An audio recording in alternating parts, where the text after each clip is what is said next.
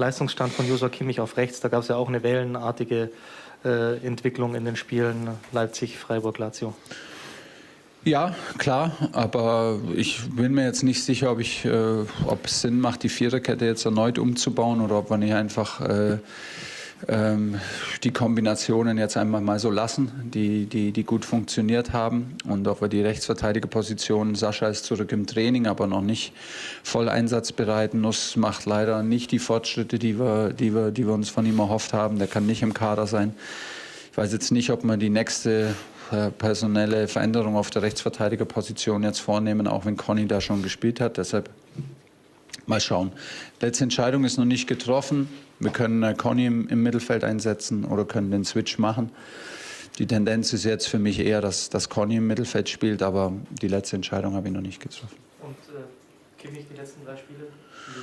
Ja, es ist so, wie Sie sagen. Zuletzt war es gegen Lazio gut und ich hoffe, dass er da anknüpfen kann. Das ist auch ein bisschen bezeichnend für seine Saison, leider, weil ich glaube, dass er nach wie vor, bin ich überzeugt, dass er herausragende Fähigkeiten hat und die auch im Training auf einem extrem hohen Niveau zeigt.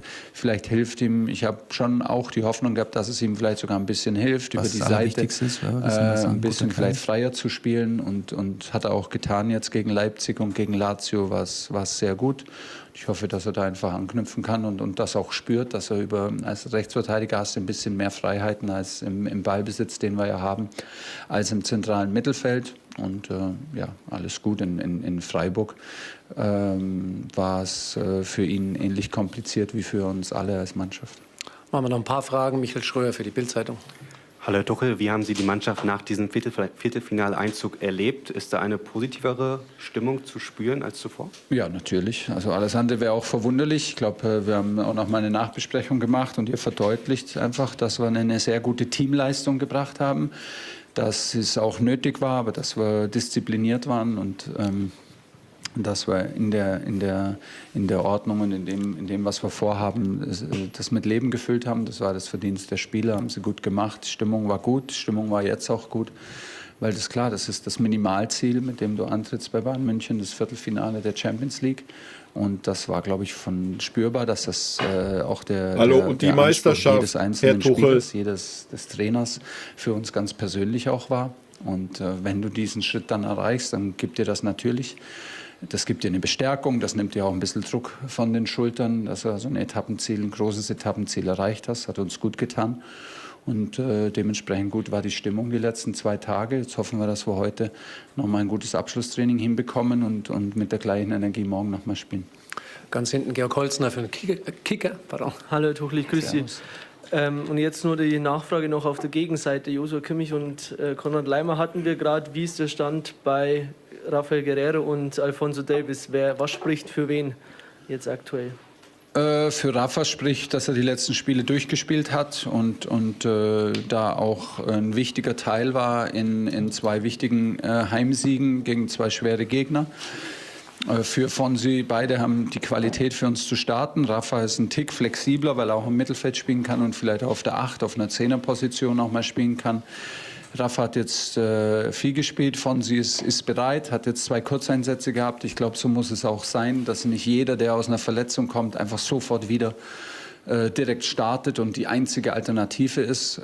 Ich glaube, dass uns das hilft, auch wenn es dann harte Entscheidungen gibt. Ich glaube, dass das einfach extrem hilft, wenn Konkurrenzsituationen sportlich ausgefochten werden und wenn Spieler um ihren Platz kämpfen müssen und darum kämpfen müssen, da in der Mannschaft zu bleiben. Ja. Deshalb ist schön, dass Herr Tuchel das nach 11 Monaten und der vorzeitigen Entlassung endlich kapiert hat. Ne?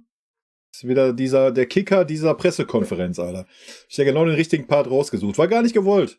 Ne? War gar nicht gewollt, dass der Part damit endet und wir hier mit reingehen. Aber gut, haben wir gleich den Kicker drauf hier. Junge. Ey. Wild. So, erstmal Servus, Leute. Müssen wir erstmal entmuten hier kurz auf Discord. So.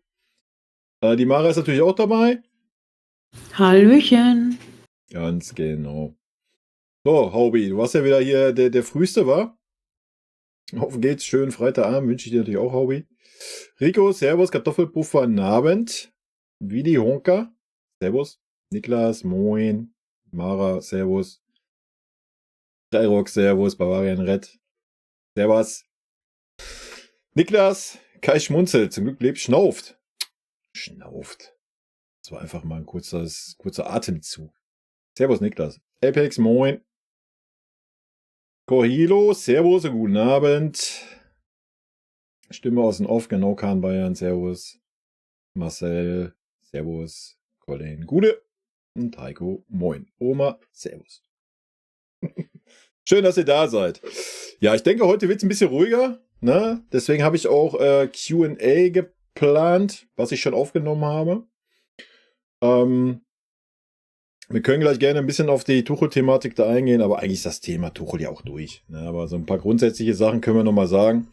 Ansonsten können wir mal einen kurzen Blick auf Lazio schmeißen und natürlich die große Frage, die im Raum steht. War das jetzt nochmal ein Weckruf? Haben wir noch irgendwelche Minimalchancen, irgendwie in der Champions League was zu reißen? Das ist ja das Einzige, worüber wir uns noch unterhalten können. Ja, dann können wir einen kleinen Ausblick auf Mainz machen, meinetwegen. Auf morgen und dann würde ich das Q&A-Video abspielen und dann immer so die Etappenweise. Ich habe halt so ein paar Etappenthemen drin und die hören wir uns dann an. Dann kann ich auf mich selber reacten, das wird mit Sicherheit legendär. Und dann kann man zu den Abschnitten dann ein paar Fragen beantworten, wenn da welche da sein sollen. So stelle ich es mir vor, es sei denn, hier kommen gleich irgendwelche 20.000 Leute rein und es ist irgendwie Chaos. Dann würde ich das nicht machen, aber wir versuchen das heute mal ein bisschen strukturierter. Wild, oder? Wild, wild, wild.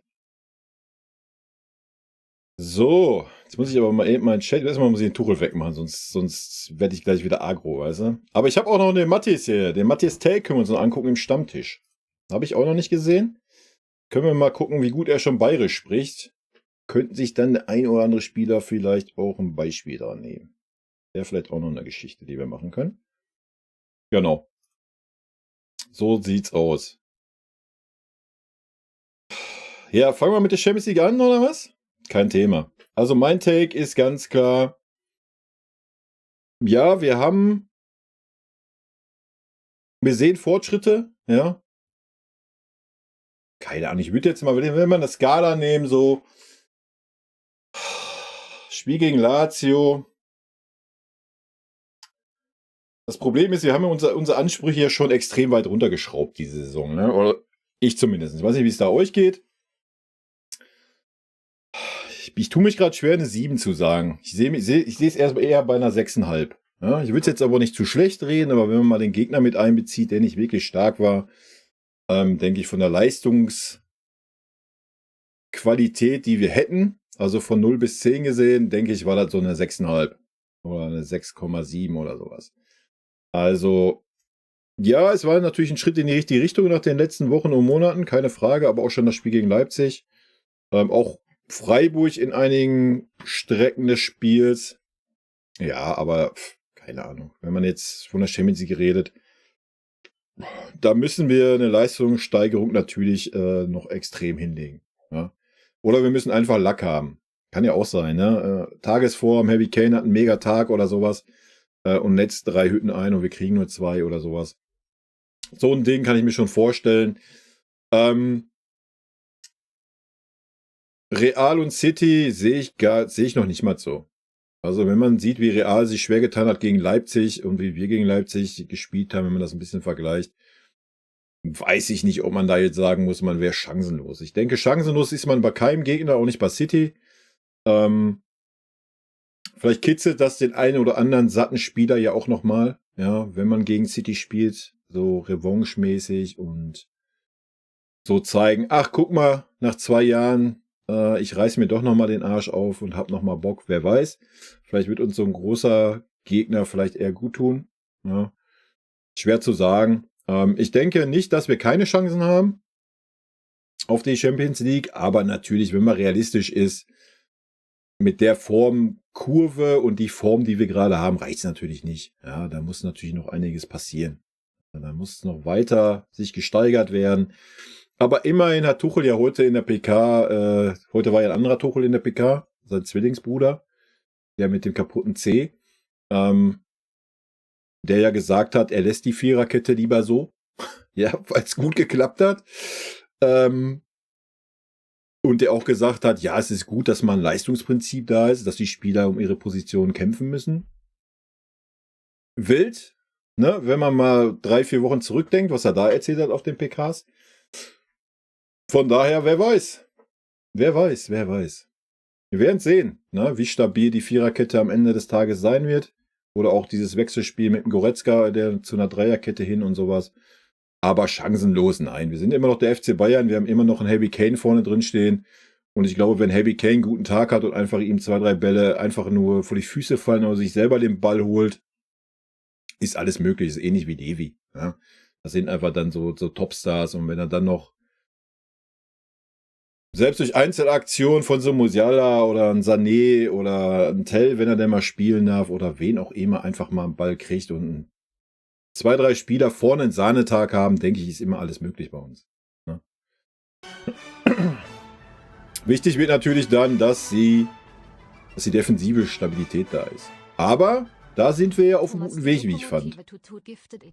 Und Thomas, servus erstmal. Thomas, was ist denn los mit dir eigentlich? Schon wieder 10 verschenkte Subs. Dank dir vom tiefsten Herzen. Das ist schon krank, ne? Vielen lieben Dank dafür. Aber ist ja schön, dann kann der erstmal durchreden, dann kann ich noch mal ein Stück trinken und dann kann ich mal lesen, was ihr so geschrieben habt zu Champions League. Thomas, die Lokomotive tut giftet it hier 1 Sub du Fabian 300698.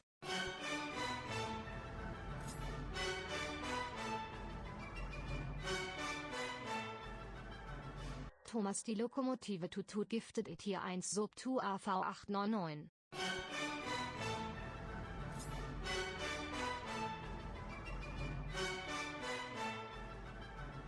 Thomas, die Lokomotive tut giftet it hier 1 Sub tu 0 auch Riso 0.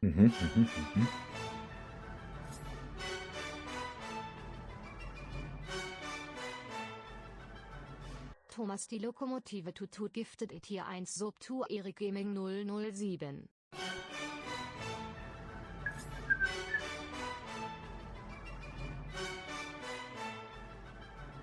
Thomas, die Lokomotive tut giftet it hier 1 Sub tu Harald Bonanis.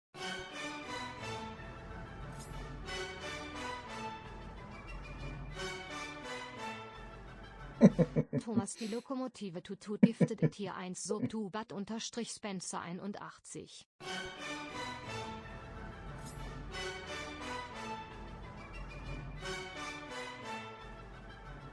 Thomas, die Lokomotive tut giftet it hier 1 Sub du Philipp unterstrich.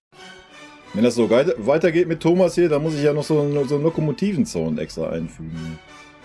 Ist ja wild.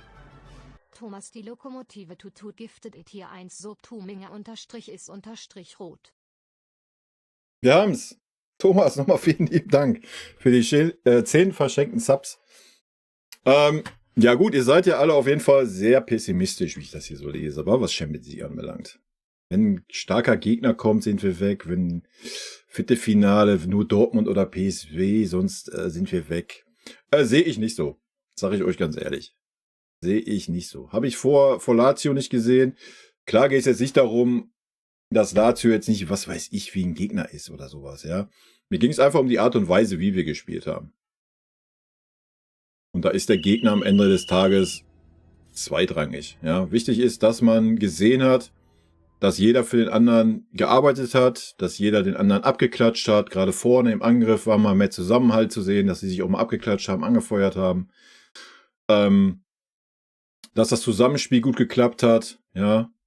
Das denke ich, das sind die Sachen, die mir ein bisschen Hoffnung bringen. Ja. Und natürlich, Leute, jeder Spieler weiß, was die Stunde geschlagen hat. Jeder Spieler weiß, die Meisterschaft ist weg. Im Pokal ist schon lange zappenduster. Ich denke, so ein bisschen Stolz wird der ein oder andere Spieler vielleicht auch noch haben. Vielleicht, und wenn es nur Mitleid für den Harry Kane ist, der wegen Titel gekommen ist. Also von daher, ich würde uns da noch nicht abschreiben. Ne? Ich denke, wir werden, ja, mal abwarten. Klar gehören wir nicht zum Favoritenkreis und sowas. Wir müssen das jetzt nicht irgendwie schönreden. Aber jetzt zu sagen, so von vornherein, wenn Real oder City kommt, sind wir raus, fühle ich persönlich nicht.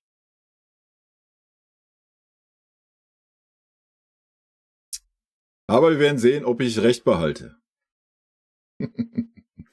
Ja, und na klar hätten wir vor 2 Jahren einen Umbruch machen müssen. So, Bernd. Ne, das steht ja außer Frage. Also, das hat man halt verpasst, verschlafen.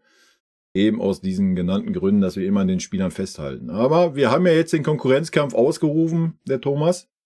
Geht jetzt los. Ja, und Pavlovic schreibt er sich ja jetzt auch auf die Fahne. Ist ja wild. Nachdem die Experten ihm das auf die Fahne geschrieben haben, schreibt er sich jetzt selber auch noch auf die Fahne.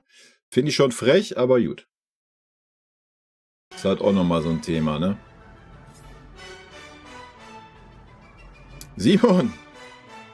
Was ist los heute mit euch? Simon giftet it hier 1 Sub. Simon, vielen lieben Dank für 5 verschenkte Subs. Redepause für mich. LP-Simon giftet it hier 1 Sub du FCB-Ribari 83.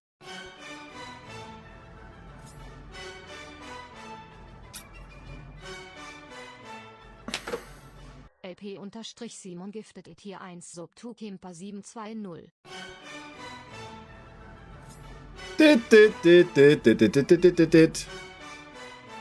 Also 15 Tore sehen wir am Wochenende von uns, oder was? Simon giftet it hier 1 Sub tu bunter Trüffel. Ach, herrlich. LP-Simon giftet it hier 1 Sub du Cookie 1337. Simon, auch dir vielen, vielen lieben Dank für 5 verschenkte Subs. Leute. Ihr redet über Champions League. Ja, aktuell waren wir bei der Champions League, Ben. Servus erstmal.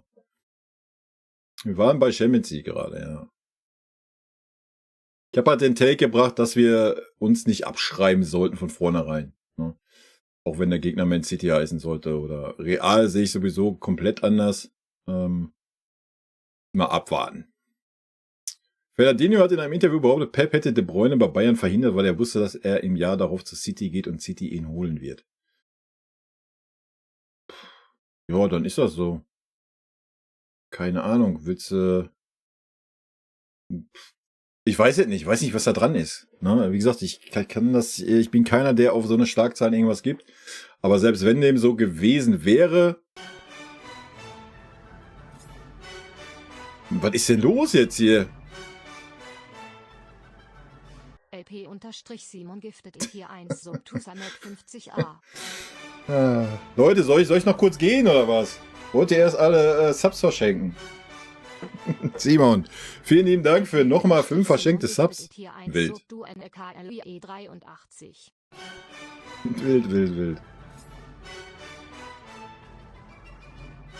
Guck mal, da wird mir ganz warm, dass schon die Brille hier fast besteht.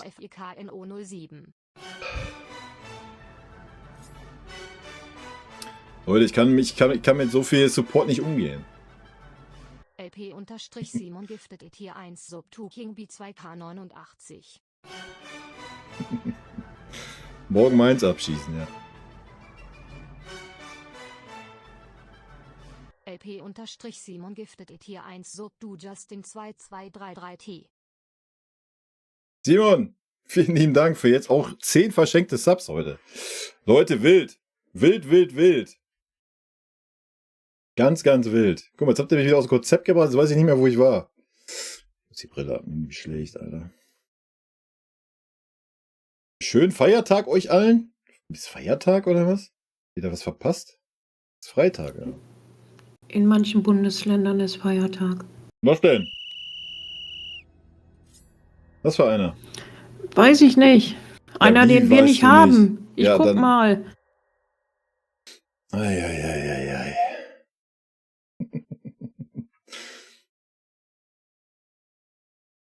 Eintracht-Fan aus Oberbayern, hier umgeben von FC Bayern-Fans. Ja, schaut bei mir, ich bin umgeben von Dortmundern und Schalkern. Thomas die Lokomotive. Alter, Thomas, was ist los jetzt? LNKE19. Ei. Alter, Belli. Thomas, die Lokomotive tut giftet it hier. Thomas, vielen lieben Dank für nochmal 5 verschenkte Subs. Jetzt muss ich erstmal den Pulli ausziehen.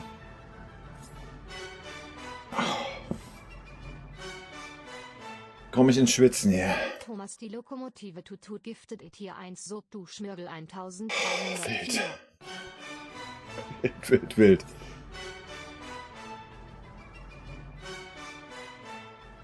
Wild, Thomas, Leute. die Lokomotive tut giftet it hier 1 Sub, Muss ich das erstmal direkt hier Sub, festhalten, sonst vergesse ich das alles. 1407.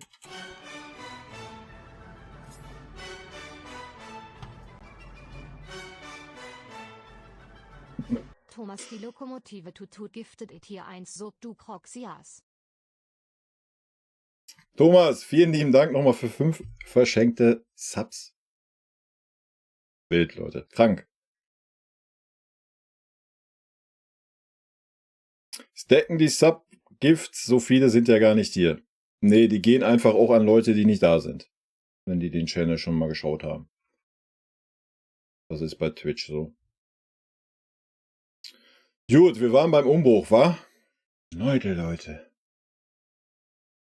Du kannst keinen Umbruch schaffen, wenn du jede Saison möglichst alles gewinnen willst. Ja, das ist richtig. Da gehe ich mit dir. Man hätte aber sagen können... Alter Baby. Ei. LP-Simon giftet it hier 1 Sub, tu Christoph 220667.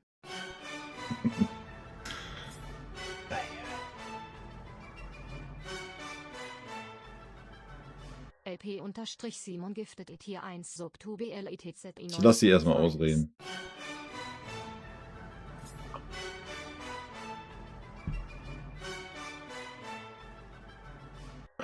LP-Simon giftet it hier 1 Sub, tu Pfeife. Pfeife.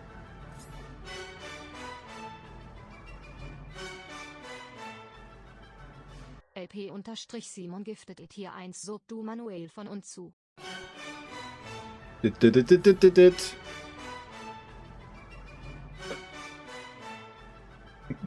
LP-Simon giftet it hier 1 Sub, tu Grandini 84.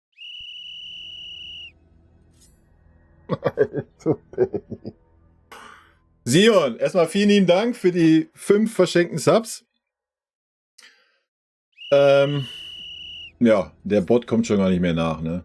Der ist broken jetzt. Ihr habt den gebrochen. Thomas, dir auch nochmal vielen lieben Dank für nochmal 5 verschenkte Subs. Ich weiß nicht, ob der Botti... Ja, der Bot legt los. Alles klar, Leute. Ist alles gut. Ich halte mich zurück.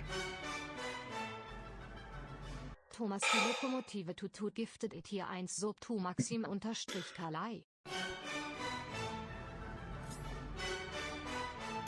Die Leute wollen die Torhymne hören. Thomas, die Lokomotive tut giftet it hier 1 Sub, du 619 Daniel 2.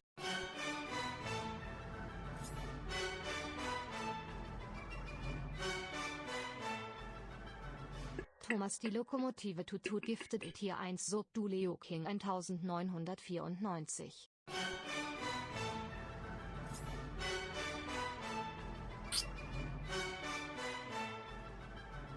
Thomas, die Lokomotive tut giftet it hier 1 Sub, du der Kamerad 97.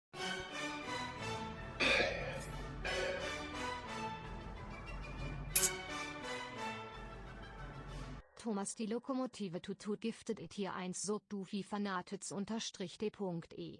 Leute, vielen lieben Dank. Ja? Thomas, dir auch nochmal vielen lieben Dank für die nochmal 5 verschenkten Subs. Leute. So Wahnsinn hier heute. Ist gut jetzt. Ich wollte auch noch ein bisschen was erzählen hier. Jedes Mal, wenn ich mit dem Thema anfange, ist hier, ne? Also, GB, erstmal Servus. Also, wir waren beim Umbruch, ja? Ja, ich habe es hier gerade hier unten gelesen. Wenn, sollte man nächstes Jahr mittragen. Ja, Sven musst du es eh immer mittragen. Was ist los, ja? Aber wir hätten das schon eher machen müssen. Man hätte ja dann einfach mal sagen können, wir machen jetzt einen Umbruch und werden dann vielleicht mal ein Jahr nicht Meister. Simon giftet it hier 1 Ne? Sub, du 54 Uwe. Ich lass den Bot ausreden.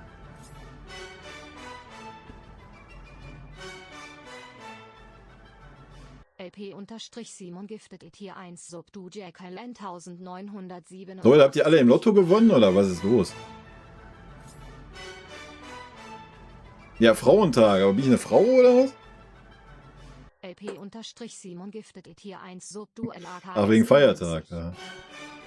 Ist ja echt, nein, Frauentag ist doch kein Feiertag irgendwo, ne? LP-Simon giftet it hier 1 Sub du Botten.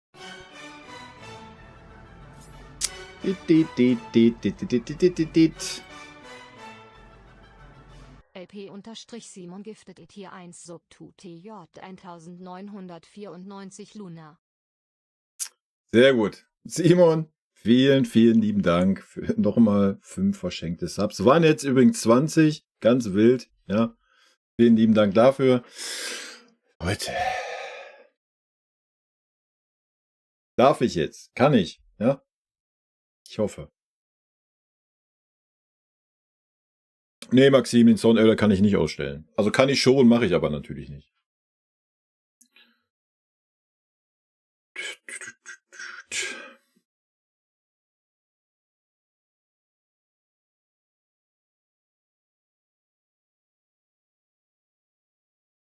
Achso, wir waren bei dem Pep-Thema, genau. Wir waren bei dem Pep-Thema mit dem De Bruyne.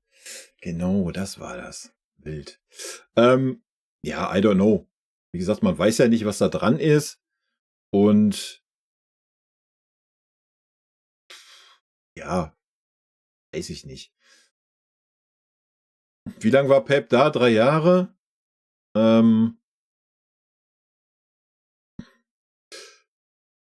Ich weiß nicht, ob wir jetzt darüber spekulieren sollen, ob es so ist oder ob es so war. Ja, die Sache ist, kann man es dann nachvollziehen in dem Geschäft, was es ja mittlerweile leider nur noch ist, ein Geschäft? Wahrscheinlich schon. Ja. Wenn du weißt, du bist nächstes Jahr nicht mehr da und du weißt, der Spieler ist auf dem Markt und sagst dann kommenden Verein schon mal, ja, hier, mach den schon mal klar. Wild.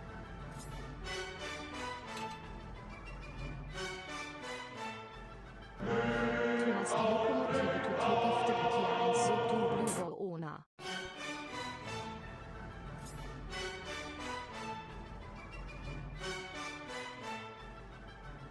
Thomas die Lokomotive tut giftet it hier 1 Sub. Geil, Jero, wenn ich dir meine ganze Kollektion am Bayern-Outfit zeigen soll, dann, keine Ahnung.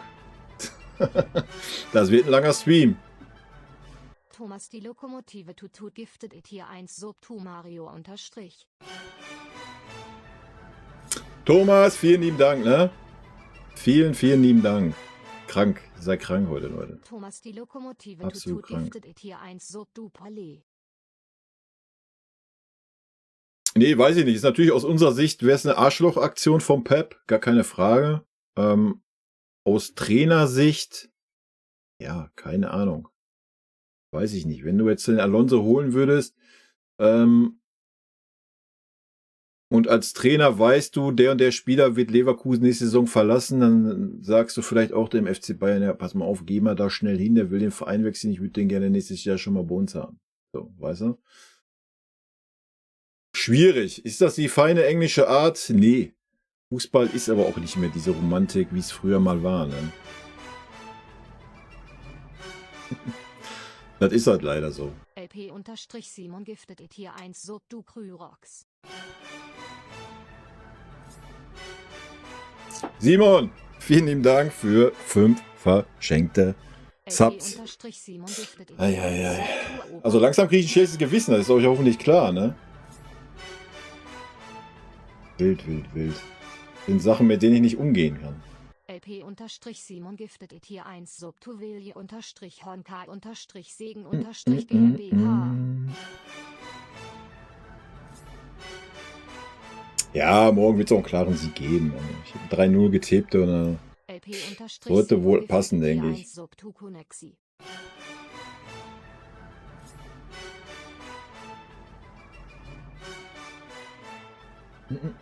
Georg, moin. Simon giftet it hier 1 Sub tu Peter unterstrich Leckarsch.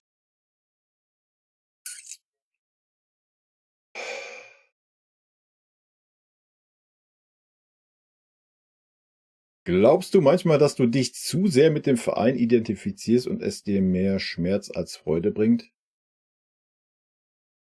Dass ich mich zu sehr mit dem Verein identifiziere? Ja, kann man als Außenstehender vielleicht so sehen. Möchte ich gar nicht abstreiten. Dass es mir mehr Schmerz als Freude bringt? Nee.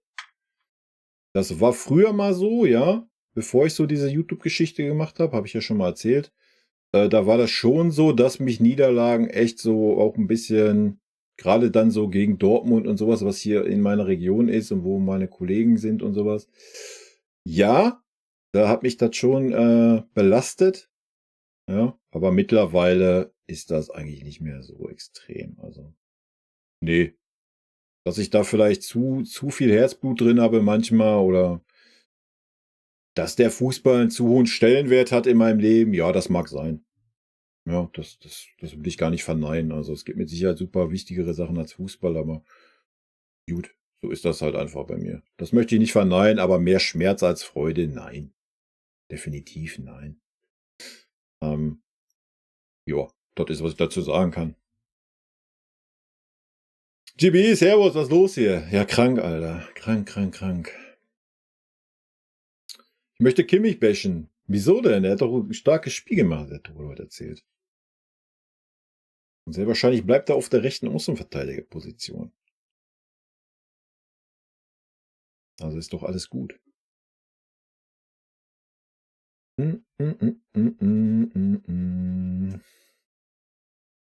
Nee, aber nochmal mit dem De Bruyne, keine Ahnung. Ist mir auch Wurst, ob das stimmen würde oder nicht. Was willst du dazu sagen, wenn das irgendjemand in die Prärie schreit? Wie gesagt, selbst wenn es so wäre, keine Ahnung. Weiß ich nicht, ob man es dann so den Trainer verübeln kann, der schon mal im Voraus plant. I don't know. Aber ja, ich glaube auch, De Bruyne war uns damals zu teuer, wo es dumm war.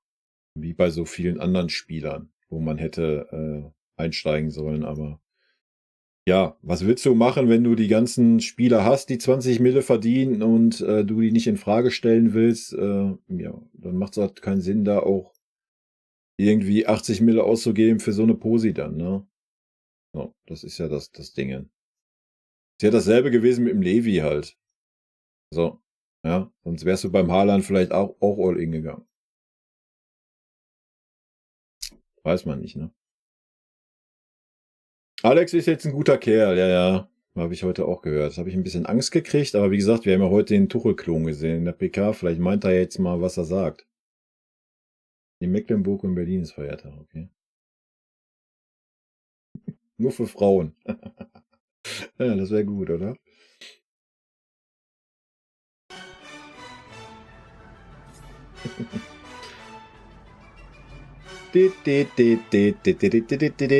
Thomas! Lokomotive Tutut giftet it hier 1 sub 2 mit unterstrich hat Alter Belly, ey. Thomas, dir ist klar, dass du schon 77 verschenkte Abos hier hast auf dem Kanal, ne? Ich hoffe, das ist dir bewusst. Thomas, die Lokomotive Tutut giftet it hier Nicht, dass du dich hier in irgendwelche finanziellen Schwierigkeiten bringst mit so einer Aktion hier. Aber vielen lieben Dank natürlich dafür. Thomas, die Lokomotive Tutut giftet. Wenn man ehrlich ist, muss man auch sagen, dass uns dieser Strike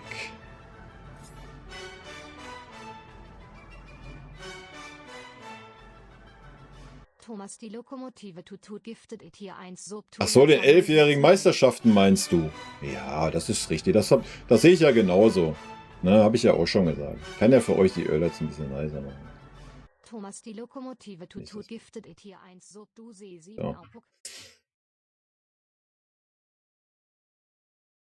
Nee, das ist ja auch klar. Wir brauchten halt einfach, guck mal, aber wir hätten das ja schon letztes Jahr haben können. Letztes Jahr war ja auch schon die geschenkte Meisterschaft. Also da hätte der Verein ja schon raus reagieren können, wenn nicht müssen. Ne? Warum man es nicht getan hat, I don't know. Weil vielleicht nicht die sportliche Kompetenz da war. Ja, die dann erst mit dem Freund kam, jetzt mit dem E-Ball. Ja, ich hoffe, das waren nicht nur leere Worte von Max. Das werden wir dann sehen in der Vorbereitung. Ob der Umbruch kommt oder nicht, ich bin sehr, sehr, sehr gespannt. LP Eigentlich muss er kommen, ne? Simon, vielen lieben Dank. Auch nochmal an dich für die... Alto Belly, du weißt, dass das heute 30 Subs waren, wa? Junge, Alter. Für die 5 Verschenkten. Wild, wild, wild. Hönes und Alonso weht ja wahrscheinlich nix. Warum nicht?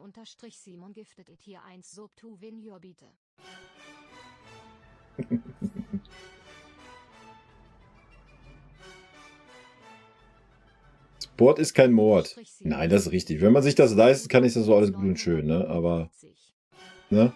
Das muss keiner heute. Die knallen mir in die 2. Liga runter morgen. Ach, das glaube ich nicht. Lass uns mal auf dem Boden bleiben.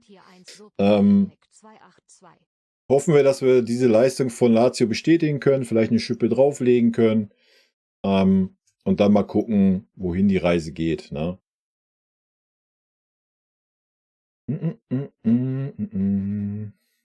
Niklas, hau rein. Genau, die muss gar nichts, sie hat Frauentag. Pep kommt ja wieder zurück, damit alles gut. Wieso bringt er dann De Bruyne kostenlos mit, oder was?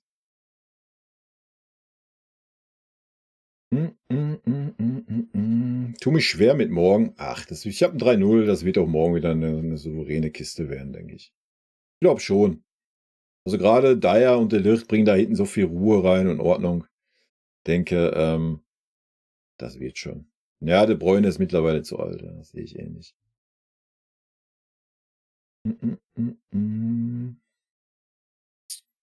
Ja, wie gesagt, ich gehe da guter Dinge dran gegen Mainz. Erstens ist es ein Heimspiel, ja. Schön wäre halt, wenn so ein Tell und vielleicht auch ein Brian für ein bisschen Spielzeit kriegen würden, das fände ich schon ganz cool. Mal schauen.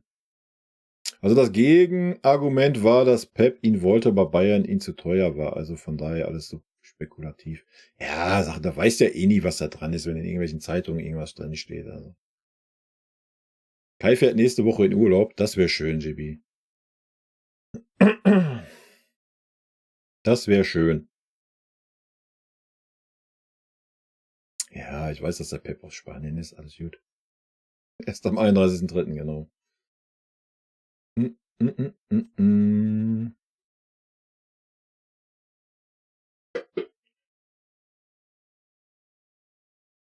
Sui Bunax. Ja, alles gut. Dann, keine Ahnung, wenn ihr das zu sehr nervt, dann musst du ausschalten. Was soll ich jetzt dazu sagen? Also, ich werde ja nicht hier die Sounds ausstellen, wenn mich Leute supporten. Was wäre das denn für ein Verhalten so, weißt du?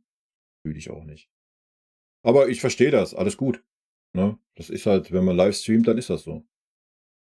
Dann musst du dir ein YouTube-Video angucken, da hast du keine Unterbrechung, da quatsche ich durchgehend und gut ist. Habe ich volles Verständnis für, dass das den einen oder anderen nerven kann, ja. Aber dann ist das so, Leute. Das ist halt das Thema Livestreaming und nicht irgendwie YouTube-Video. Und ja, wenn man dann nicht die Zeit hat, mal, keine Ahnung, 5 Minuten, 10 Minuten mal zu warten, dann ist das so. Ist für mich völlig okay. Leg mal deinen Tipp ab, wie viele Tore Kane nach der 24. Spieltag in der Bundesliga hat. Aktuell sind es 27 Buden. Nee. Ich habe einen Tipp vor der Saison gegeben. Ich habe gesagt 30 plus. Da wurde ich für belächelt.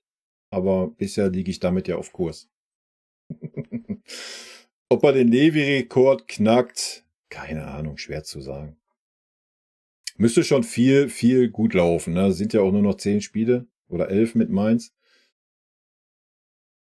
Natürlich nicht unmöglich, keine Ahnung, aber auch nichts, was jetzt wirklich irgendwie super wichtig wäre, oder?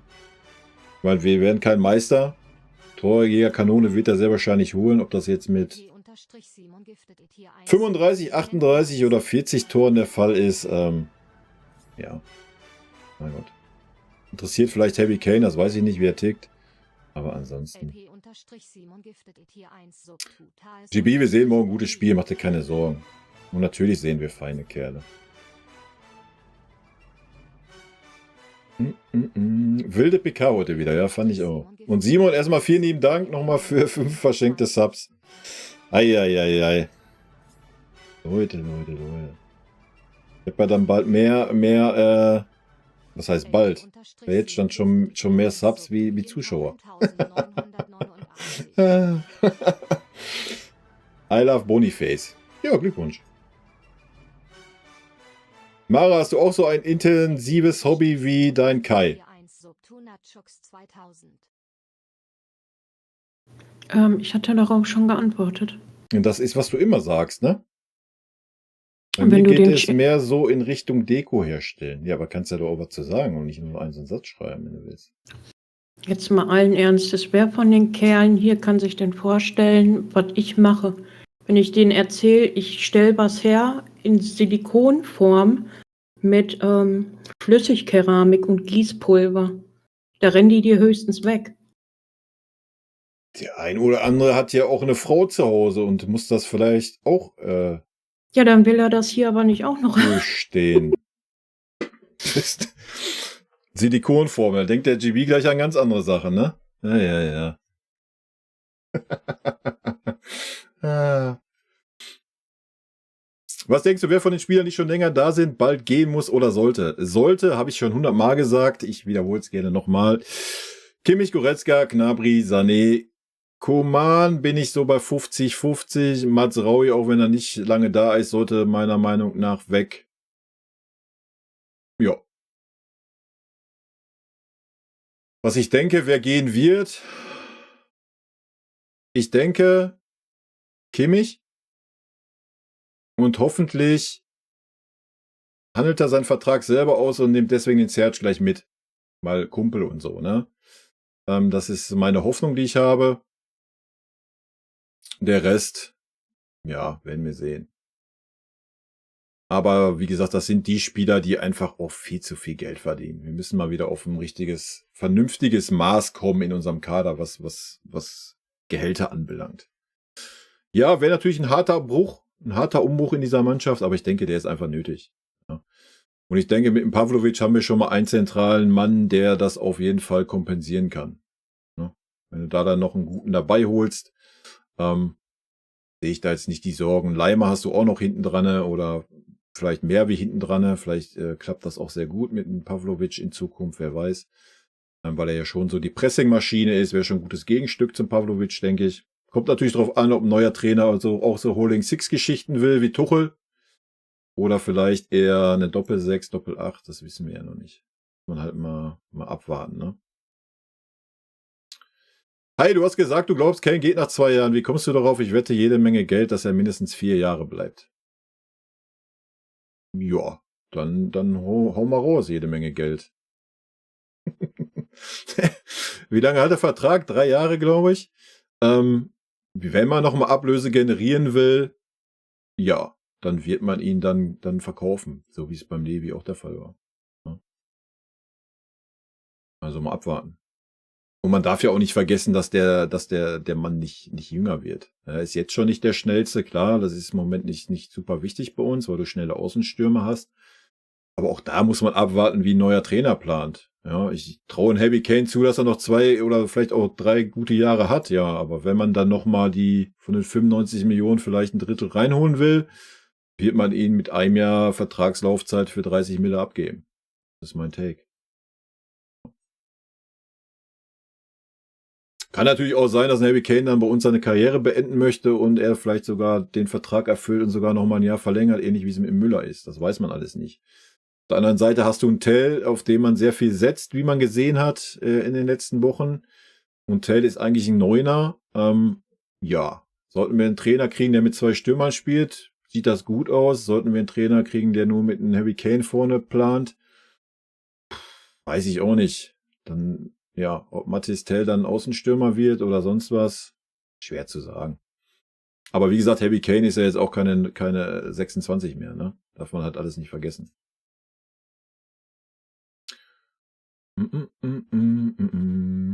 Gehört ein Kretzig bei dir zum Umbruch dazu und auf welcher Position siehst du ihn langfristig beim FCB?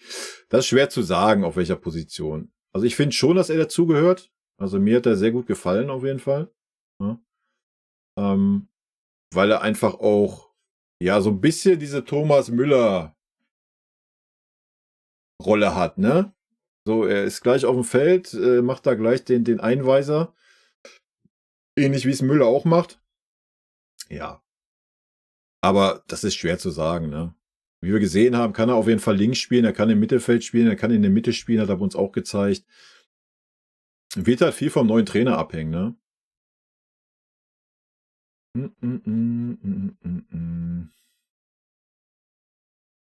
Ja, John, der war gut, oder? Der Take. Mit, ja, wir lassen jetzt auch keine Spieler mehr spielen, wenn die gerade frisch aus der Verletzung kommen. Aber Hauptsache gegen Leverkusen gleich ein Upa reingeballert und ein Sané spielt unter Schmerzen einfach. Ja, ist okay. Ja. Aber Thema Tuchel ist halt wild, ne? Da ja mit Eier die Kai aus der Hose fallen, genau. Saragossa muss erst Deutsch oder Englisch lernen, ganz genau. Bei Guerrero ist das ja egal. Ja, weil Guerrero spricht ja Englisch, oder? Oder zumindest Französisch, was der Tuchel kann, oder? Irgendwie so.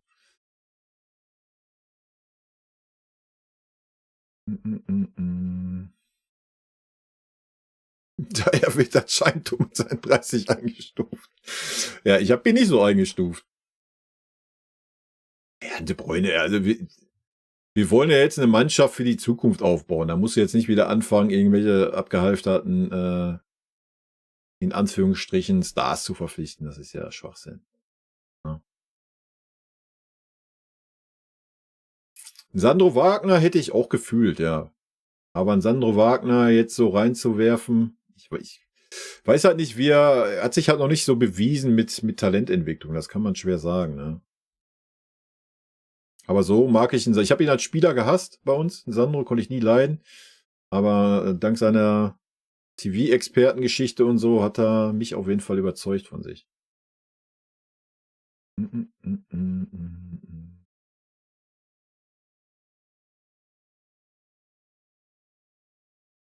Ja, ist auch so. Ne? Hier von wegen, dass es bei uns genau die gleiche Karriere gewesen wäre. Es kam, das weiß man halt nie.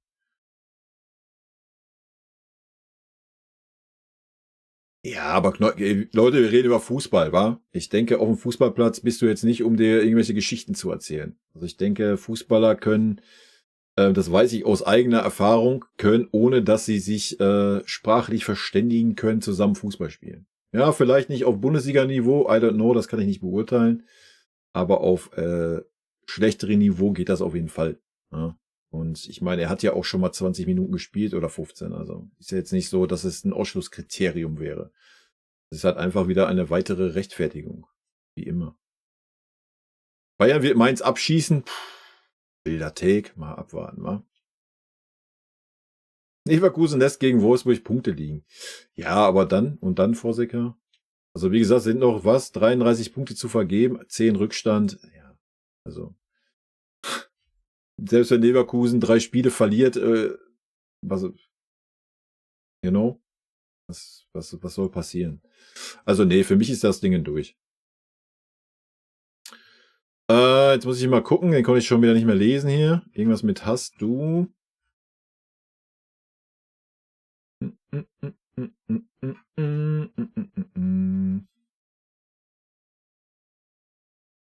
Nee, da muss ich ganz kurz was zu sagen. Warum sollte Leimer ein Bauernopfer werden und gehen? Also, ich denke, Conny kann ein sehr, sehr wichtiger Teil auch werden für die Zukunft. Das hat ja auch bei Leipzig schon bewiesen. Das glaube ich nicht. Ich denke, das war hier. Hast du eigentlich Transferwünsche für die nächste Saison? Also wer kommen soll, nicht wer gehen soll? Nee, habe ich nicht. Nee. Wie gesagt, ich bin da nicht im Thema, welche Spieler welches Leistungspotenzial haben oder sowas. Da würde ich schon Max Eberl und Herrn Freund erstmal vertrauen. Ich kann gerne Spieler bewerten, wenn sie bei uns sind, wenn man sie ein bisschen gesehen hat. Aber jetzt zu sagen, den und den Spieler, nee, dafür gucke ich zu wenig anderen Fußball mittlerweile, um das irgendwie beurteilen zu können. Ja, wie gesagt, Florian Wirtz würde ich schon gerne irgendwann im Bayern-Trikot sehen, das ist klar, aber ansonsten, es gibt so viele gute Spieler, aber es muss ja auch immer reinpassen in die Mannschaft, ne? So vom Typ her, vom Charakter her, das Sportliche, das Gehalt, also das ist halt schwer zu sagen. Meine Frage an alle, wen bekommen wir als nächstes in der Champions League? Beziehungsweise, wer würde uns am besten liegen? Da müsste ich mal gucken, wer überhaupt noch alles so drin ist in der Champions League. Kann ich ja mal eben tun. Aber steht ja noch nicht alles fest, ne? Also Manchester City wird uns wahrscheinlich nicht so liegen. Aber wer weiß, ich meine, wir haben unter Tuchel ja schon ein gutes Konterspiel gezeigt. Real Madrid wird uns, glaube ich, schon liegen. Da sehe ich auf jeden Fall mehr Chancen als wie gegen City. PSG kann ich ganz schwer einschätzen. Wäre aber natürlich wieder das logische Los bei Tuchel, ne? Paris, jetzt Bayern. Von daher ist mein Tipp, dass es PSG wird. Ja, Eindhoven und Dortmund. Ja, sollte beides für uns machbar sein. Inter und Atletico. Wie Inter spielt, habe ich gar keine Ahnung. Atletico, ja, sollte auch machbar sein, denke ich. Porto, Arsenal. Oh, Arsenal könnte wild werden. Weiß ich nicht, könnten wir uns wahrscheinlich auch sehr, sehr schwer tun. Sehe ich uns auch eher als Außenseiter, wenn ich ehrlich bin. Porto kann ich 0 einschätzen. Neapel und Barcelona, denke ich, sollten wir auch Chancen haben. Ja, das sind meine Takes. Und mein Take ist auf jeden Fall, PSG wird unser nächster Gegner werden. Ja. Lege ich mich mal fest. Weil der Fußballgott das so möchte.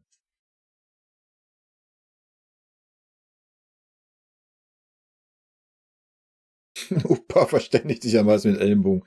Nee, Upa und Minje verständigen sich ja gar nicht. Das ist ja das Problem. Ne?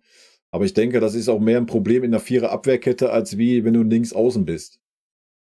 Ne? Also, wie gesagt, ja, ich verstehe, dass das ein Argument ist, vielleicht auch also als Motivationsschub an den Spieler, dass er die Sprache lernt, gar keine Frage. Aber das jetzt kategorisch auszuschließen mit der Begründung, er spricht sehr schlechtes Englisch und kein Deutsch. Also, nochmal, man ist nicht auf dem Platz, außer Müller, der irgendwelche Romane erzählt und da Geschichten schreibt. Ja. Also ich glaube, so ein Leroy habe ich auch noch nicht einmal die Schnute aufmachen sehen auf dem Feld. Wenn, dann ist er am Abwinken.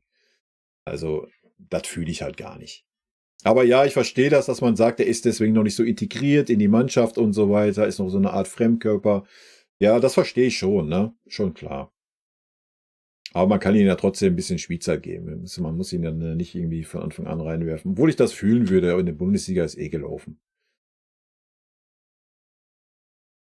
Ja, man denkt das immer, dass es böse enden kann dann, ne? Ach, ich bin eigentlich ganz, ganz optimistisch.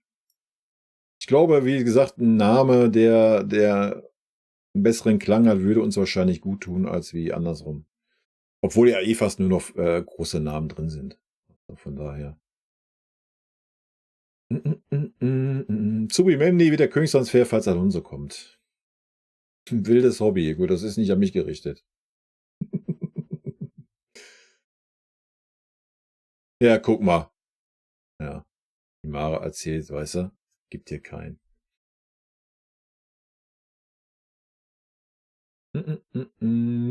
Pep hatte bei mir verspielt, als er den Ärger mit Wohlfahrt angefangen hat und deren Arbeit reingeredet und einfach hintenrum den Abgang gemacht hat und den Hampelmann mit dem Club gemacht hat. Ja, das war wild, ne? Ja, das war echt wild. Also ich denke mal, der Wohlfahrt war über jeden Zweifel erhaben bei uns im Verein. Also nicht nur bei uns im Verein, wenn man mal sieht, wen er alles behandelt hat. Ne? Das war wirklich nicht gut, ja. King Koman weg. Ja, ich weiß nicht, wenn wir vom Umbruch reden, von Gehaltsstruktur reden, ich meine, so ein King verdient auch 17 Mille. Weiß ich nicht. Also er ist auf jeden Fall noch der mir am meisten gefallen hat, die letzten Jahre auf Außen. Definitiv, ja. Ist aber natürlich auch verletzungsanfällig. Kommt drauf an, wie radikal möchte man Umbruch jetzt machen, so, weißt du? Ich weiß es nicht. Wir werden sehen.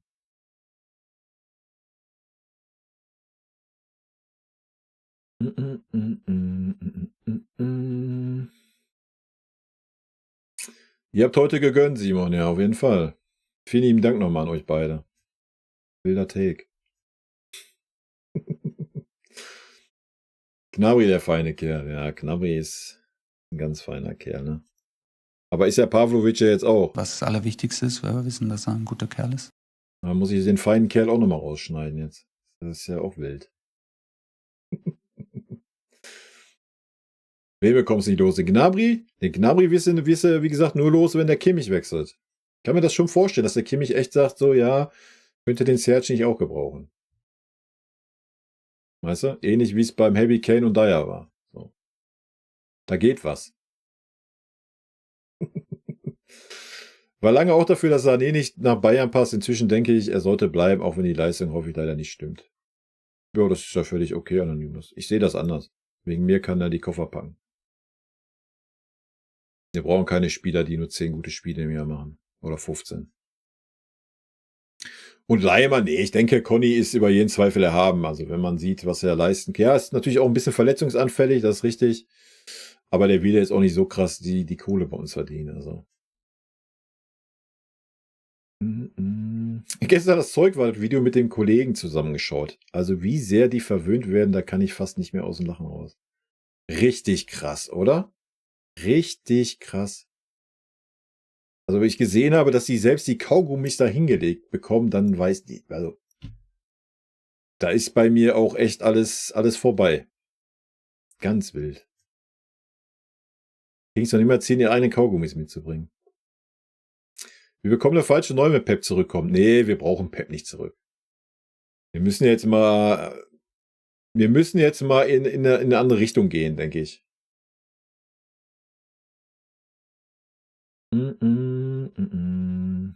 Frenkie de Jong wäre eine gute Option, aber leider viel zu geldgeil. Ja, da waren wir ja schon öfter dran, ne? Aber er wollte ja nie so wirklich. Und irgendwann ist dann auch gut, denke ich.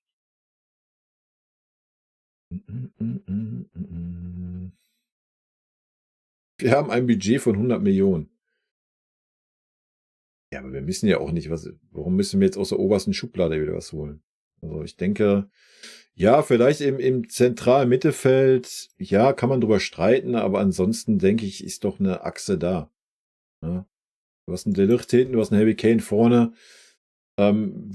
Musiala hatten wir ja hier auch, dass er angeblich wechseln will, was ich persönlich nicht glaube. Dann kann Musiala reinwachsen in die Rolle. Pavlovic kann mit Sicherheit auch reinwachsen in die Rolle, wenn du ihn dann vielleicht noch einen Erfahrenen an die Seite stellst, wovon er lernen kann. Ja, rechter Verteidiger haben wir den Sascha. Da vielleicht einen jungen Wilden hinten dran, aber da haben wir noch den Ansnu, unser Talent, der linker und rechter Verteidiger spielen kann. Linker Verteidiger hast du auf jeden Fall einen Guerrero da nächste Saison. Weiß ich nicht. Wollen wir jetzt sagen, wir müssen jetzt wieder irgendwelche 3, 4 Stars kaufen oder was? Klar, wenn Davies geht für 50 Mille, dann kannst du dich mit einem Theo Hernandez beschäftigen, dann hast du einen Ersatz, dann kannst du das Geld investieren. Dasselbe, wenn Kimmich gehen sollte, 50 Mille, oder wenn Gnabry gehen sollte, oder ein Sané, für den kriegst du übrigens auch noch 30, 40 Mille, dann kannst du natürlich auch in dieser Schublade Ersatz kaufen, aber ansonsten brauchst du das doch gar nicht.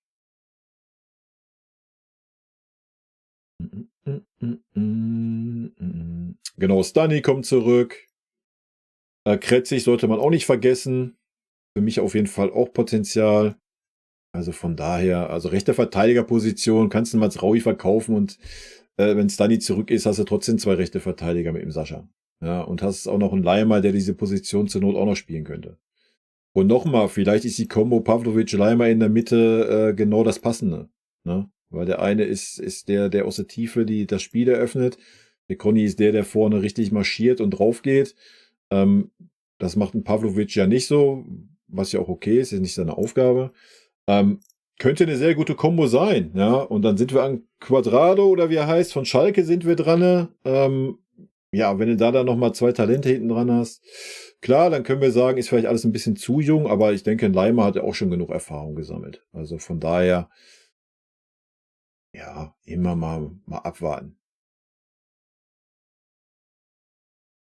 Ich denke, bei Harry hängt viel von der Champions League ab. Naja, ich denke, wir müssen uns nichts vormachen, wenn wir nächstes Jahr keinen Titel holen, wird ein Harry Kane sehr wahrscheinlich Abwanderungsgedanken haben. Wer möchte es ihm verübeln? Ja, dann hat er vielleicht noch ein gutes Jahr oder 2, um Titel zu gewinnen. Also,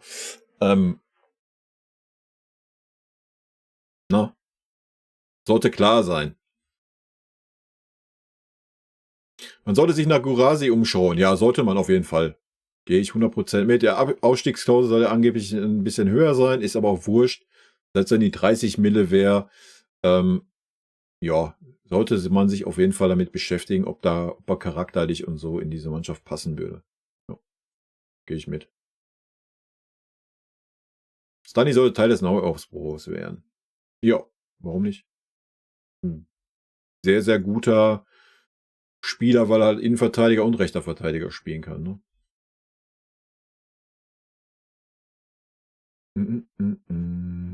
Ja, wie gesagt, da waren wir ja schon öfter dran. Vom Barca, aber die Jungen, aber. Bisher war es ja immer so, dass er nicht weg wollte. Und ich glaube nicht, dass wir als FC Bayern unbedingt Spieler hinterherrennen. Ja, Fox, ansonsten habe ich keine Transferwünsche. Na, habe ich ja gerade schon erklärt, warum.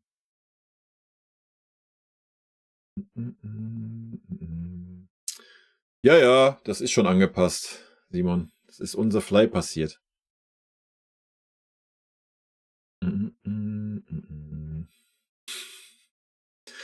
Tell hat schon die 6 und die 8 gespielt, jetzt spielt er die 9, so sagt es Tell. Er ist ja auch ein super junger Spieler. Er hat immer gesehen, dass er das über Außen auch kann. Ja, wenn er die nächsten Jahre über Außen spielt, wird er da auch kein Problem mit haben.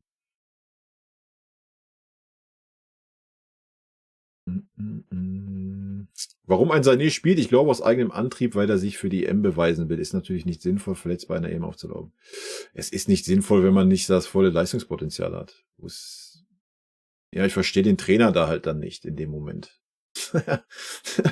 Wenn du keinerlei Alternativen hast, ja, okay, dann sagst du, wenn der Spieler sagt, ja, ich kann auch mit den Schmerzen spielen, alles gut, dann machst du das. Aber gerade bei dieser Geschichte, was der Sané auch hat, ja, vielleicht ist es irgendwann so weit, dass es nicht mehr geht und dann muss er ein halbes Jahr Pause machen. Und ist das dann der Sinn? Ja? Ist das dann der Sinn, wenn wir jetzt im Viertelfinale sind?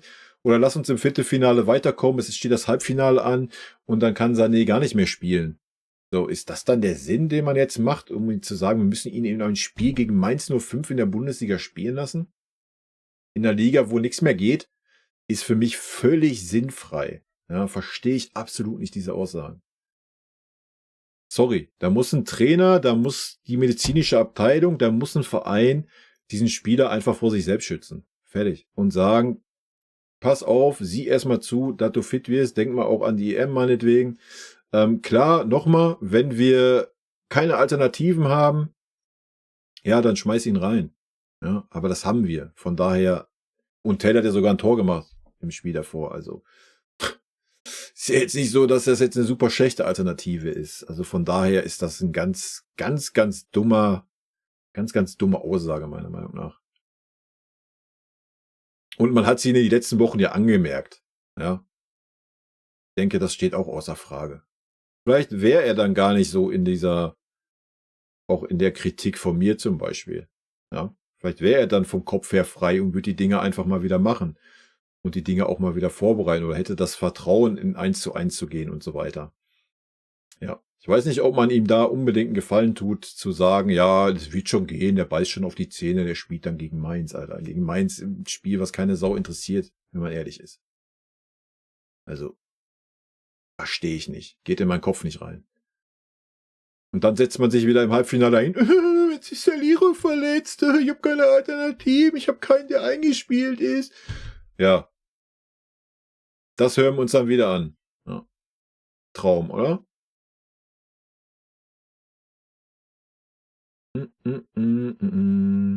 Sandro Wagner willst du auch fühlen? Ja.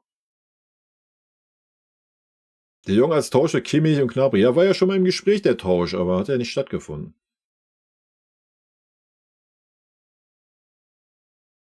Naja, wir müssen halt einfach jetzt gegen Mainz die Leistung bestätigen. So, das ist Fakt. Ja. Die Leistung aus den letzten 3 Spielen müssen wir bestätigen. Im Idealfall ein bisschen verbessern. Stück für Stück schauen, von Spiel zu Spiel schauen. Und das ist, was wir aktuell machen können. Wagner würde genauso anecken wie Tuchel, das ist ja klar. Ja, ein Sandro Wagner hätte natürlich auch keine Chance, solange diese ganzen verkappten Führungsspieler da sind. Ja, auch jeder neue Trainer. Ja, das steht außer Frage. Jeder neue Trainer, wenn wir die gleichen Spieler wieder alle behalten, wie sie aktuell da sind, wird die ähnlichen Probleme bekommen. Ja, vielleicht wird das ein bisschen besser jetzt mit Max Eberl, dass der die ein bisschen in Schach hält. Scheint da jetzt unter Tuchel auch schon so zu sein.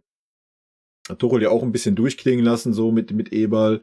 Ja, aber du musst den Cut jetzt machen. Ja, fertig. Wenn da ein neuer Trainer kommt, der sagt, ich setze jetzt auf einen Pavlovic und ein Kimmich ist bei mir nicht in der Zentrale, dann wird der Baum wieder brennen. So. Ja, dann hast du dieselben Probleme. Dasselbe mit Müller. Du musst Müller ganz klar vom Kopf sagen, pass mal auf, du bist nächste Saison hier Ergänzungsspieler, du kannst das Finale da oben noch mit bestreiten. Damit musst du dich zufrieden geben. Das muss man ganz klar ansprechen. Ja? Sonst wird das auch wieder ein Riesenfass werden. Und das sollte man dann vielleicht auch mal kommunizieren in der Pressekonferenz, wenn da irgendwelche Fragen kommen und nicht wieder jede Woche dann irgendwelche Fragen zum Thema Müller zulassen und zulabern lassen. Da muss man ein bisschen rigoroser werden in der nächsten Saison, wenn man den Umbruch machen möchte.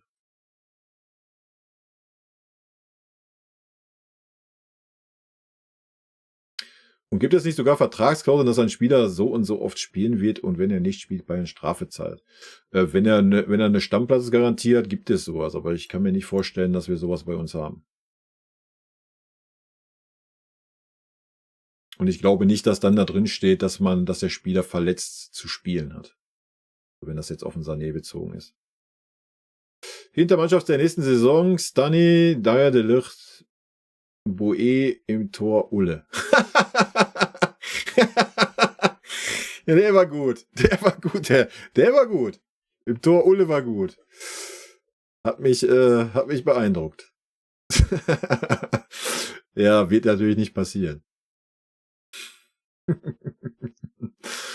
Ich denke auch, dass ein Dyer es nächste Saison schwerer haben wird. Also ich denke, je nachdem, aber das wissen wir da nicht, je nachdem welcher Trainer kommt. Ich denke, De Ligt sollte dann endlich mal der Abwehrchef werden. Aber ich kann mir schon vorstellen, dass ein Upa oder ein Minjay dann, vielleicht gibt man Upa aber auch ab, wer weiß. Ne? Es steht ja auch in den Sternen, kann ich mir auch gut vorstellen. Minjay wäre ich echt gespannt, wenn er endlich mal 3 Wochen Pause hätte. Ja, dann und eine Vorbereitung mitmacht mit dieser Mannschaft, was er bisher noch nicht getan hat. Dann bin ich echt mal gespannt auf den Minjay, was er wirklich leisten kann. Das werden wir dann vielleicht nächste Saison sehen. Ja, kann ich mir halt auch gut vorstellen. Aber du brauchst halt auf jeden Fall jemanden, der da hinten die Abwehrkette führt. Und ja, das können entweder ein Dyer oder ein De Ligt sein. Beide zusammen ist natürlich Premium aktuell. Ja. Bayern muss endlich einen Top-10er holen, so eine Art Xavi Simons oder Wirtz. Leider sind die beiden sehr teuer. Nee, das sehe ich zum Beispiel gar nicht so.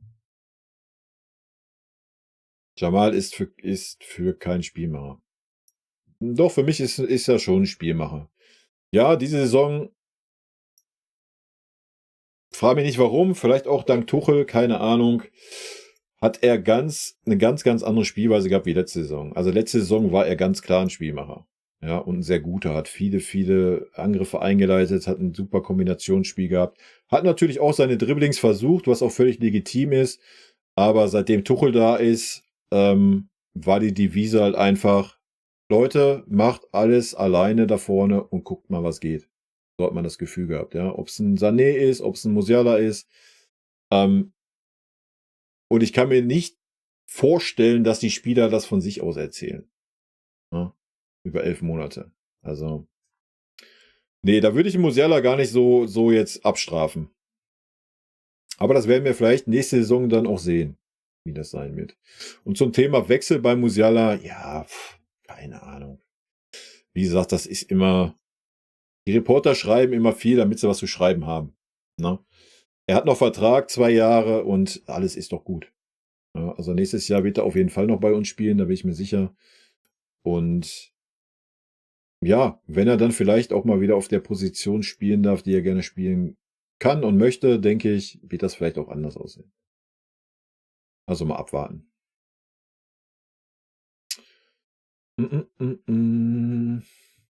Was meinst du? Hat Tuchel aus Überzeugung 11 Monate lang selbstsam aufgestellt oder aus Trotz? Hätten Freunde und andere nicht das Gespräch suchen und ihn fragen sollen, was er sich dabei denkt? Manfredo, kann ich dir nicht beantworten. Ich werde aus diesen Menschen nicht mehr schlau. Das habe ich aber auch aufgegeben. Es geht nicht mehr. Ich habe da so viel drüber nachgedacht, ich sehe keinen Zusammenhang. Ja, wir haben es ja jetzt wieder gehört, also heute. Heute war ja ein anderer Tuchel, da habe ich ja schon gesagt, der Doppelgänger, sein Zwillingsbruder war da. Der auf einmal Spieler in Konkurrenzkampf schicken will und sie nicht mehr aufstellen will, wenn sie aus einer Verletzung kommen. Die sollen erstmal richtig fit werden. Ich habe seit Anfang der Saison gepredigt, stellen De Ligt in die Abwehr. Es muss jemand in die Abwehrkette rein, der die Abwehrkette führt. Ja, Minje und Opa zusammen können das nicht. Das sind beide keine, die führen möchten. Haben wir die ganze Zeit gepredigt. Ich habe seit Anfang der Saison gepredigt, stellt endlich den Pavlovic in die Mitte und nehmt den Kimmich da mal weg.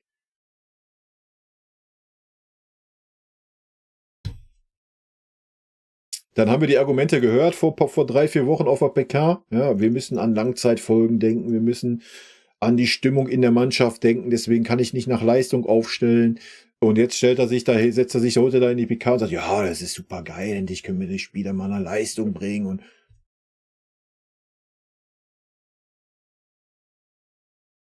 ich werde nicht schlau raus. Vielleicht hat einer von euch eine Idee, ich weiß es nicht.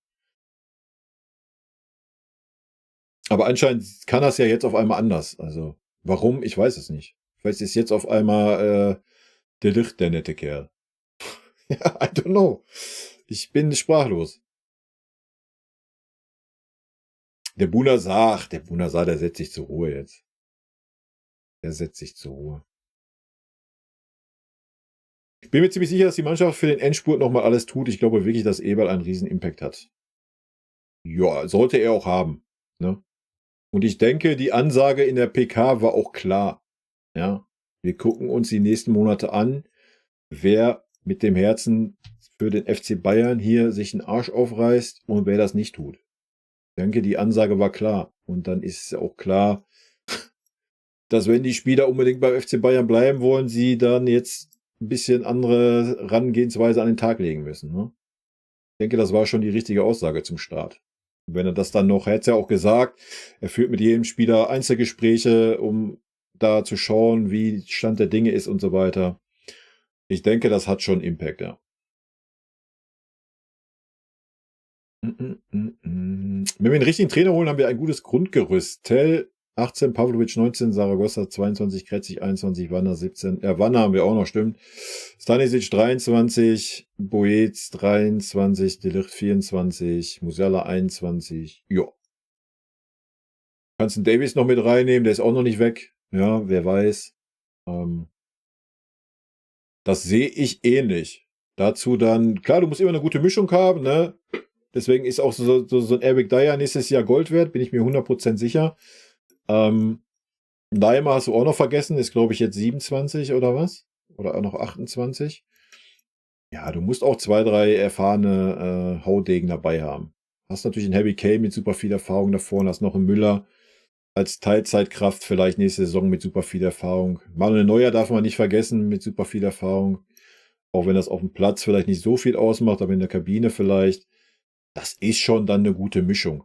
Wenn man denn dann auch mal sich traut, an diesen Jungs festzuhalten. Ja, das ist ja das, was Tuchel sich nicht so getraut hat. Ich glaube, sonst wäre die Saison auch schon ganz anders gelaufen unterm Tuchel.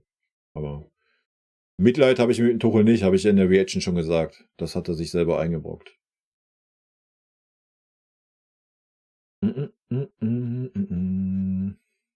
Hoffentlich Barca, wenn sie weiterkommen. Okay. Gegen Inter mit Sommer und Pavard. Ja, könnte auch so ein Fußballding sein, ja. Hast du recht, GB.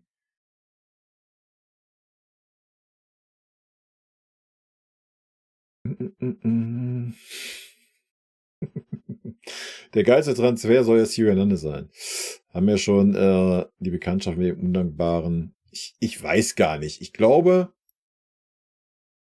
am Ende ist es gut, dass ein Hernandez gegangen ist. Ja, weil da eine Menge Gehalt frei geworden ist und wie gesagt, wir immer von diesen überzogenen Gehältern runter müssen. Ne? Und Deswegen war das, glaube ich, schon ganz gut, dass das so gekommen ist, wie es gekommen ist. Und ich glaube auch nicht, dass er undankbar war. Weiß ich nicht. Real Madrid fand ich gegen RB Leipzig nicht so überzeugend. Einige komische Entscheidungen pro Real haben das Weiterkommen ermöglicht. Ja.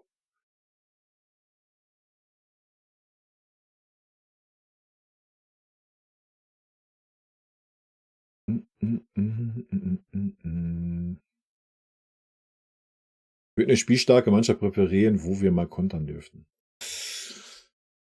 Ja, weiß ich nicht. Ich meine, wir haben gezeigt, dass wir es schon können, ne? Wird wahrscheinlich den Tuchel freuen, könnte ich mir vorstellen.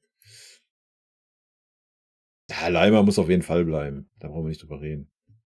Besser Trainer wäre Van Gaal für einen Umbruch mit Sandro als Co-Trainer und danach zu übernehmen. Koman würde ich wahrscheinlich behalten, aber beim nächsten Vertrag leistungsbezogen mit einer Einsatzprämie anbieten. Ja gut, aber da wird er ja nicht drauf eingehen. Ja. Warum sollte er darauf eingehen, wenn er jetzt, was weiß ich, 17 oder 18 Mille verdient? So. Das kannst du ja nicht, kannst du ja keinen Spieler verklickern. Erst recht nicht, weil er dann in seinen besten Jahren ist. Also, das kannst du ja vergessen. So läuft das halt heutzutage leider nicht.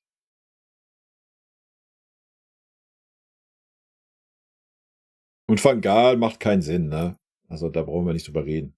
Also, Van Gaal ist mit Sicherheit, ist ja alles und natürlich hätte er kein Problem damit, junge Spieler zu entwickeln. Aber ich glaube nicht, dass Louis van Gaal unbedingt dieser Teamplayer ist, wie Eberl es kommuniziert hat, wie der FC Bayern sich das vorstellt in der Zukunft. Ja, das glaube ich nicht. Ich glaube, das hat man schon bei seiner ersten Anstellung gesehen. Louis macht Louis-Sachen, er ist der Cheftrainer und Punkt. Ja, der hat, glaube ich, auch nicht das Interesse, sich da jeden Tag mit dem Eberl auszutauschen oder mit einem Freund auszutauschen oder sonst was. Das wird halt super wichtig sein, dass das ein Trainer ist, der darauf auch überhaupt Bock hat. Und ich glaube, das ist, glaube ich, auch ein Punkt, vielleicht beim Tuchel, wo er auch nicht so Bock drauf hat. Und vielleicht wirkte er deswegen heute mal ein bisschen fröhlicher in der PK, weil er endlich mal wieder aus seiner Sicht ein wichtiges Spiel gewonnen hat. Vielleicht aber auch, weil er schon weiß, wo er nächstes Jahr spielt. Ich weiß es nicht. Oder trainiert. I don't know.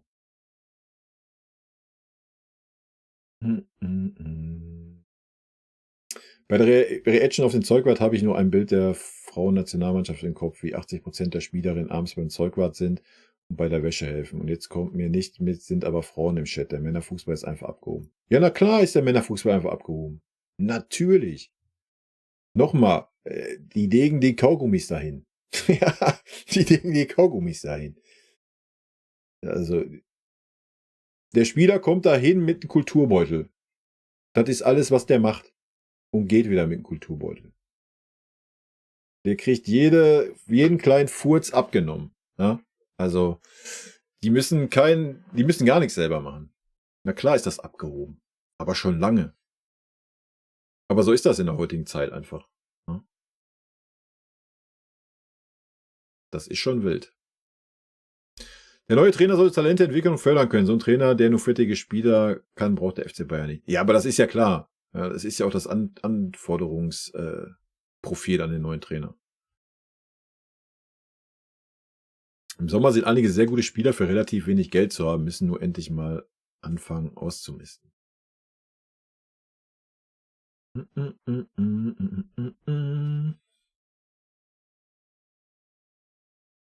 Naja, ich arbeite mich nach unten. Ich habe schon aufploppen sehen, oder? Bezüglich wieder fit werden, kann mich da immer nur wieder auf Freiburg beziehen. Streich hat da leicht gegen andere Bundesliga-Clubs gestichelt. Erstmal die Spieler über die zweite Mannschaft langsam wieder auf das Leistungsniveau bringen, damit sie wieder 90 Minuten spielen können in der ersten. Nicht so wie bei anderen Vereinen in der Bundesliga. Ja. Ich meine, wofür hat man denn auch eine zweite Mannschaft? Ja? Das muss man dann ja auch nicht. Wer war das denn noch? Lass mich mal überlegen, ey. Zu der Schweini-Lahm-Generation unter Ottmar war das auch noch teilweise so. Das Spieler, ich glaube, der Owen Hagewies hat das auch mal gemacht nach einer langen Verletzung. Dass da manche Spieler freiwillig in der zweiten Mannschaft gespielt haben, um erstmal wieder Spielpraxis zu kriegen.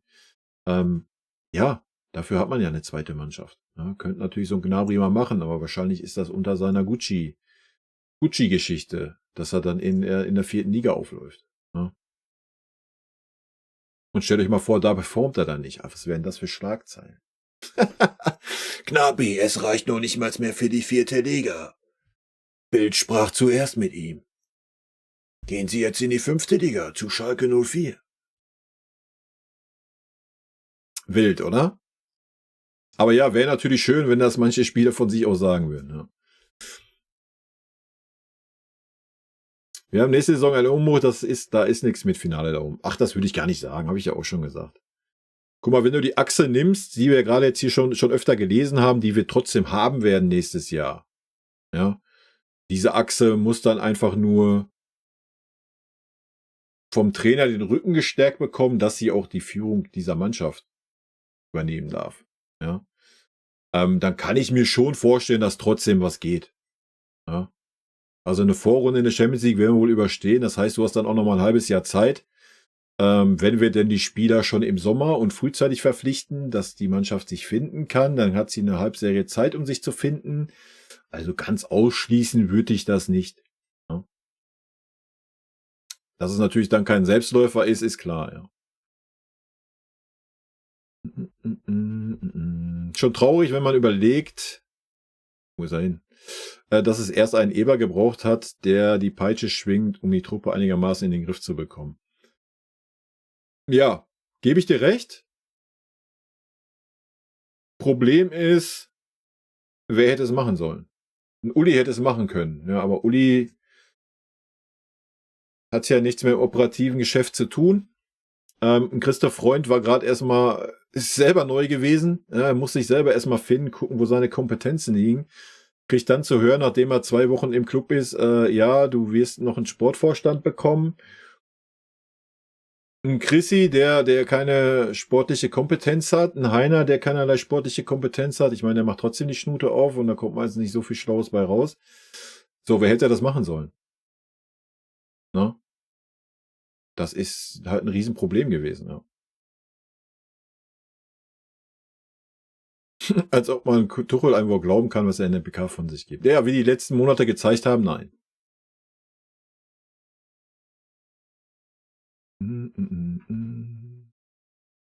Ich glaube, Tuchel hat viel politisiert und immer wieder die Grenzen ausgelotet. Mit Spielern, Fans und Vereinsführung. Das hat er seit der Audi-Tour gemacht. Er wollte seinen Kopf durchsetzen und ist halt auf die Schnauze gefallen. Hab damals gesagt, dass er seinen Job so verliert. Ja. Ja, das hat er auf jeden Fall gemacht, ja. Aber das würde ich ja noch nicht niemals als das Schlimmste ansehen. Also das Schlimmste ist halt einfach, dass er immer so erzählt hat und das Gegenteil gemacht hat. Ja, aber wie gesagt, ich kann mir keinen Reim auf den Tuchel machen. Ich bin da raus, Leute. Ich habe mich maßlos in diesen Trainer getäuscht und ich kann den nicht mehr beurteilen. Das könnt gerne ihr tun.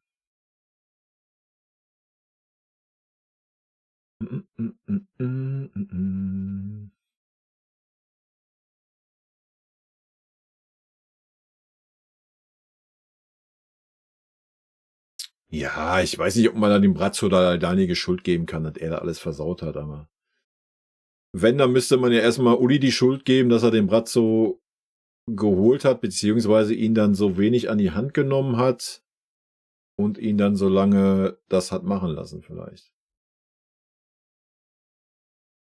Bin eher von Olli enttäuscht als von Brazzo. Ja, so geht's mir auch. So geht's mir auch. Also ich bin da auch eher vom Olli enttäuscht. Ja.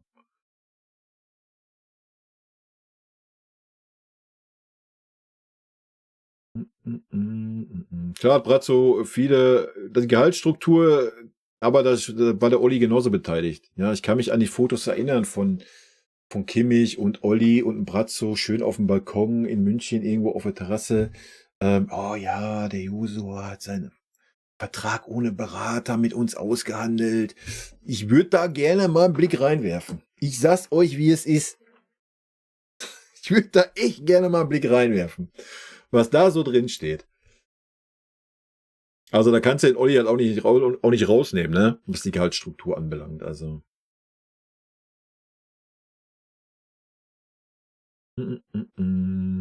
Dass sie nicht noch die Kaugummis vorkauen, ist alles. Das wäre ja schon wieder eklig. Den Kulturbeutel müssen sie aber noch streichen.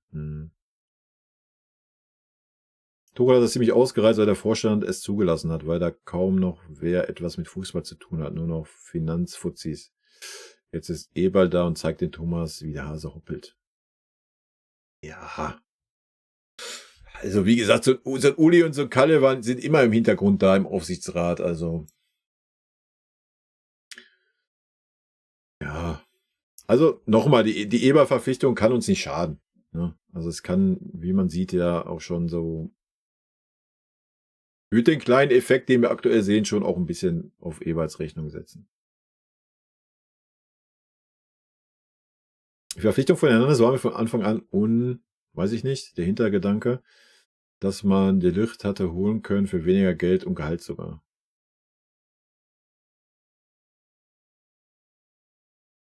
Also mir hat Hernandez auch bei uns sehr gut gefallen.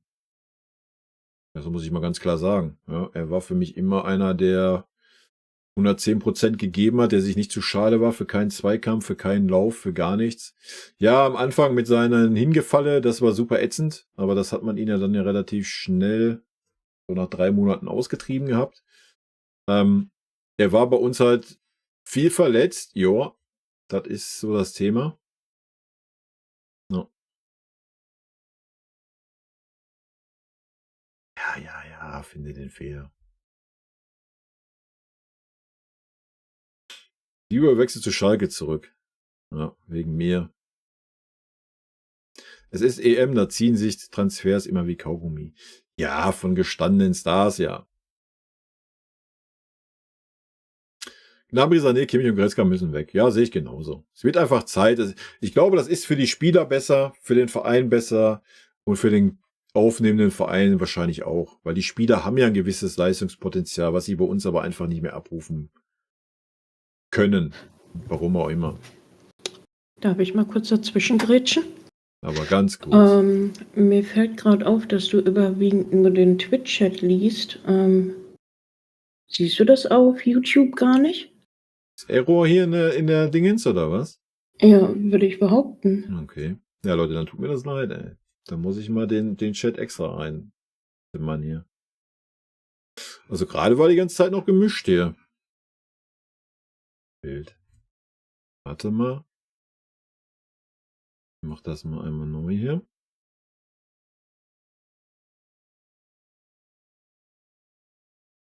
Ja, habe ich echt nicht gesehen, ne, Leute? Tut mir leid. Ja, das fällt mir auch jetzt gerade erstmal Jetzt auf. geht's wieder. Musste ich einmal aktualisieren. Dann hoffe ich mal, dass die Mara die wichtigen Dinge mitgeschrieben hat. Ja, mein Chat läuft hier, ich kann es ja nachlesen. Na toll, ne? Stehen geblieben. Wild. Frech einfach. Nee, Leute, sorry. Also ich achte da halt nicht drauf, ob das hier ein Twitch-Symbol oder ein YouTube-Symbol ist. Von daher tut mir das leid. Aber ein bisschen was sehe ich ja noch. Ja gut, dann fangen wir mal an mit Guru. Er hatte gefragt, Kai, würdest du bei einer Jobanfrage vom FC Bayern im IT-Bereich mit Mara nach München ziehen? Ja. Kurze und knappe Antwort. Ja, weißt du Bescheid, ich habe da nichts zu melden, ja. Ja. Ich mache auch einen Zeugwart, den 4. Zeugwart oder den 5. ist kein Problem. Ich lege auch die Kaugummis noch mit einer goldenen Schleife drum dahin. Wenn ich dann während des Spiels auf der Bank sitzen darf, ist alles gut, Leute. Dann bekommt ihr die Insider-Infos aus erster Hand. Weißt du? So ein Ding. Ich sehe den YouTube-Chat wieder. Siehst du? Da ist bestimmt der Simon und der Thomas schuld. Die haben so viel Gifted Subs gemacht. Da hat sich das Tu gedacht, Alter, das ist so viel, da muss ich erstmal die ganze Zeit nur noch den YouTube-Chat einblenden. Ach, den Der liegt am Twitch-Chat. Namen Thomas. Da machst du nichts dran. Eieiei. Nee, sorry, Leute, aber ich gucke mal eben durch. Ich sehe ein paar, sehe ich auf jeden Fall noch. Upa ist der Sargnagel in der Abwehr, zu viel Fehlerbeteiligung, der ist bei mir unten durch. Ja, nee, weiß ich nicht. Man könnte Upa noch eine Chance geben, denke ich. Wie gesagt, jetzt so die beiden würde ich ihn echt in Schutz nehmen. Ja, dass er da nicht fit auf dem Platz rumlaufen muss, hat ihn, glaube ich, nicht gut getan. Aber ja, ich gehe mit, wenn er das nicht abgestellt bekommt, was ich aber diese Saison eigentlich den Eindruck hatte. Ja, er war nicht mehr so fickrig, nicht mehr so super nervös. War eigentlich der stabilste Innenverteidiger in der Hinrunde. fand ich es eigentlich gut. Wie gesagt, ich glaube, man hat ihm da keinen Gefallen getan. Guck mal, der Opa war 2 Tage wieder im Training. Und man hat ihn gleich reingeschmissen. Also das ist halt, was ich gerade meinte. Das ist halt unverantwortlich. Genauso wie das unverantwortlich ist jetzt mit dem Sané. Ja. So, wie sollen die Spieler ihre beste Leistung bringen, wenn sie nicht fit sind? Das ist halt dumm. Ja, und dafür hat man dann De Ligt und Dyer rausgenommen, die vorher gegen Gladbach ein gutes Spiel gemacht haben. Das war völliger Dummfick. Vielleicht saß der Tuchel heute auch grinsend in der PK, weil er realisiert hat, dass er es geschafft hat. Ja, das trojanische Pferd hat zugeschlagen. Die Meisterschaft ist weg. Ich freue mich auf Malik Tillmann. Der Typ ist krass. Ja, den haben wir ja schon bei uns gesehen, ne? Ist der bei Glasgow, oder? Oder wo ist er gerade? Ich bin sehr gespannt, ja. Ob er zurückkommt und ob er irgendwie die Chancen dann bekommen wird bei uns.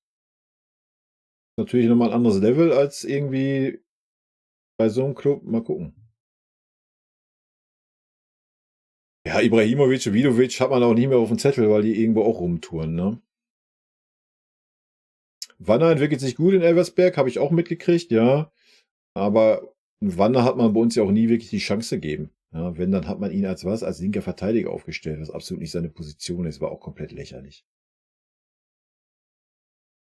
Iran Kunden haben wir auch verpflichtet, ganz genau. Also es ist nicht so, dass wir keine Alternativen haben. Und wir haben ja aktuell auch noch sehr, sehr gute Jungs hinten dran. Ne? Also ich würde mir da auch nicht so den Kopf machen, jetzt was einen Umbruch anbetrifft, um zu sagen, ja, wir geben jetzt 5 Spieler ab, wir müssen unbedingt 5 Granaten dazu holen. Glaube ich, brauchst du noch niemals. Muss man ein bisschen Mut zum Risiko haben. Müller als Teilzeitkraft mit Vollzeitbezahlung. Ja, das ist ja leider so. Ja. Was willst du da ändern? Ist ja jetzt schon eine Teilzeitkraft mit Vollzeitbezahlung. Das ist ja diese Saison schon so.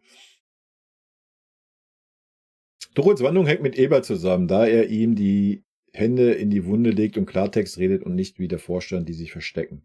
Habe ich aber auch auf Tuchels Pressekonferenz schon gesagt. Ja, mag sein, dass er da ein Faktor ist, ja. Kann ich mir gut vorstellen. Der da, servus. Okay, das ist nicht an mich gerichtet. Wer will Gnabry über den Gehalt? Ja, niemand.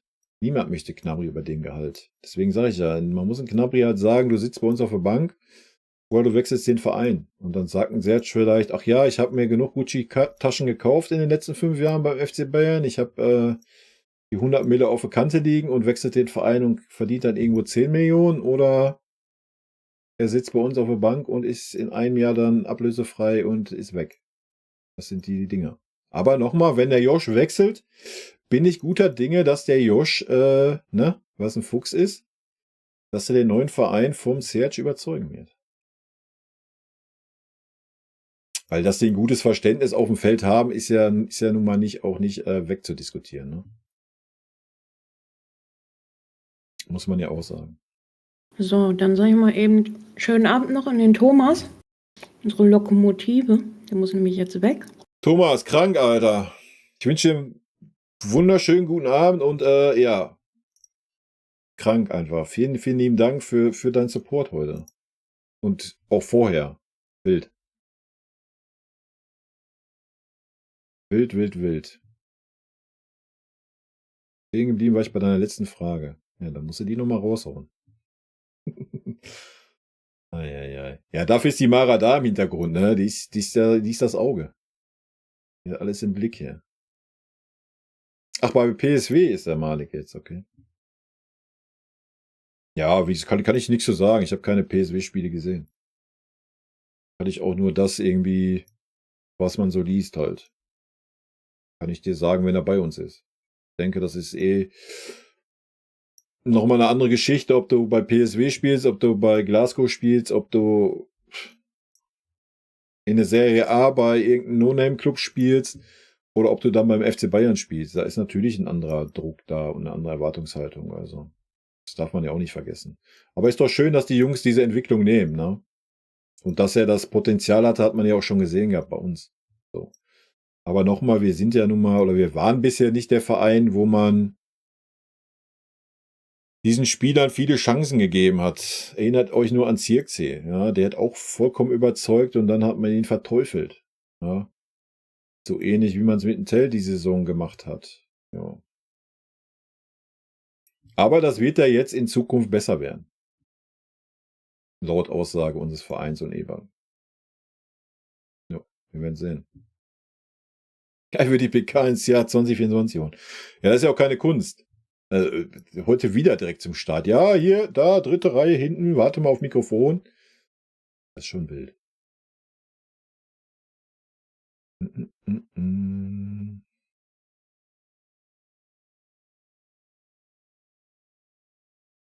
Ist das die Quali als Trainer? Schau mal, was er gerade mit Aston Villa oder die Europapokalerfolge mit Sevilla.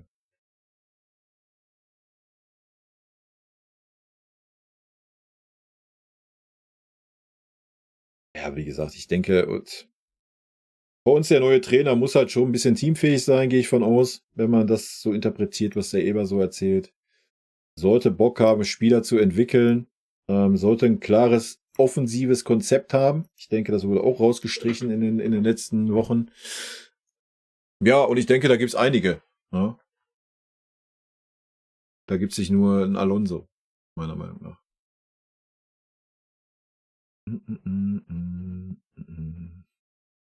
Schau gerne mal nach, habe mich noch nicht mit Emery beschäftigt. Immer noch nicht. Wird der GB aber böse werden. Genau, ich mache IT und Zeugwart, ist kein Problem. Für die verwöhnten Profis. Ich würde dann aber auch immer so ein kleines Zettelchen so reinstecken, weißt du? Wenn nach so einer schwachen Leistung so einen kleinen Zettel, so anonym in die Kaugummipackung. So einen kleinen Hinweis.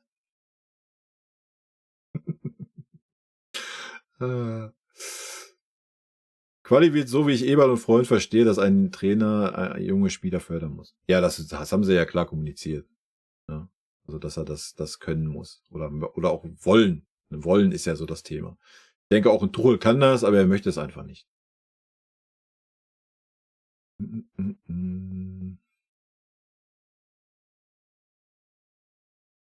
FCB suchen tatsächlich noch Leute im IT-Bereich. Ja, dann ist so alles klar, ey.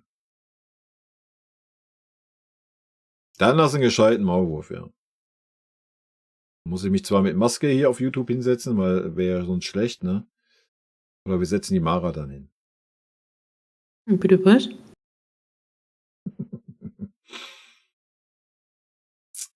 Soll man Zirkzee zurückholen mit der Rückkaufklausel 20 Millionen, die Bratze ausgehandelt hat? Ich glaube nicht, dass er das wollen würde. Aus finanzieller Sicht vielleicht schon. Du holst ihn zurück, um ihn weiter zu verkaufen. I don't know. Was soll ein Zirkzee bei uns machen? Also das ist ja ein ganz, ganz, ganz klarer Neuner. Also den kannst du ja nicht auf links außen oder rechts außen stellen. Ja? Und du hast einen Harry Kane da, wo soll er Spielzeit finden? Also wer verschwendet ihn? Er wird auf der Bank versauern, leider. Muss man so klar sagen. Ja. Also da würde man dem Jungen nichts Gutes tun und ja. Ist halt so.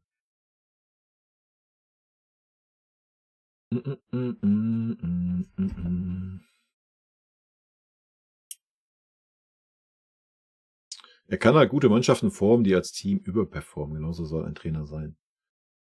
Ja, es wäre ja schon schön, wenn bei uns die Spieler normal performen würden. Das wird ja schon ausreichen. Guru, machst du Greenkeeper? Sehr gut.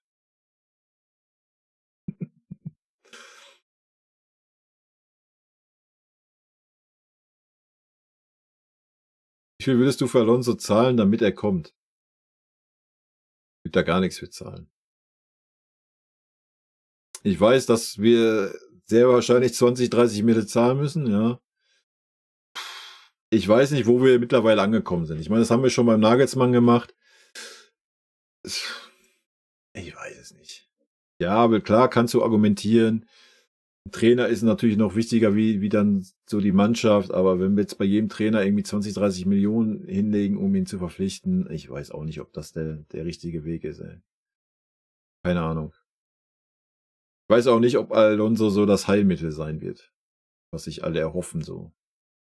Wird interessant zu sehen sein, wenn das so kommen sollte.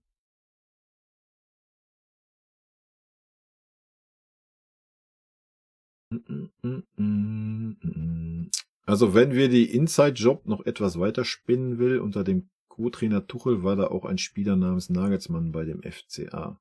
Ein Schelm, wer Böses denkt. Aha. Meinst du, so ein Ding ist das? So eine Riesenverschwörung? Gnabry hat aber leider Vertrag bis 2026. Ja, ist vollkommen richtig. Deswegen sage ich ja, du musst ihn loswerden oder der wird das schön aussitzen. Aber dann ist das so. Hönes ist ja vom Markt. Ja, ist, glaube ich, aber auch schlau von ihm. Ja, ist, glaube ich, schlau von ihm. Sich erstmal bei so einem Club in Ruhe zu entwickeln, um dann irgendwann den nächsten Stepper zu machen. Ich glaube, das ist sehr schlau.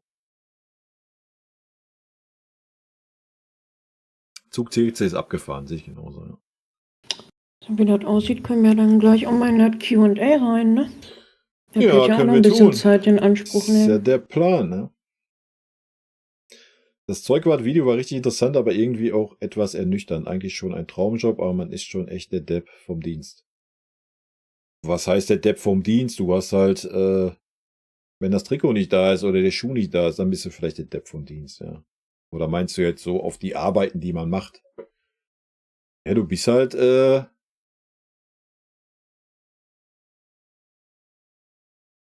schon der für die Spieler da ist, ne? Für die Trainer halt. Der alles vorbereitet, der macht und tut. Ja, na klar. Ich sage ja, interessant wäre mal zu wissen, was der so verdient. Das ein normales Gehalt ist, so wie wir auch haben, oder ob er vielleicht ein bisschen besser gestellt ist. Das wäre mal ganz interessant. Aber steht natürlich nicht in keinem Verhältnis für die Leute, die er da unterstützt, ne? Den Millionengehältern. Aber ich fand es halt schon wild, so dass noch nicht mal die Trainer so ihre eigenen Sachen mitbringen oder dass selbst die da alles vorgekaut kriegen. Es ist ja schon ganz wild heutzutage. Aber so ist das halt, ne? Wenn man einfach der moderne Diener der Spieler ist, ja genau, das wäre interessant, wie viel er dafür bekommt. Ja. Ja, ist schon so, man ist. Aber ja, du wirst schon für den Verein brennen müssen. Und ich glaube, das tut da jeder Einzelne. Ne? Anders kannst du so einen Job dann auch nicht wirklich machen, glaube ich.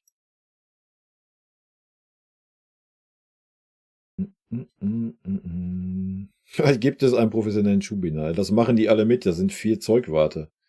Ist ja nicht nur einer. Auch wenn sie jetzt nur den einen da hauptsächlich gezeigt haben, hat er ja gesagt, das sind 4 Stück, die das machen. Ne? Aber es ist schon echt krank, wenn man das mal so realisiert. Was denen wirklich alles abgenommen wird. Ne? Ich frage mich dann immer, man sieht ja immer so obligatorisch, wenn so Champions League Fahrt ist oder so, dass sie immer so einen kleinen Rolli hinter sich herziehen. Da würde mich mal interessieren, was da drin ist. Weil eigentlich brauchen die nichts mitnehmen, oder? Kulturbeutel, ja. Ist wahrscheinlich das Einzigste. Also, ganz, ganz wild. Ist wahrscheinlich dann noch eher eine Playsee drin wie irgendwas anderes. So, wie siehst du die Situation um Neuer und einen Nachfolger? Aus meiner Sicht hat man es etwas verpasst. Etwas in den Startlöchern zu haben, sollte es für ihn vorbei sein. Andere Meinung? Ja, wir hätten ja jemanden in der Startlöcher mit einem Peretz, aber man müsste ihn halt mal entwickeln, so. Auch da vielleicht einfach mal sagen, pass mal auf, solange der Ole fit ist, ja, machst du die Spiele in der zweiten Mannschaft. Ja, dass er einfach mal ein bisschen Spielpraxis kriegt. Natürlich müsste man ihm dann auch ein paar Spiele in der ersten Mannschaft geben. Das ist ja wieder so ein Spagat, den wir beim FC Bayern immer ganz, ganz schlecht hinbekommen haben. Muss man leider sagen. Ich meine, Van Gaal hat es damals versucht mit dem Kraft. Wo Van Gaal dann weg war auch der Kraft weg. Ja, das wird schwer werden. Also, weil, glaube ich, auch Neuer nicht dieser Typ Spieler ist, der das gerne machen wollen würde. Der sagen würde, komm, ich gebe dir jetzt 10 Spiele im Jahr, damit du hier dich ein bisschen entwickeln kannst. Aber ich denke, von Neuer im Training kann er natürlich super viel mitnehmen. Gehe ich schon von aus. Aber er braucht halt einfach auch Spielpraxis. Ja. Das ist halt schwierig. Von daher wird es sehr wahrscheinlich darauf hinauslaufen, So, Neuer hört jetzt auf und wir werden 80, 90, 100 Millionen in die Hand nehmen und irgendjemanden Fertiges verpflichten. Und ja, bei unserem Trainerverschleiß alle 2 Jahre dann 20, 30 Millionen Ablöse und eine Abfindung zu zahlen, ist dann auch schon wild, ne?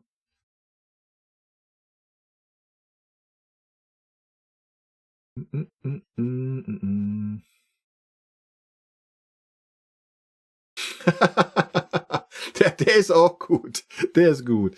Besser einer macht es für alle, anstatt dass jeder Spieler seinen eigenen selbstbezahlten Haushälter da in der Kabine rumrennen hat. Ja, ist richtig. Ist richtig. Hab ich nicht bedacht, diesen Punkt. Muss ich zugeben. Kahn Rensing, ja. War ja dasselbe Spielchen. Ja, weiß ich nicht.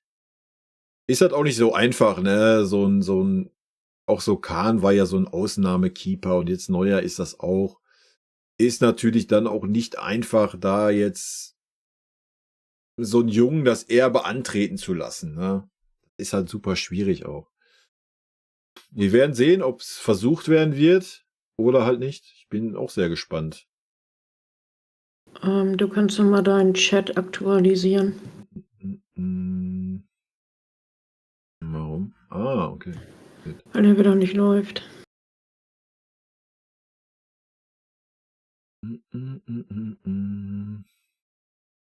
Nee, ist wieder da.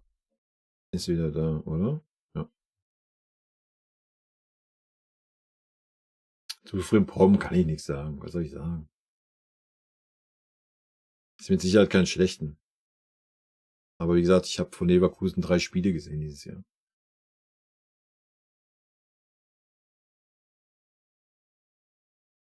Als Duschwart arbeiten, den Spielern den Rücken waschen, beim Abtrocknen helfen und die Badeschlappen bereitlegen.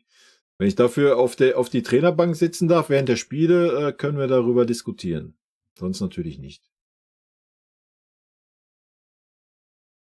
Ja gut, das kann natürlich auch sein, dass der Tuchel drauf war, wegen seinem C-Bruch. Ja, das kann sein.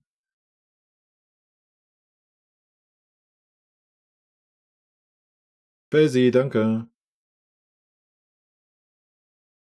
Jetzt zahlt die von Tuchel zertretene Tür. Ich habe noch keine Rechnung bekommen, also ich nicht. Sané und Gnabry sollten Ribéry ersetzen und kamen nicht mal ansatzweise an die 2 Weltklasse-Spieler ran. Ja, natürlich nicht. Aber auch da ist natürlich ein super schwieriges Erbe gewesen. Ja. Also, da kam ja Coman eher ran an Ribéry, auch wenn nicht ganz. Ja, aber wir haben natürlich auch unsere Spielweise geändert. Kann man ja ganz klar auch gerade jetzt unterm Tuchel. Ja, also es war ja gar nicht mehr so dieses Außen durch Grundlinie durch und versuchen in den Strafraum reinzuziehen oder den Ball reinzubringen, das spielen wir ja gar nicht mehr. So, wir spielen ja mit auf der Halbposition und dann quer am 16er entlanglaufen und irgendwie gucken, ob wir den Ball aufs Tor genagelt kriegen. Also, das ist ja auch ein bisschen anderer Stil mittlerweile. Naja, nicht nur der Ribéry hat Watschen verteilt, sondern Lisa hat auch Watschen verteilt. Wieso hat man Kane gegen Saarbrücken den DFB-Pokal auf der Bank gelassen? Ja, weil man überheblich war und gedacht hat, geht auch ohne ihn. Kannst den Tuchel ja mal fragen, wie er es jetzt sieht.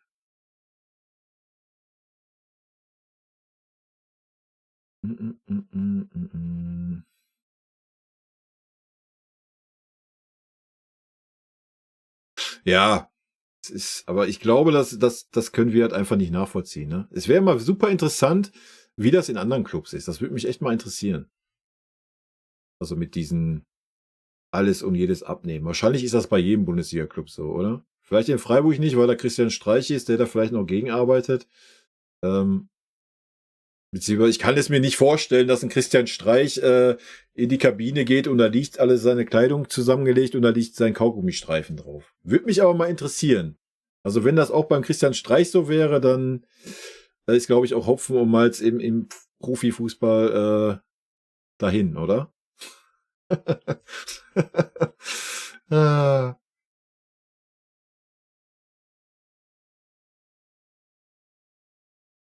Muss man regeln, wie eine Primidic Ersatzkeeper ein bisschen Pokal und da sollte ein neuer mitspielen. Ja, hat er ja gemacht die Saison, aber wir sind ja leider in der 2. Runde ausgeschieden. Ja. Da durfte er ja zumindest ein Spiel spielen, der Peretz. Und dann war natürlich klar, Neuer brauchte Spielpraxis, bla, Sülz, und wir kennen den Weg. Ich wünsche mir einen Torwart mit der Coolness eines Pavlos. Ja, wir können auch einen wilden Torwart haben. Ich bin da flexibel. Also ich denke, ein Olli war auch nicht immer die Coolness in Person.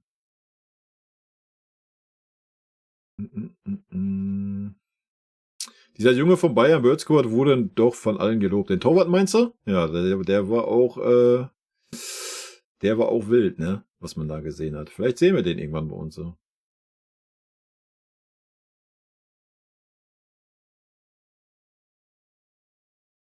Würde den Jungs sogar das Gemächt einseifen, wenn ich dafür auf die Trainerbank darf.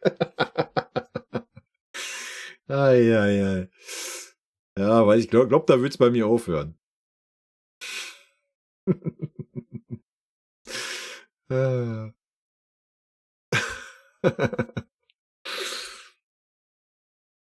Ribery war einfach absolut legendär, da wird keiner mehr rankommen. Ach, wer weiß. Vielleicht werden wir irgendwann Musiala Wirtz sehen, das ist natürlich dann nicht Außenposition, sondern Halbposition. Aber wer weiß, ne?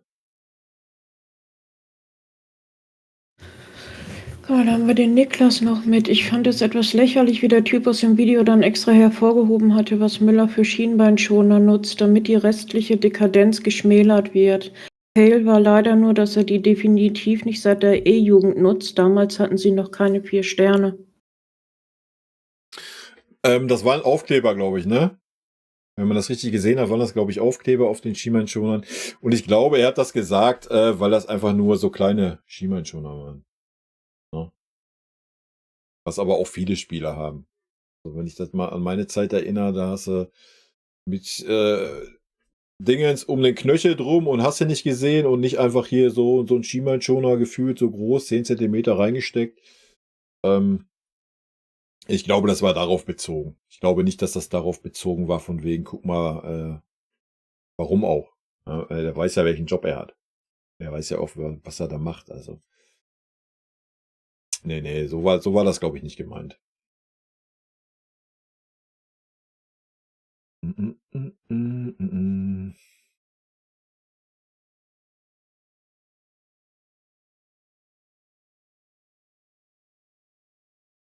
Naja, so lange war er jetzt auch nicht verletzt. Er saß ja auf der Bank gegen Lazio, was ich gar nicht wusste. Ey.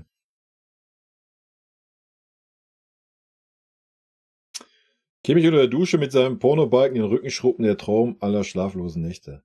Ja, du kannst das ja dann ein bisschen, ne? Du sorgst ja halt so einen Feuerwehrschlauch, so wie bei Look Up, mit Sylvester Stallone, wo sie im Knast kommen und dann spritzt du einmal ab. Die brauchen ja eh alle die Eistonne, nimmst also eiskaltes Wasser nach dem Spiel, alles gut. Ist gleich gut für die Regeneration, ne? Passt schon. Je nach Leistung machst du da mal ein bisschen Warmwasser bei. Wie wäre es mit einem Job als Butler in der Loge von Kane in der Allianz Arena?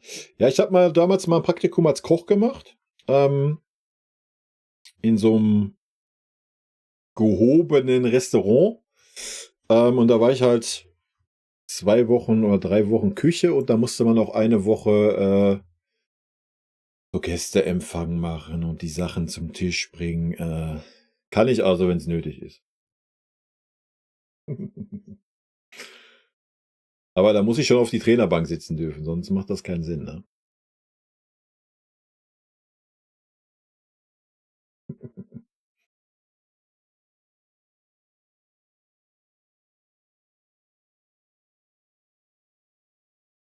Ein Keeper vom Format wie der legendäre Kolumbianer Mr. Scorpion Kick. Kann ich gerade nicht zuordnen.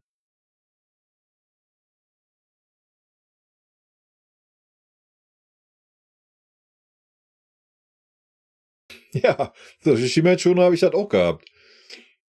Wo du halt noch rein musst mit dem Fuß, wo noch um den Knöchel diese dicken Dinger drum waren. Solche Schienbeinschoner hatte ich. Ja. Aber gut, ich war natürlich auch Defensivspieler. Da musstest du natürlich auch deine Knochen schützen, wenn du richtig reinrauscht. Ne? Hatte Tuchel nicht bei PSG auch so eine Schiene am Fuß? Gutes Oben, mit der kam er ja auch in Champions League. Fers hat auch schon Türen eingetreten, hat sich das nur noch nicht getraut bei uns. Ist das eine Masche von ihm? Den Kercher. Ja, und Kercher kann es auch nicht.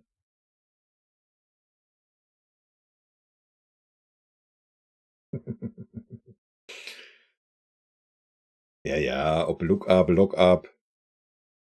Look up ist der Luck up. Weißt du, was ich meine, oder nicht? Frechheit.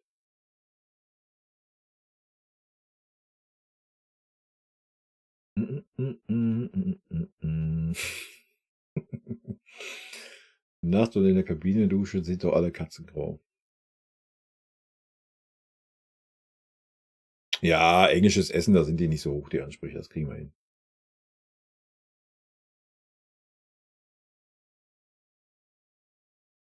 Ich weiß noch, wie wir früher immer, bei uns war das halt, war ja bei euch nicht anders, wenn ihr Fußball gespielt habt, nach dem Spiel, alle verschwitzten Trikots wurden auf den Boden in den Koffer oder neben den Koffer geschmissen und die arme Sau, die Trikotdienst hatte, musste die Scheiße zusammenkramen, nach Hause schlören, waschen, zusammenlegen und beim nächsten Mal wieder mitbringen. So ein Ding. Stell dir das mal vor, der Serge müsste auf einmal sowas machen. Ha? Klar, da hättest du wahrscheinlich das Problem, die Trikots werden irgendwann nur noch so. Nee, ist ja alles gut. Das Einzige, was mich echt rausgekickt hat, war so das Kaugummi. Ja, und wir haben natürlich auch noch die Kaugummis für jeden. Natürlich explizit für unsere Trainer, da ist das wichtig. Also da war bei mir dann Schluss, ne? Das fand ich schon wild.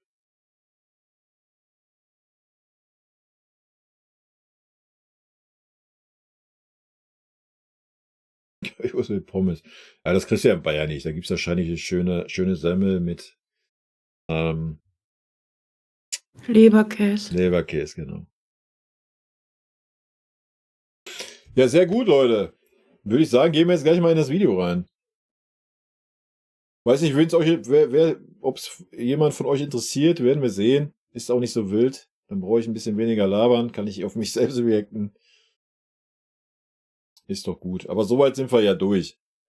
Also wir können noch Tipps einholen für morgen. Wie gesagt, mein Tipp ist ein klares 3-0. Ich erwarte auch ein gutes Spiel. Ähnlich wie gegen Lazio. Alles andere würde mich enttäuschen. Kann ich schon mal sagen. Na? Aber Aufstellung, wissen wir ja schon mal, Innenverteidigung bleibt. Da wird nichts geändert, hat Tuchel ja schon gesagt. Ich gehe auch davon aus, dass vorne bleiben wird. Na, ist schade für Tell natürlich.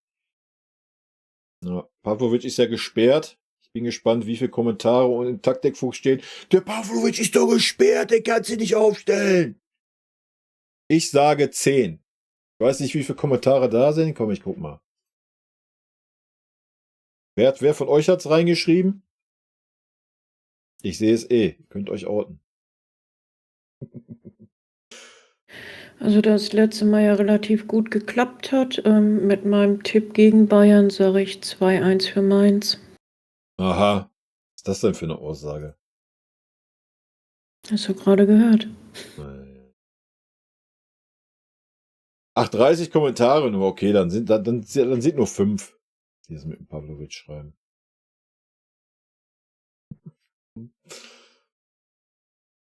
Ja, für 20 Mille, da kannst du jedes Mal neue Trikots kaufen. Brauchst ja nicht mehr zu waschen. Die muss. Wer macht die Tore morgen? Ja, wer soll die Tore denn wohl machen? 2 macht Heavy, und 1 macht Tell, wenn er eingewechselt wird in der 70.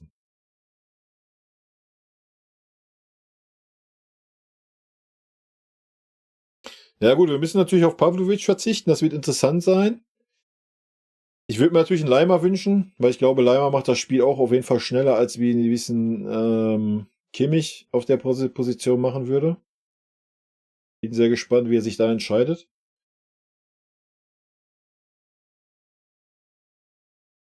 Wir werden es sehen. 6-1.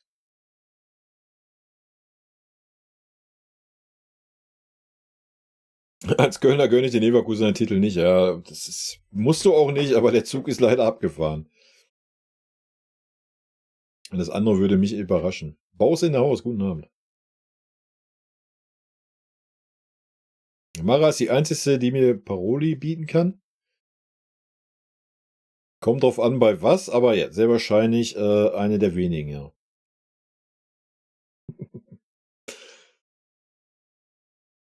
Kann auch passieren, dass ein Guerrero aufläuft, ja, in der Mitte, habe ich mir auch schon gedacht. Aber ich glaube, er wird einen Leimer bringen. Und ich glaube, Goretzka wird er lassen, weil das Wechselspiel ganz gut funktioniert hat. Aber wir werden sehen, ne?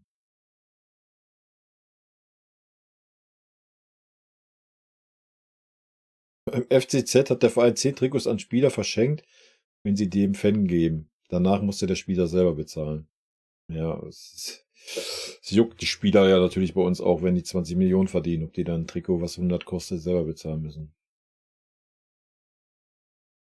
Ich glaub, der Leimer spielt in der Mitte.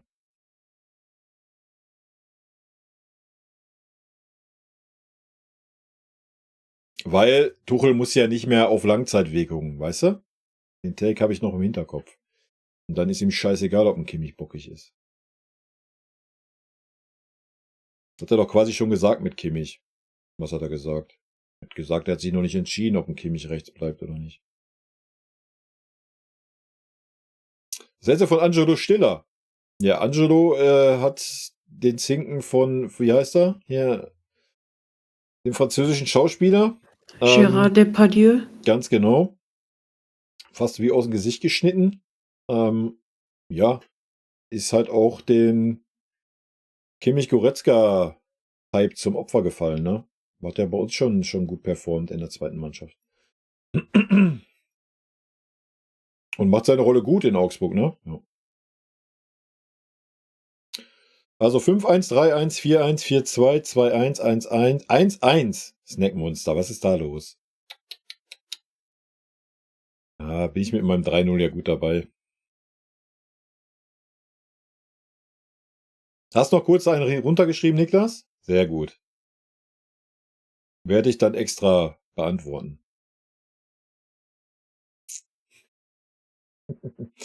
Kein Gegentor, genau, go. So sieht's aus.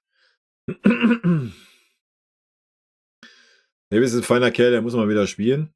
HSV liegt nur zu 2 hinten. Naja, also ganz ehrlich, ne, um da mal kurz abzuschweifen, wenn der Baumgart das nicht auch in den Griff kriegt, dann ist mit dem HSV ist dann auch echt. Bei Mainz war ja schon tragisch, ne? 3 oder 4 Jahre da immer kurz vorm Aufstieg, aber in Hamburg ist ja anders wild. Obelix hat er gespielt, ja, unter anderem. Wenn Kimmich wieder Mittelfeld spielt, macht er einen aus Neudeutsche Welle 1000-mal den Ball berührt, 1000-mal ist damit nichts passiert. Doch, nach hinten und quer. Aber ich wurde ja jetzt mit irgendwelchen Statistiken zugeschmissen in der Kommentare. Von daher, wer weiß.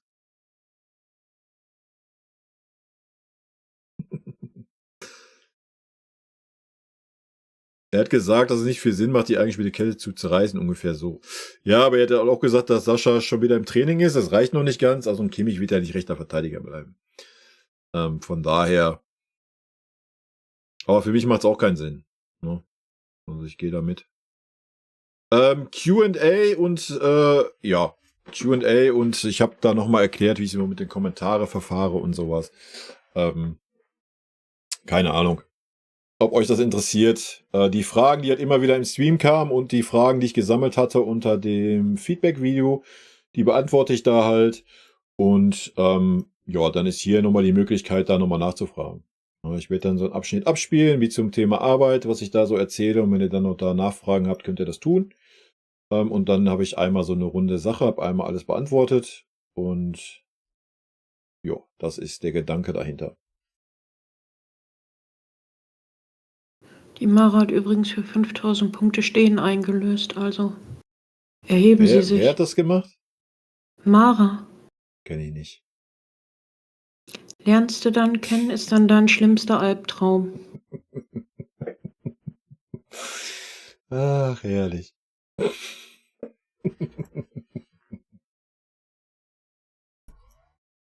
Mein schlimmster Albtraum. Hoch die Hände auf Schweizer am Wochenende. Sehr gut. Servus, die Baumis. Ich stehe schon übrigens, ne? Ja, mal mein T-Shirt hier zurechtzuppeln.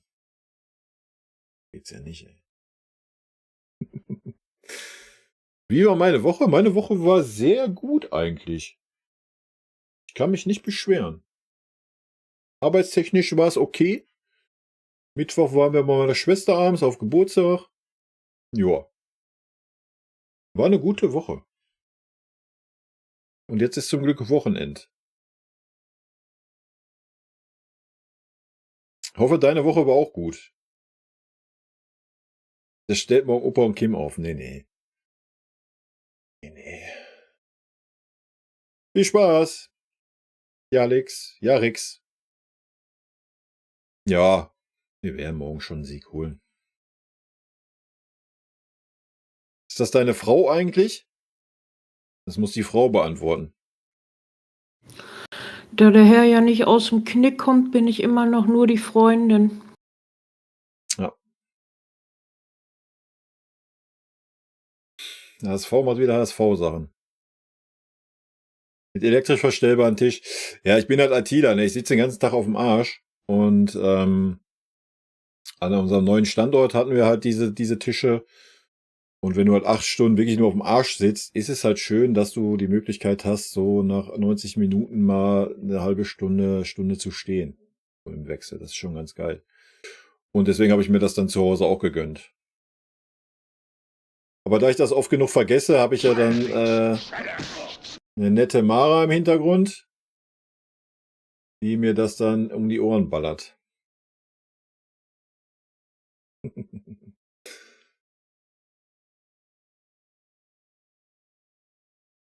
Ja, wir starten jetzt. Ich gehe noch einmal nach unten durch und dann starten wir. Immer wenn du wild sagst, muss ich an meine erste Freundin denken. Das war nämlich ihr Nachname. Also weiter so, da ich gerne an sie denke. Manfredo.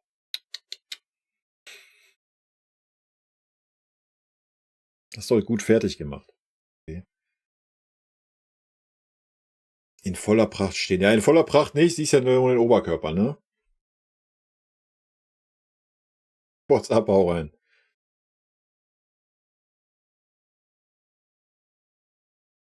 Was für eine Breitseite von Mara.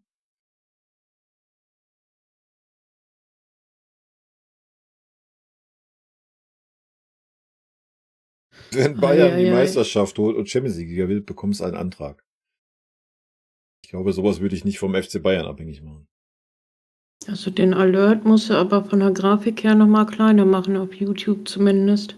Der Das hat ja sollte, fast- ja, das ist die verkehrte Grafik drin, keine Ahnung, das spinnt wieder rum. Die war halt eigentlich die rote Grafik drin.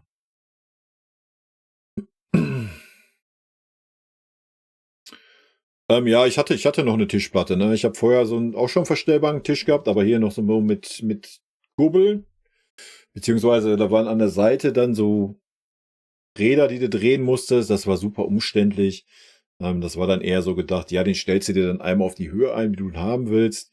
Aber die Tischplatte ist super, die habe ich behalten, habe mir einfach nur elektrische Füße bestellt. Aber auch da waren die ersten Schrott. Ja, die waren im Arsch, die haben nicht richtig funktioniert. Habe ich zusammengebaut, aufgebaut, alles dran geschraubt.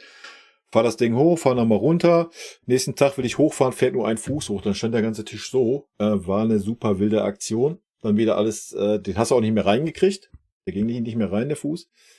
War super wilde Aktion, das dann zu verpacken und zurückzuschicken. Und ach, ja, aber der zweite habe ich dann vom anderen Hersteller genommen. Wunderbar, keine Probleme, alles gut. 2:0 verloren bei Fortuna Düsseldorf. Oh, dann sind die ja jetzt vorbei oder dran oder was? Okay. Rostock verloren 1:0 gegen Braunschweig. Schade.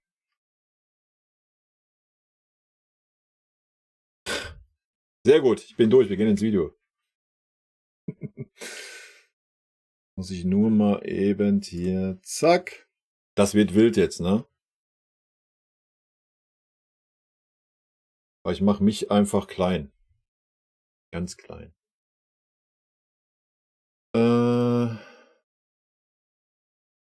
Gut, den Chat brauche ich jetzt. Den muss ich woanders hinballern. Ich mit ein. Zack.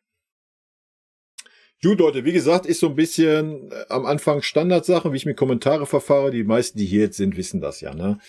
Ich werde das Video natürlich danach auch auf YouTube raushauen, aber falls ihr da nochmal Nachfragen habt, Anregungen, sonst was, könnt ihr es dann einfach in den Chat ballern. Ich werde also nach jedem Kapitel dann mal kurz stoppen, falls hier irgendwelche Nachfragen da sind, werde ich die beantworten, ja. Und wer da jetzt keinen Bock drauf hat, Leute, ich wünsche euch ein schönes Spiel morgen und wer Bock hat, wir sehen uns Montag, ne? Wünsche ich euch auf jeden Fall einen schönen Abend und schon mal ein schönes Wochenende.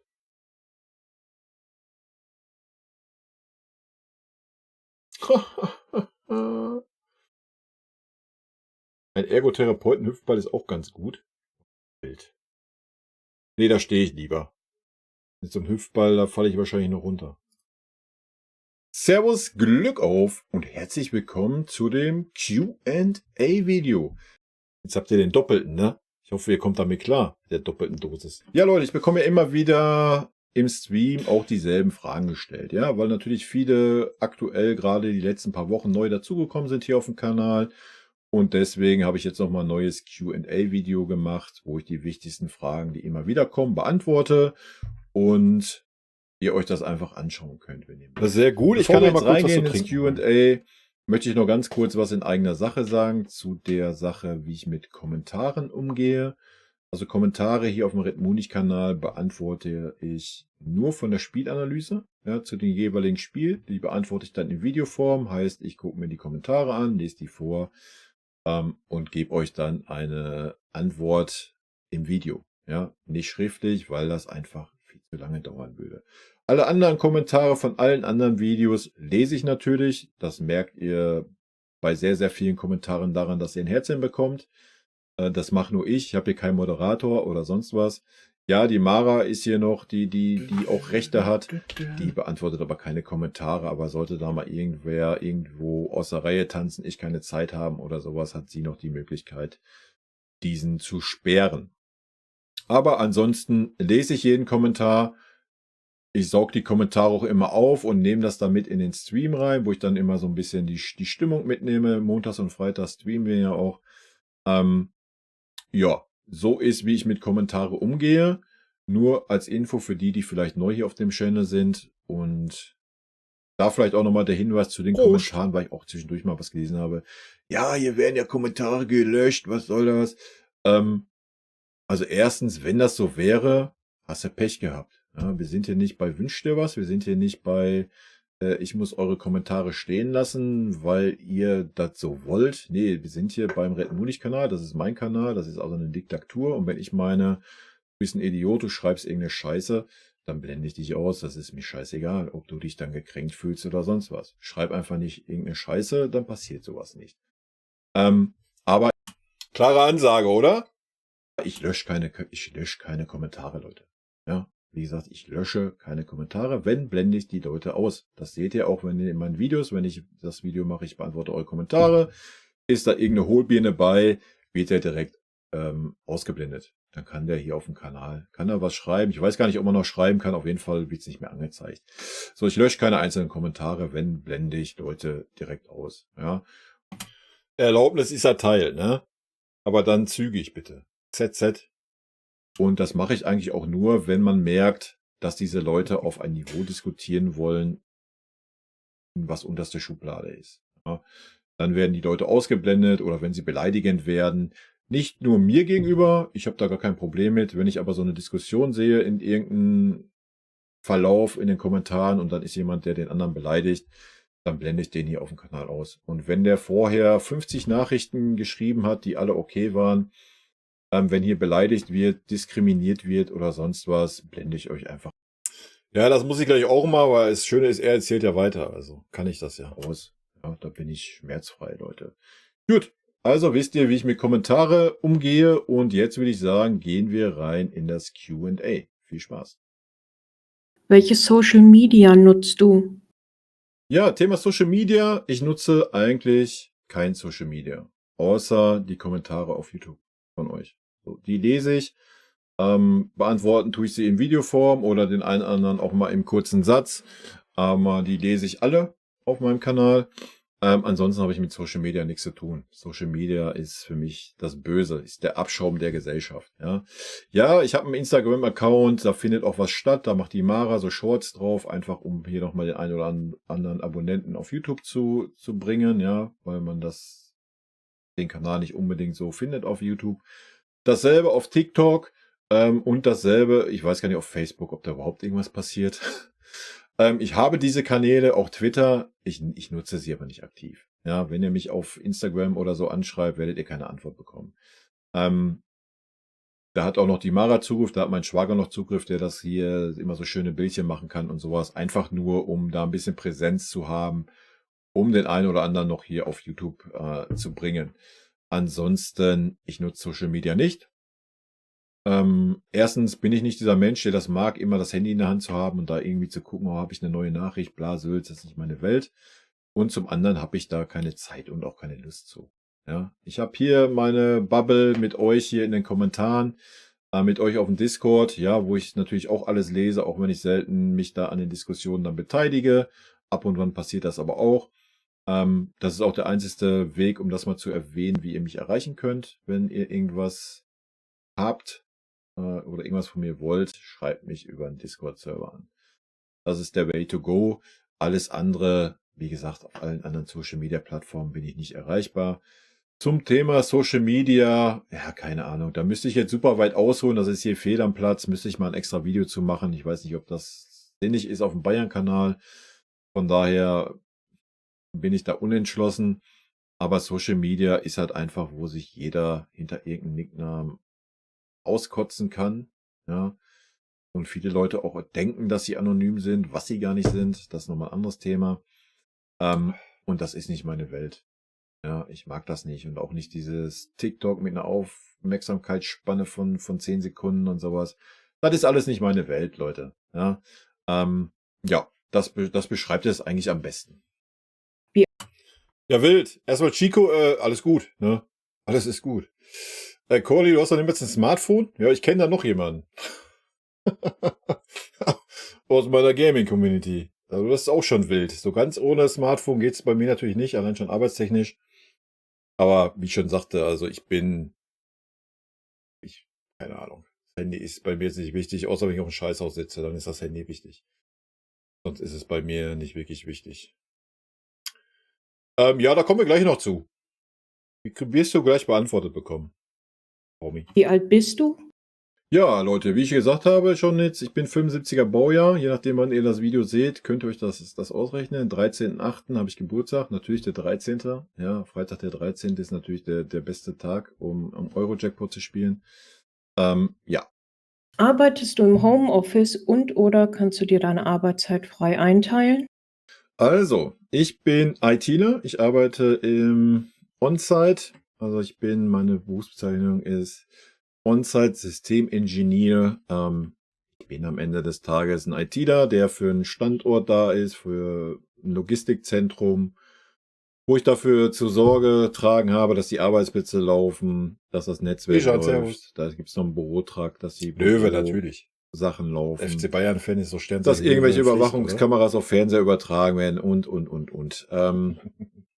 Das ist mein Beruf, den führe ich eigentlich, wie der Name schon sagt, on-site aus, also beim Kunden direkt. Also ich arbeite nicht für den Betreiber dieses Logistikzentrums, sondern ich arbeite für eine Firma und die Firma macht quasi den On-Site-Support oder generell den IT-Support für verschiedene Standorte auf der Welt und ich arbeite halt beim Standort, der bei mir in der Nähe ist. Bin dafür zuständig und in der Regel ist es so, oder war es auch am Anfang so, wo ich den Standort aufgebaut habe. Der ist jetzt noch nicht so alt. Vorher war ich am anderen Standort, den ich auch aufgebaut hatte. Also ich habe schon 2 Standorte aufgebaut. Und normalerweise ist das so, dass man vor Ort ist, ein Büro hat, aber da mittlerweile immer mehr in die Cloud wandert. Ja, und man oder die Präsenz nicht mehr so gegeben ist, dass man ständig vor Ort sein muss. Und der Kunde das Büro für andere Zwecke nutzen wollte, hat der Kunde dann vorgeschlagen, dass ich das Ganze vom Homeoffice aus mache, da ich nur 20, 25 Minuten Fahrzeit habe zum Standort hin. Ist das jetzt seit, ich weiß gar nicht, 3 Monaten so, dass ich im Homeoffice bin. Während der ganzen Corona-Phase war ich zum Beispiel nicht im Homeoffice, da war ich durchgehend vor Ort. Jetzt bin ich im Homeoffice und wenn ein Auftrag reinkommt, ein Ticket reinkommt, irgendeine Störung oder sowas, fahre ich halt hin, behebe das und fahre dann wieder nach Hause und bin dann wieder zu Hause. Meine Arbeitszeit ist von 9 bis 17. Ja, das ist aktuell mein Job. Wie lange dieser Job noch geht, vielleicht da ein ganz kurzer Exkurs. Wie gesagt, es wandert immer mehr in der Cloud und so weiter. Wahrscheinlich wird mein Job irgendwann, vielleicht schon Ende des Jahres wegfallen und ich werde mich umorientieren müssen. Könnte ich mir schon sehr gut vorstellen, aber da gehe ich die Sache sehr locker an. Ich bin ITler mit mehrjähriger Berufserfahrung. Also ich habe keine Probleme, dann irgendwas Neues zu finden. Ob man natürlich dann wieder sowas findet, was man gerade hat, wird man sehen. Aber da gehe ich locker mit um. Du hast schon mal erwähnt, dass Dortmunder auf deiner Arbeit sind. Was arbeitest du und wie viele Kollegen hast du da? Ja, was ich arbeite, habe ich ja schon beantwortet. Kollegen habe ich jetzt in meinem täglichen Alltag eigentlich gar keinen. Ja, ich bin, wie ich schon sagte, alleine für den Standort verantwortlich. Ich habe natürlich Kollegen auch in der Firma. Unsere Firma ist jetzt, ich glaube, bei 70, 80 Mitarbeitern, irgendwie sowas um den Dreh. Wo ich angefangen habe bei dieser Firma, waren es noch nur um die 20. Vor Ort, wo ich halt den Standort betreue, sind natürlich ganz, ganz viele. Wie gesagt, das sind 200 bis 300 Arbeitsplätze. Die sind nicht immer alle in Belegung, je nachdem, was los ist. Aber mit denen habe ich eigentlich nichts zu tun. Ansonsten so die mit den Vorarbeitern, Schichtleitern und sowas, das ist mit den Leuten, denen ich was zu tun habe. Das sind vielleicht auch so 20 roundabout. Und ja, ich wohne halt in der Nähe von Dortmund. Ich wohne aktuell in Aalen, das ist auch kein Geheimnis. Bin geborener Hammer, also 30 Kilometer von Dortmund entfernt. Bin da aufgewachsen und ja, das ist, was ich dazu sagen kann. Und deswegen halt viele Dortmunder, Schalker und so weiter um mich herum und weniger Bayerner. Was machst du beruflich und wie ist dein Technikaufbau für deine Videos? Sprich, was für Technik benutzt du? Ja, beruflich bin ich ITler. Ich bin On-Site-System-Engineer. Ja, das haben wir gerade schon ein gehört. IT-Systemhaus, welches dann den Support für ein Aber gut, ich führe weltweit das noch ein bisschen tätiges Logistikunternehmen bereitstellt und da betreue ich halt einen Standort. Ich habe diesen Standort aufgebaut. Ich war also von Also B, da muss ich aber kurz sagen, Karl-Heinz Stahlhut ist aber auch ein richtig deutscher Name, wa? Tag 1 mit dabei. Ich habe davor auch einen anderen Standort schon aufgebaut. Und ja, ich bin der einzige ITler da vor Ort. Ich bin der einzige Ansprechpartner, wann immer da irgendwas ist. Da sind am aktuellen Standort roundabout 250 Arbeitsplätze an Kommissionieren und so weiter und so fort. Wo halt Rechner stehen, wo die User über SAP Sachen machen, wo Scanner Sehr geil, Guru. Sehr geil. Geschichten sind und so weiter und so fort. Natürlich gibt es auch einen Bürotrakt, wo Büros sind. Bin ich natürlich auch der Ansprechpartner für sämtliche Dinge, für Drucker und so weiter und so fort. Es gibt Überwachung, Kameras, die auf Fernsehen dargestellt werden und so weiter und so fort. Also alles, was man so als an so einem Logistikzentrum Standort an Technik, IT-Technik da ist, betreue ich. Ja, auch natürlich, wenn Netzwerkfehler da sind und so weiter. Allerdings muss man sagen, Niklas, da kann ich kurz drauf eingehen, bevor wir da weiter gucken. wie kannst du dann immer so ad hoc Videos hochladen, wenn du von 9 bis 17 arbeitest, also immer sehr zeitnah auf PK reagieren oder so? Ja, weil ich dann das in meiner Pause schnell erledige, ne? Ist ja klar. Wie gesagt, ich arbeite halt viel im Homeoffice und dann habe ich halt auch eine halbe Stunde Pause am Tag und dann kann ich das eben schnell machen. Sagen, netzwerktechnisch machen wir jetzt von unserer Firma nicht mehr so viel vor Ort, weil das ausgesourced wurde. Aber ich habe natürlich einen MCSE-Schein, wer sich da ein bisschen auskennt. Aber eigentlich ist das gerade nicht wirklich vonnöten. Wie gesagt, ich bin der erste Ansprechpartner, delegiere. Hallo, ich bin kein Dortmunder, wa? Um das mal ganz klar hier zu sagen. Ich bin ein Hammer. Und zwar ein geborener Hammer. Ich habe absolut nichts, aber auch gar nichts mit der Stadt Dortmund zu tun. Ich hasse diese Stadt Dortmund. Ich habe 2 Jahre im Dell-Vor-Ort-Service gearbeitet und war sehr oft in Dortmund unterwegs. Und diese Stadt ist einfach zum Kotzen, was das Autofahren und das Parken anbelangt. Nee, ich bin alles, aber kein Dortmunder, Leute. Delegiere dann Dinge weiter, die nicht in meiner Verantwortung sind. Und ansonsten löse ich natürlich die Sachen, die in meiner Verantwortung sind. Ja, das ist mein aktueller Job. Den habe ich jetzt seit... Ja, jetzt wisst ihr auch, warum wir noch nicht verheiratet sind. Ne?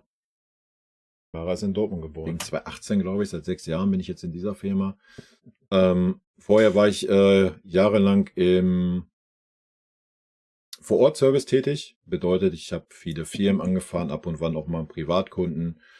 Das war im Dell Vor-Ort-Service. Das kann man ja ruhig sagen. Ja, das habe ich einige Jahre gemacht. Ansonsten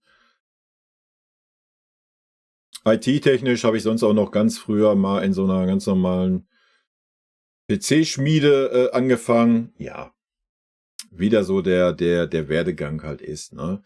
Ansonsten vielleicht noch beruflich. Ich habe ganz früher eine Ausbildung als Tischler angefangen. Die habe ich nur ein halbes Jahr gemacht. Die habe ich abgebrochen, weil das ein scheiß Unternehmen war. Muss ich sagen, habe ich im Nachhinein ein bisschen bereut. Ja? Dass ich da nicht so dieses... Ja, weiß ich nicht. Also durchgezogen hätte ich es da nicht können. Das war wirklich richtig ein asoziales Verhalten da unter den Mitarbeitern. Ja, Lehrjahre sind keine Herrenjahre und so weiter. Ich bin aus der Generation, müsst ihr mir nicht erzählen. Aber dass ich da nicht versucht habe, bei einer anderen Firma weiterzumachen. Also Tischler war schon so meins mit Holz und so weiter. Das war schon so mein Ding. Aber bei der Firma war das einfach ein Graus. Ja. Habe ich vielleicht ein bisschen so im Nachhinein bereut, ja. Dann ja später eine Ausbildung zum Industriemechaniker auf der Zeche Heinrich Robert gemacht. Deswegen auch das Glück auf an alle, die es interessiert. War da halt, habe meine Ausbildung gemacht, 3,5 Jahre, war da beim Bund, da gab es noch Wehrdienst, dann war ich noch mal ein Dreivierteljahr auf der Zeche tätig, unter Tage natürlich auch. Dann ging das schon los mit den Zechenschließungen und dann gab es einen Aufhebungsvertrag und dann bin ich da weg und dann habe ich halt eine Umschulung zum ITler gemacht. So, das ist der Werdegang. Zu meiner Technik. Ich blende euch einfach mal die Hardware-Komponenten einmal in der Liste ein. Wie gesagt, die seht ihr auch auf Twitch. Ansonsten mache ich das Ganze hier am Rechner, ja, der für Gaming ausgelegt ist. Ich nutze aktuell das Sennheiser Profile USB-Mikrofon. Bin ich sehr mit zufrieden. Vorher habe ich jahrelang das Rode Podcaster genutzt.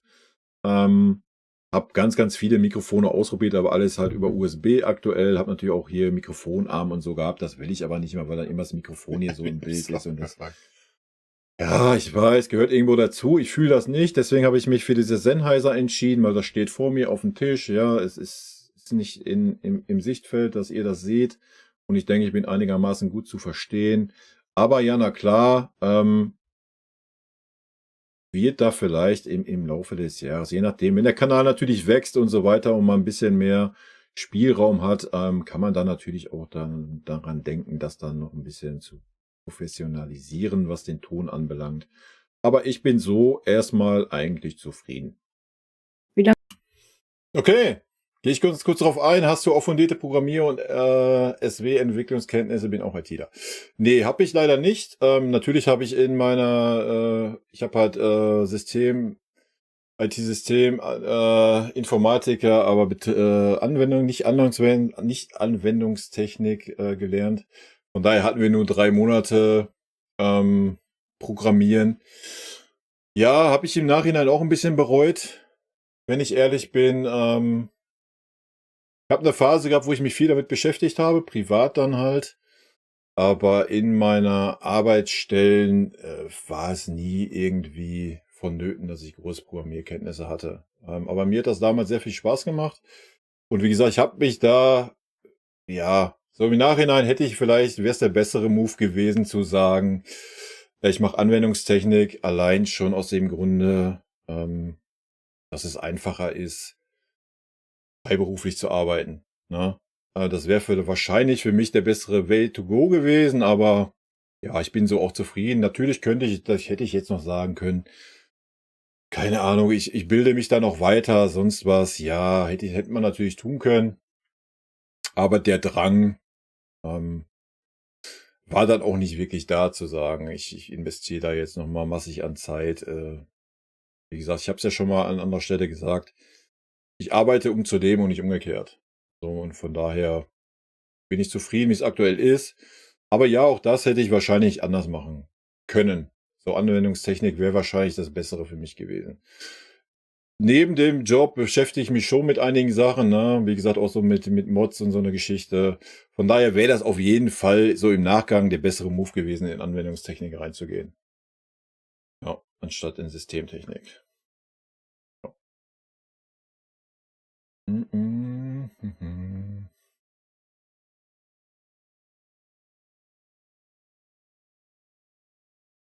Ja, Chico, das gehört ja auch dazu in der Partnerschaft. Wäre ja sonst auch langweilig, oder? Interessanter Werdegang, ja. Ich finde den Ton auch ganz okay, aber na klar ist da immer Verbesserungspotenzial da. Ich habe ein Festgehalt, ja. Ich habe ein ganz normales Festgehalt. Ich bin natürlich mit YouTube, ja, habe ich halt ein kleines Unternehmen, ne? Da ich da Einnahmen mit erziele, das kommt hier auch gleich noch in dem Video, was ich erziele und so weiter, ja, habe ich natürlich ein kleines Unternehmen und Gewerbe angemeldet, weil ich muss natürlich die Einnahmen am Ende des Jahres versteuern.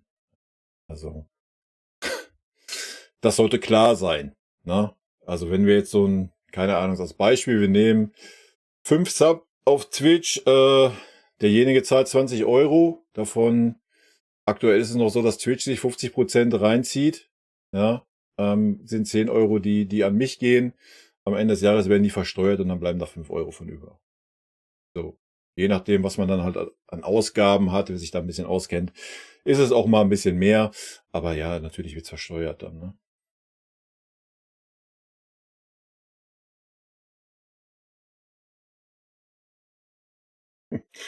Ja, Guru, das Dingen ist ja, den Ring kann ich natürlich dann nicht von den Steuern absetzen, beziehungsweise von dem Unternehmen Gewinn, Ausgaben, Einnahmen, Ausgabenrechnung kann ich schlecht reinschreiben. Ich habe einen Ring für meine Partnerin gekauft. Verstehst du? Wenn ich aber ein neues Mikrofon kaufe, kann ich das dann natürlich aufnehmen. Wow, wow, wow, wenn der Karl-Heinz da irgendwelche Uhren ranschleppen kann, dann kriegst du ja wohl auch einen Ring durch. Was war die mal mit einem Kanal so? Ja, da Lange kommen wir machst du gleich den zu. Kanal Red Moni schon? Ja, den Kanal Red Munich, lasst mich kurz schauen, betreibe ich seit dem 24.06.2019. Beziehungsweise ging da das erste Bayern-Video hoch, Mats Hummels Wechsel und unsere bisherigen Transfers. Da muss ich aber ein bisschen was zu sagen. Früher hieß der Kanal halt nicht Red Munich, sondern Zagos quatscht. Ja, war halt der Ableger von meinem Gaming-Kanal, Zagos-Kanal, den ich seit 4.3.2017 betreibe, beziehungsweise ging ja das erste Video live, also fast 7 Jahre. Der Kanal dann jetzt hier bald fast 5 Jahre, aber den habe ich erst, ich weiß gar nicht mehr ganz genau, wann, ich müsste nachgucken. Da haben wir so roundabout vom Jahr nur noch rein auf dem FC Bayern Content umgestellt. Vorher war es so ein Mix-Kanal. Ich habe immer im FC Bayern natürlich dasselbe gemacht wie jetzt auch, gequatscht. Ich habe aber auch mal über das eine oder andere Game ein bisschen was erzählt. Ich habe auch mal so ein bisschen aus meinem Leben erzählt, zu ein paar Themen meine Meinung gesagt, so eine Geschichten, ja, bis ich den dann irgendwann komplett nur auf dem FC Bayern umgestellt habe. Ja, das ist, was ich zu den nackten Daten sagen kann. Rechnet sich durch die höhere Abozahl jetzt deine YouTube-Arbeit Aufwand, Erlös? Ja, ob sich meine YouTube-Arbeit Aufwand, Erlös rechnet, so denke ich halt nicht. Ja, das ist für mich kein Aufwand. Ja, wenn es so knapp auf Arsch ist, wie wenn wir freitagsabends spielen und schon wieder dienstags, dann ist es schon mal knapp, weil ich ja viele Formate habe. Dann ist das schon mal ein stressiger Montag, was YouTube anbelangt, keine Frage. Plus den Stream, der montags ist, kann das schon mal ein bisschen stressig sein, aber es ist kein Aufwand für mich. Also wenn ich irgendwann das Gefühl hätte, dass es Aufwand wäre, würde ich das Ganze nicht betreiben, es sei denn, es wäre mein Job. Es ist aber nicht mein Job. Ne? Ich arbeite ganz normal 8 Stunden am Tag.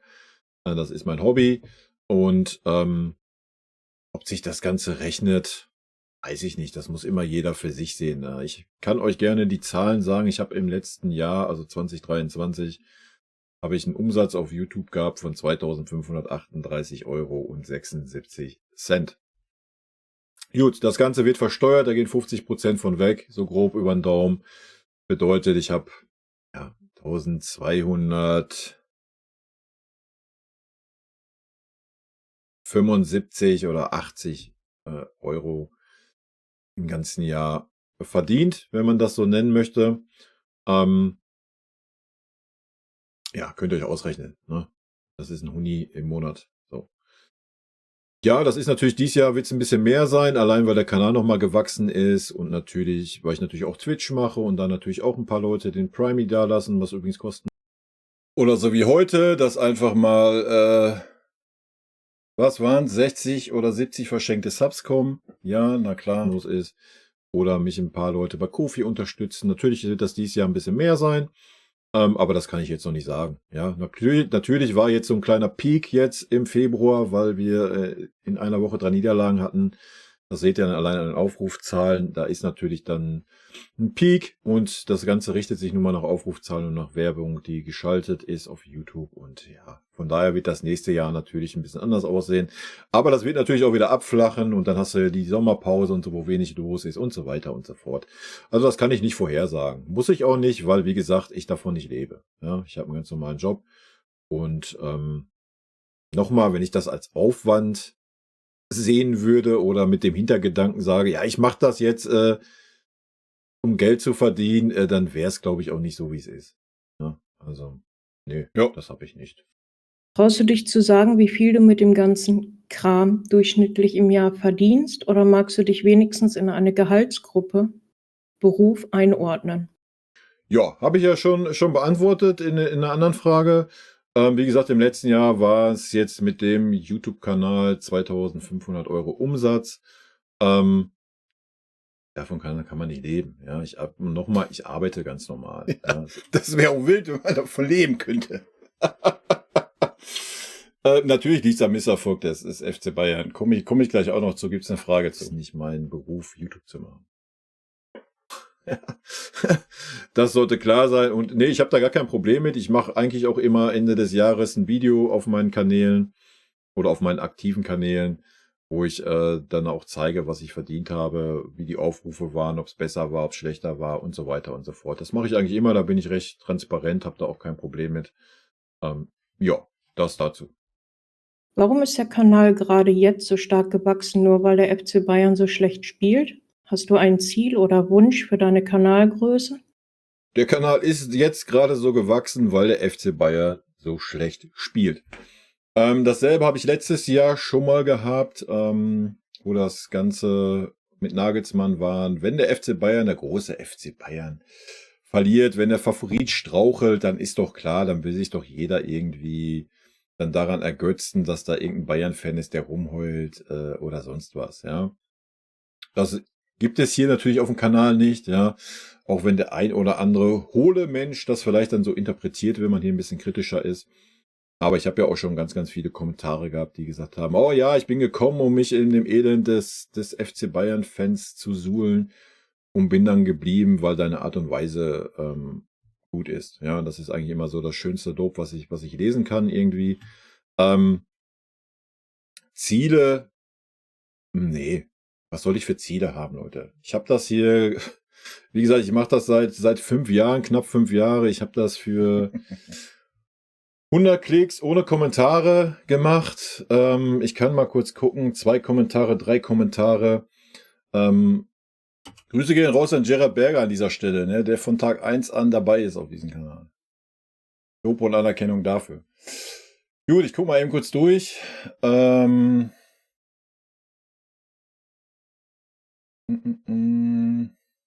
Im Monat, ja, wie gesagt, letztes Jahr war es halt noch nicht so viel wie jetzt. Ne?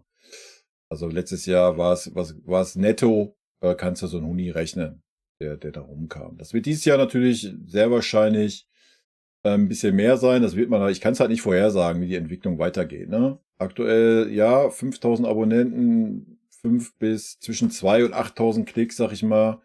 Wird man sehen, wie es aussieht, wenn der FC Bayern wieder eine Spur ist, dann nimmt das Interesse natürlich ein bisschen ab und so weiter. Ich kann es nicht vorhersagen. Ne? Aber am Ende des Jahres, wie ich schon sagte, ich bin da relativ transparent. Ich habe da kein Problem mit. Ich mache da immer so ein Video, was ich verdient habe oder was der Umsatz war, wie die Aufrufzahlen sind und so weiter. Das mache ich eigentlich immer und dann könnt ihr das sehen. Also Kleingewerbe kannst quasi nichts falsch machen, oder? 2000 € habe ich während Corona mit dem Verkauf von Zwerggarnelen und Golden Hinweisen gemacht. Nee, also Kleingewerbe ist ja bis, ich weiß es nicht auswendig, müsste ich nachgucken, ja. Bis 50.000, 20.000, was du haben darfst an Umsatz oder was, bevor du irgendwie ein richtiges Gewerbe brauchst. Also, nee, da machst du gar nichts verkehrt. Muss man aber natürlich machen, ja. Auch hier mal der Hinweis vielleicht an jeden, der denkt, ich mache mal ein bisschen YouTube und mache mal ein bisschen Twitch und kriege irgendwie 10 € mal über PayPal, über Ko-fi. Das ist Steuerhinterziehung, wenn ihr kein Gewerbe habt und keine Steuererklärung macht. Ja, das kann einen richtig auf die Füße fallen. Das mal nur nebenbei. Und ja, es liegt natürlich am Misserfolg. Ja, ich habe das letzte Jahr gemerkt, nach dem, was war es, 3:0 gegen Leipzig zu Hause, wo die Meisterschaft weg war oder fast weg war, da gab es einen riesen Anstieg. Das Problem, oder was heißt Problem? Wir leben halt in einer Gesellschaft, selbst wenn du Nachrichten schaust, habe ich in dem Video zu den Kommentaren von den Kanalmitgliedern schon gesagt, ja, die negative Schlagzeile zählt. Guck dir Nachrichten heutzutage an, egal ob das öffentlich-rechtlich ist, sonst wo. Du siehst ja nirgendwo mal Nachrichten, was weiß ich. Der und der wurde mal gerettet, irgendwas Positives. Du siehst ja, hörst ja immer nur schlechte Nachrichten. Immer nur Sensationsjournalismus, sieht man ja auch bei den Pressekonferenzen, was für Fragen gestellt werden. Das ist der Way to go heutzutage, ja. Und wenn es dann scheiße läuft beim FC Bayern, wenn man dann Videos dazu macht, dann kommen die natürlich in einen ganz anderen Rhythmus rein bei YouTube, werden ganz anderen, viel mehr Leuten vorgeschlagen, weil es gerade nicht läuft. Ja, weil das natürlich dann, geil, beim FC Bayern läuft's nicht, super, das gibt Klicks, weil viele Leute sich daran ergötzen, weil es nun mal der FC Bayern ist, weil er nun mal polarisiert. Und dann hast du viel, viel mehr Aufrufe. Ja, also ich hab's, wenn ihr reinguckt, oder ich habe die letzten Videos, wo wir die 3 Spiele in Folge verloren haben, waren die Videos 30.000 Aufrufe gehabt. Ja, für einen Kanal, der 2.500 Abonnenten hatte. So. Und da siehst du dann, in welche Dimension das dann reingeht. Ja, wenn du das Glück hast, da reinzukommen. Wie gesagt, ich mache den Kanal seit 5 Jahren. Ja. Ich habe den über Jahre lang für 100 Klicks gemacht. Für 2, 3 Kommentare, die da waren. Und das Format hat sich kein Stück verändert. Ja, das ist 1:1 dasselbe, wie es früher war. Außer, dass ich die Pressekonferenzen dabei genommen habe. Und das ist halt, weil es bei uns schlecht läuft. So. Wird's gut laufen, wir würden gerade wieder um alle Titel spielen und so weiter, wäre dieser Kanal nie so gewachsen. Weil Leute, selbst die mich gucken würden, wenn wir gewinnen, die das gut finden, mich gar nicht finden würden. Ja, das ist das große Problem auf YouTube. Es gibt so viele Kanäle, dass du einfach nicht gefunden wirst. Ja, das Problem habe ich halt bei meinen Gaming-Kanälen zum Beispiel auch. Das ist das große Thema. Ja. Ich meine, wir sehen es jetzt. Ich habe jetzt in den letzten 3 Wochen 2.500 Abonnenten gemacht. Also ist ja schon Interesse da, was ich mache. Kommt ja schon mal eine Art und Weise ein bisschen an. Aber die Leute finden mich nicht. Wie gesagt, ich mache das seit 5 Jahren. Ja, und die Leute haben mich erst jetzt gefunden in der Phase, wo wir mal in einer Woche 3 Spiele verloren haben. So, und das ist halt dieser YouTube-Algorithmus, der halt sich daran orientiert, wie die Gesellschaft ist. Und die Gesellschaft ist so, ja, wenn es negativ ist, dann wollen alle Leute das sehen, dann wird es vorgeschlagen. Und ja, deswegen ist das ganz klar mit Ja zu beantworten, dass der Kanal gewachsen ist, weil es beim FC Bayern schlecht läuft.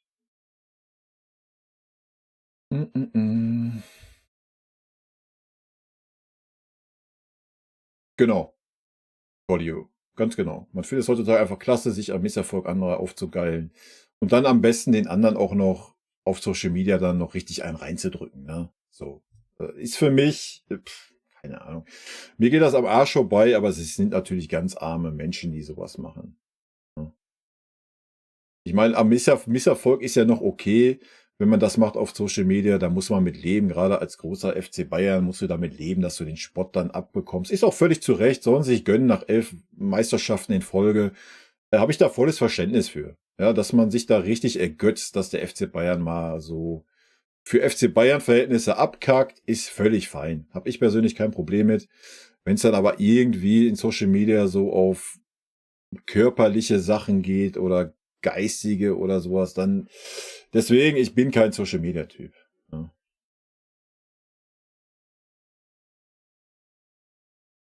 bezahlt man Steuern in Deutschland ab den ersten Euro. Ja, das Problem ist, wenn du hast natürlich einen Steuerfreibetrag, Baumi, ne? Aber das Problem ist, ich arbeite ja normal.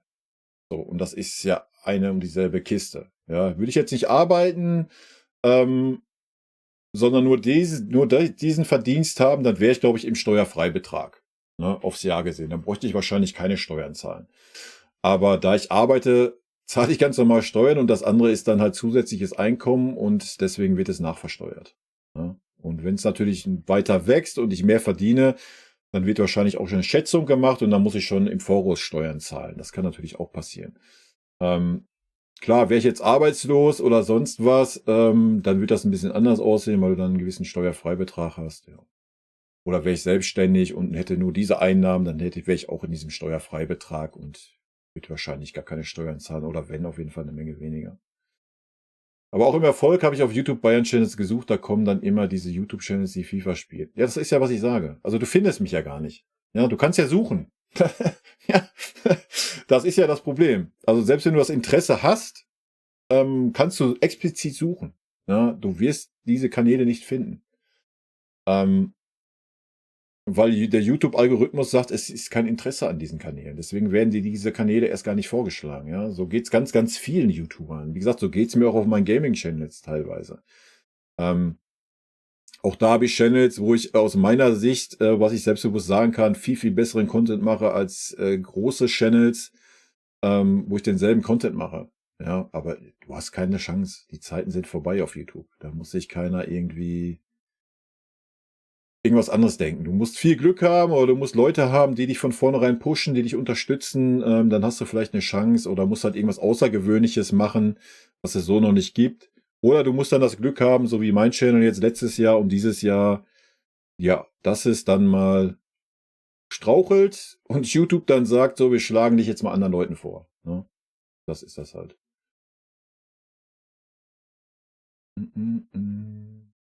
Aber was geil ist, ich gucke dich immer, ob wir gewinnen oder verlieren seit dem Main-Spiel, wo wir 3:1 verloren haben. Ja, das ist ja auch, was ich sage. Ne? E-Football. Also ich kann mich absolut nicht, also eigentlich ist das überwältigend, wenn ich das so mit meinen Gaming-Channels vergleiche. Da ist es in der Regel so, nehmen wir den kleinen Channel, ich habe 220 Abonnenten, dann gucken sich so ein Video zwischen 40 und 100 an. So, auf meinem anderen Channel habe ich, weil der ist ein bisschen chaotisch, da habe ich Tutorials und ganz, ganz viele gemischte Spiele. Da habe ich fast 6000 Abonnenten und da gucken sich je nach Video 50 Leute an. Ja, ich habe auch Videos, die 60.000 Aufrufe über die Zeit haben. Aber das ist hier das Geile. So, ich habe hier 5000 Abonnenten und meine Spielberichte gucken halt auch diese 5000 Abonnenten. Ja, dass diese 5000 Abonnenten sich nicht jede Reaction auf eine Pressekonferenz oder einen Taktikfuchs angucken, ist völlig klar, völlig legitim. Aber selbst da sind die Aufrufe für die Abonnentenzahl echt gut. Ja, und das ist wirklich krass. Und deswegen ist es auch, ja, dass es im Moment noch mal mehr Spaß macht, wie es früher vielleicht war, obwohl der Spaßfaktor sich eigentlich nicht geändert hat. Aber es ist natürlich schön, so wie jetzt auch, ja, wenn ich was streame und es sind ein paar Leute im Chat, die kommunizieren. Ja, das ist natürlich was ganz anderes, als wenn du irgendwie streamst, da sind 10 People, wovon einer mal einen Satz reinschreibt. So, weißt du, dann habe ich immer so das Gefühl, ja, dann schenkt er das, dann brauchst du nicht streamen, Alter. Ja, das ist für mich dann sinnfrei. Weil wenn ich streame ich ja, um mit euch zu kommunizieren.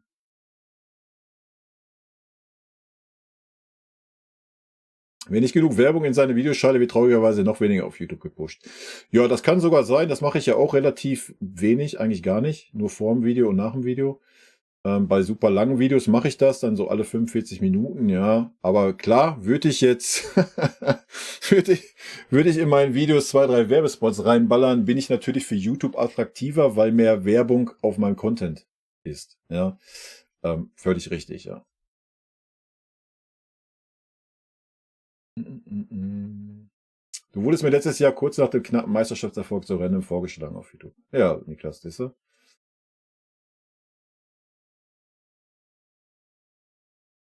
Da kann unseren Trainer Thomas Tuchel. Ja, das ist ja traurig so, weißt du, habe ich auch gesagt. Das ist das einzig Positive aus dieser Misere, die wir gerade haben.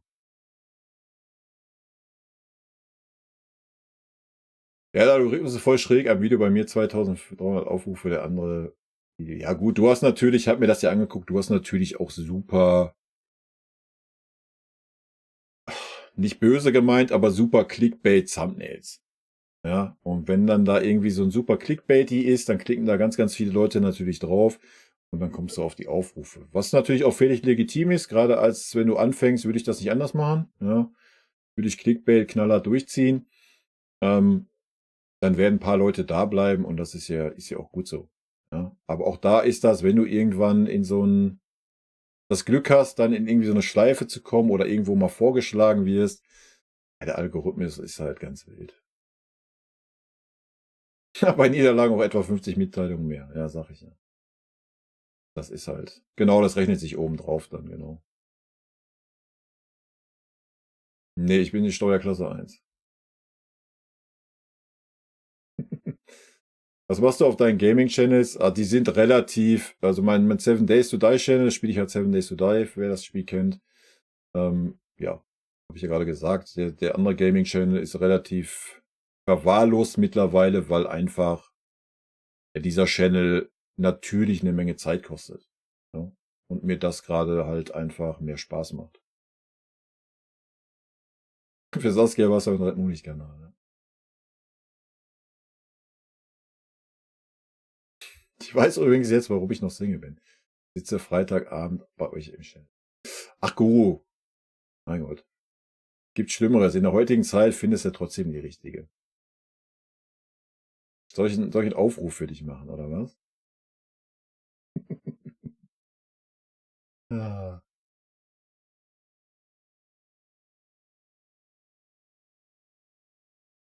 Bei der Stadionpommes die richtige zu finden. Ja, wer weiß das schon. Guck mal, ich habe die auch durch Zocken gefunden. Also einfach, Antagon, Grüße, einfach machen, was man macht und es wird schon werden. Heftig, deine Spieler nach dem Bochum-Spieler 37k Aufrufe mittlerweile, wusste nicht, dass das so knallt mittlerweile. Nee, das knallt nur so, wenn es halt so eine Serie ist, ja. Also, wie gesagt, letzte Saison gegen Leipzig waren es auch über 30.000 Aufrufe. Ja. Das ist ja, was ich sage. Und dann bleibt natürlich der eine oder andere hängen, ne?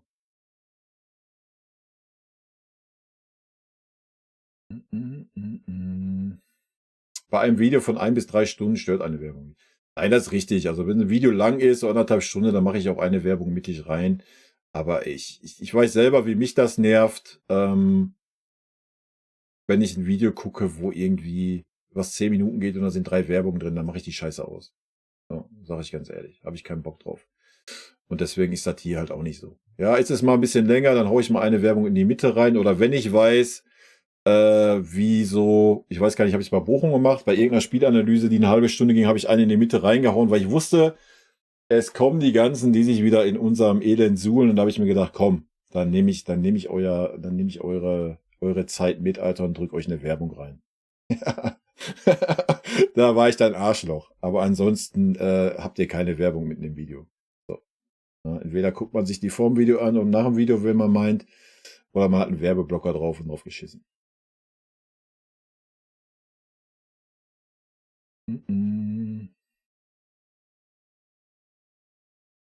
Ja, das ist die Geschmackssache. Also da gibt's ja auch, keine Ahnung. Ich war da auch nie so. Bei meinen Gaming-Videos habe ich mich damit beschäftigt, ja, weil ich das da nicht so wirklich einsehen wollte, dass der Erfolg ausgeblieben ist auf YouTube. Da habe ich mich schon sehr damit beschäftigt, mit Thumbnail-Erstellung und sowas, wie man es vernünftig macht. Beim Bayern-Kanal ist mir das Wurst, Leute. Na, den mache ich seit 5 Jahren und ich merke, dass es so ist, wie ich es mache, für mich persönlich gut ist und es ja auch einige von euch erreicht. Deswegen ist das so, wie es ist. Da mache ich mir keine Gedanken, ob ich ein Thumbnail mache oder ob ich einen Titel mache, der was aussagt oder nicht, ist mir völlig Wumpe. Bin eigentlich nicht so der Twitch-Fan, finde es aber einfach cool, dass du so auf beide Chats eingehst. Deshalb habe ich auf meiner PS4 den Stream auf dem TV, auf dem Twitch, auf dem Notebook. Ja, vielen lieben Dank. So Fußball mehr würde sich da anbieten. Ja, habe ich schon gekauft, habe ich schon installiert, habe auch schon den Patch installiert für Deutsch. Werde ich auch demnächst mal angehen. Ich bin nur noch nicht sicher. Optimus Prime. Ob ich es auf diesem Kanal machen werde oder auf dem Gaming-Kanal, da bin ich halt noch, muss da mal eine Umfrage machen. Erstmal muss ich hier die Sounds wieder lauter machen. Schon lange nicht mehr gehört.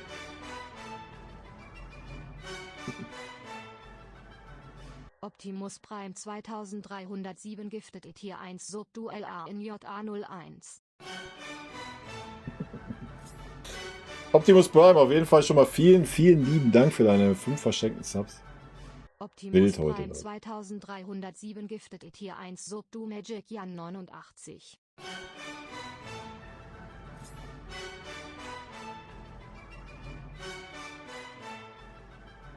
Optimus Prime 2307 giftet et hier 1 Subduella. Dit.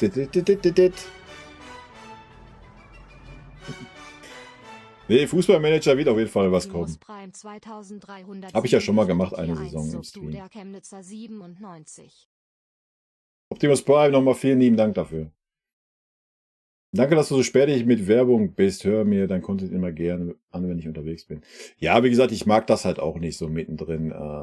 Ja, Jumbo, hau rein, ne? Mach WC-Pause ruhig. Ich persönlich mag das auch nicht. Ja, ich hasse Werbung. Geht mir richtig auf den Bummel. Deswegen vor dem Video ist das okay, da habe ich auch kein Problem mit, wenn ich irgendwie Stargate gucke auf Freevee oder was, wenn da vorher 30 Sekunden Werbung ist, alles gut, habe ich gar kein Problem mit. Aber wenn dann so 3-mal in so einer Folge Werbung ist, Alter, dann kriege ich einfach einen Kackreiz. Dann mache ich den Mist aus. Ja? Das kann ich nicht. Deswegen wird das auch nie so sein hier. Also, wie gesagt, es ist ja ein Hobby bei mir, ja, und nicht der Gedanke, ich muss jetzt hier reich werden oder ich muss davon leben, muss meine Miete bezahlen und muss mir mein Brot kaufen können. Also, ich weiß, dass viele das völlig okay finden mit Werbung. Ich schreib's ja auch hier. Ich wäre voll okay mit Werbung, finde dich sympathisch genug, dass mich das nicht jucken würde. Ich weiß, dass das viele so sehen, oder ein Teil das so sieht und ein anderer Teil aber auch anders. Aber nee, wie gesagt, alles gut. Vor dem Video läuft eine Werbung, nach dem Video, wenn ihr es zu Ende guckt und nicht wegklickt, alles gut und damit passt das auch. Ne? YouTube ohne Werbung schauen ist echt eine Wohltat, die paar Euros lohnen sich. Ja, das muss jeder auch für sich entscheiden. Ne? Bist du auch mal im Stadion? Ja, wenn ich Karten kriege, bin ich das. Ich bin gegen Union gerade auf der Warteliste. Ich kreuze die Finger, aber mal schauen.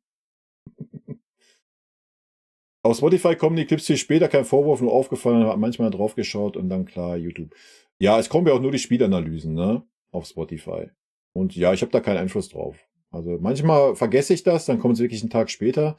Aber die letzte Zeit habe ich es eigentlich immer gleichzeitig dann rausgehauen, wenn es auf YouTube rausgekommen ist. Aber ich mache das halt über so eine Plattform, die das dann auf Spotify, auf Apple, bla, verteilt. Ne? Und wie schnell oder langsam die dann sind, kann ich nicht wirklich nachvollziehen. Nee, eFootball Mastro. Das ist nicht mehr so jetzt. Weil die Saison ist ja gelaufen, weißt du? Wir sind 10 Punkte weg. Nein.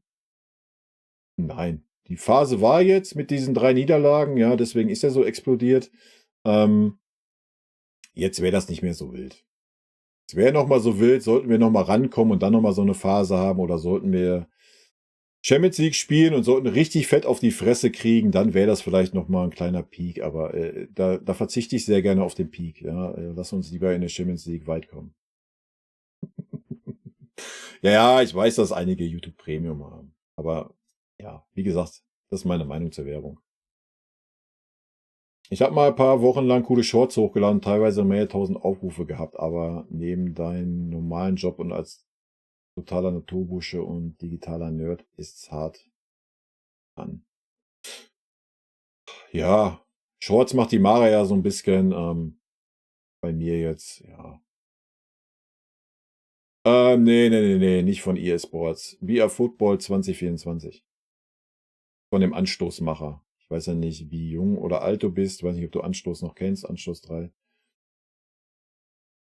Genau, morgen machen wir die Karnevalstruppe fertig. Hast du mal ein Feedback von einem prominenten Bayern-Spieler oder Verantwortlichen erhalten? Was hältst du von Bayern Insider? Natürlich habe ich kein Feedback erhalten. Ich bitte dich. Ich bin ein ganz, ganz kleines Licht, Alter. Ich habe 5000 Abonnenten. Da kriegst du doch kein Feedback von irgendjemandem. Ich bin doch gar nicht auf irgendeinem Radar vom FC Bayern. Also nein, natürlich nicht.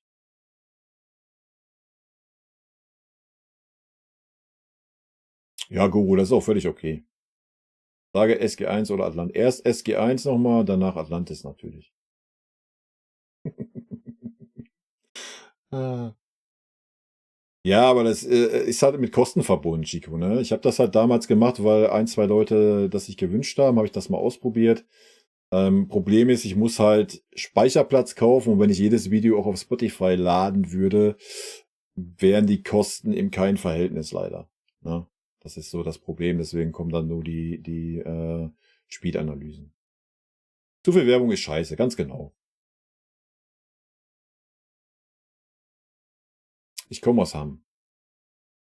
In Hema gewohnt, okay. Ja, sagt mir auch was.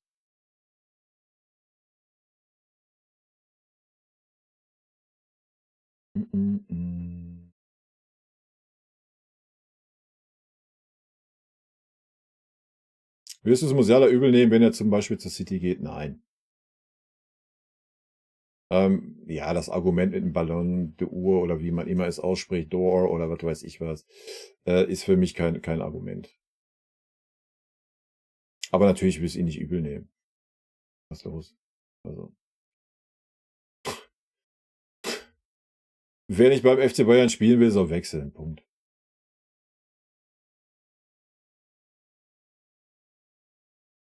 Purer Naturbursche, verstehe ich von dem ganzen Technik-Schnickschnack gar nichts. Ja, ist ja auch nicht schlimm. Das ist doch nicht schlimm.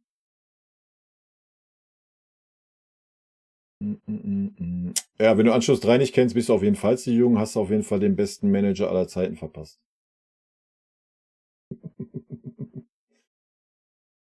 Der Sohn und Sky ist mir zu teuer, sind gerne aber über 50. Ja, natürlich ist das zu teuer. Wollen wir nicht drüber reden.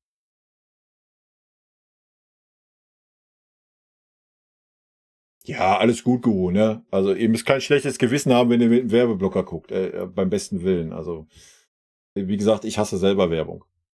Also, da müsst ihr gar keine, deswegen wird es auch nie hier irgendwie im kurzen Video mittendrin eine Werbung geben. Ja, außer es ist irgendwie so, ich weiß, das ist so ein Hype-Video, wo ganz viele Leute gucken, die hier eigentlich nicht gucken, dann kann man sowas mal machen, aber ansonsten nicht. Keine Sorge haben.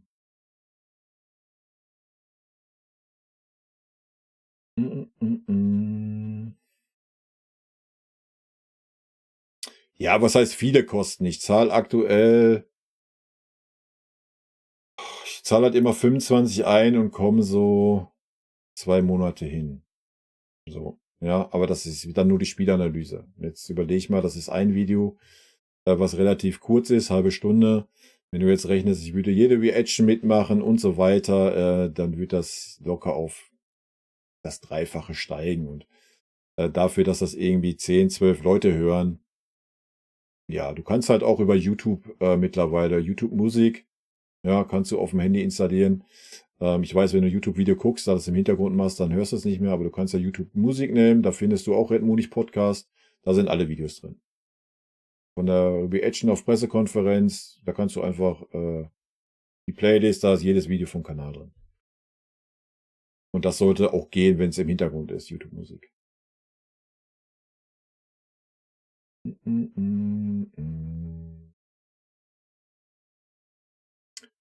Ja, keine Ahnung, für wie viel Ablöse man den gehen lassen würde. Ich glaube noch nicht mal, dass das ein Musiala geht.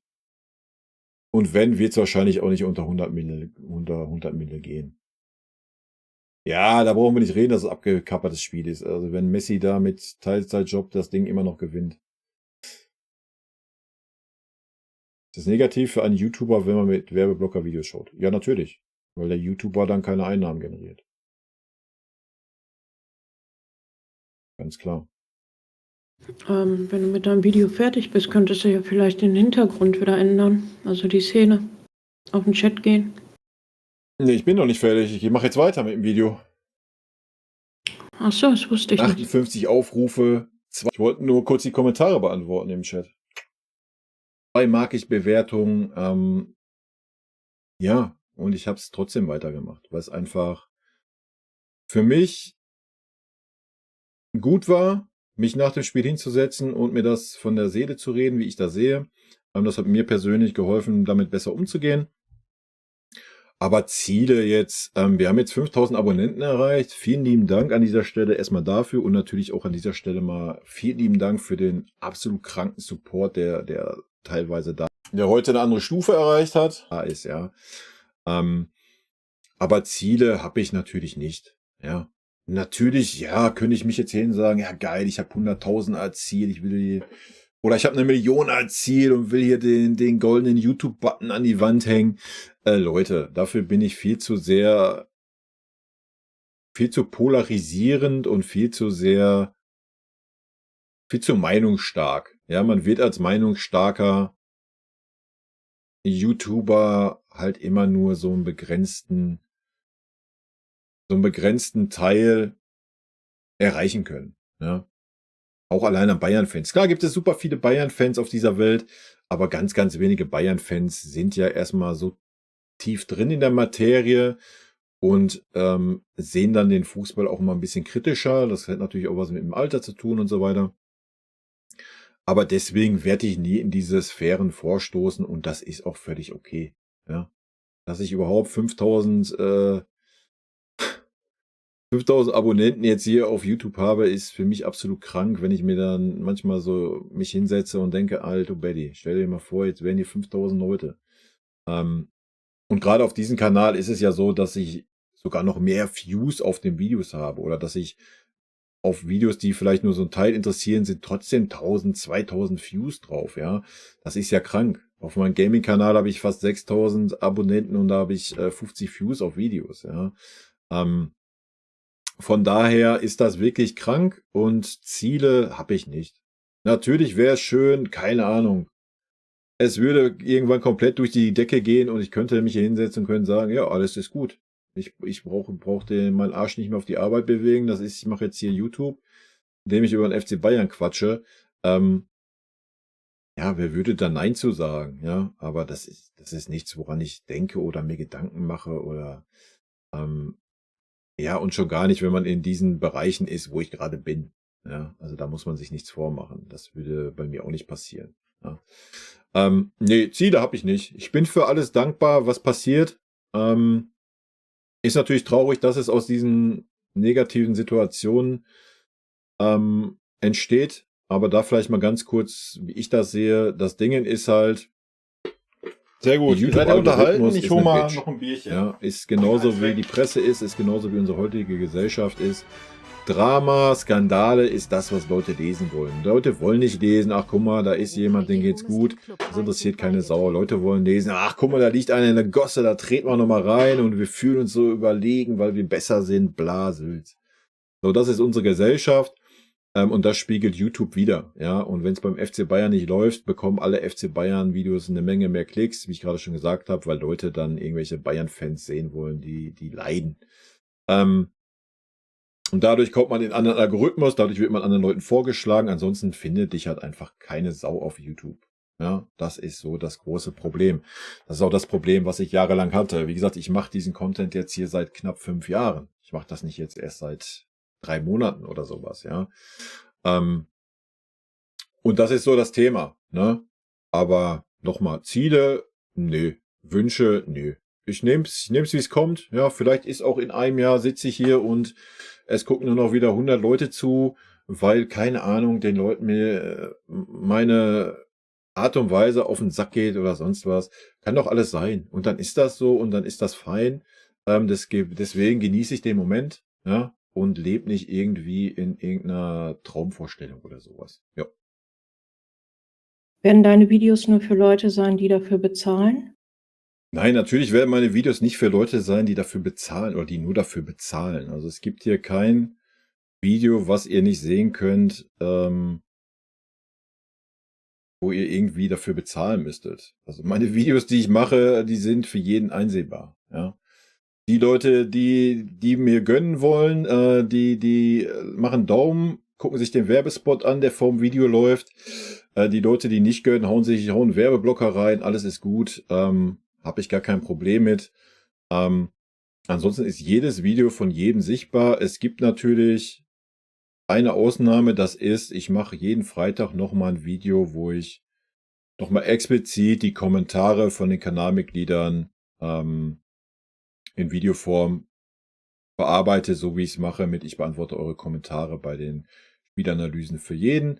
Mache ich dann nochmal explizit für die Kanalmitglieder, wo ich dann die Kommentare Es zählt ja immer noch. drauf eingehe, wo ich vielleicht auch mal ein bisschen weiter aushole, ja, wo ich ein bisschen was Privates vielleicht auch ein bisschen mit erzähle. Das ist alles, ja.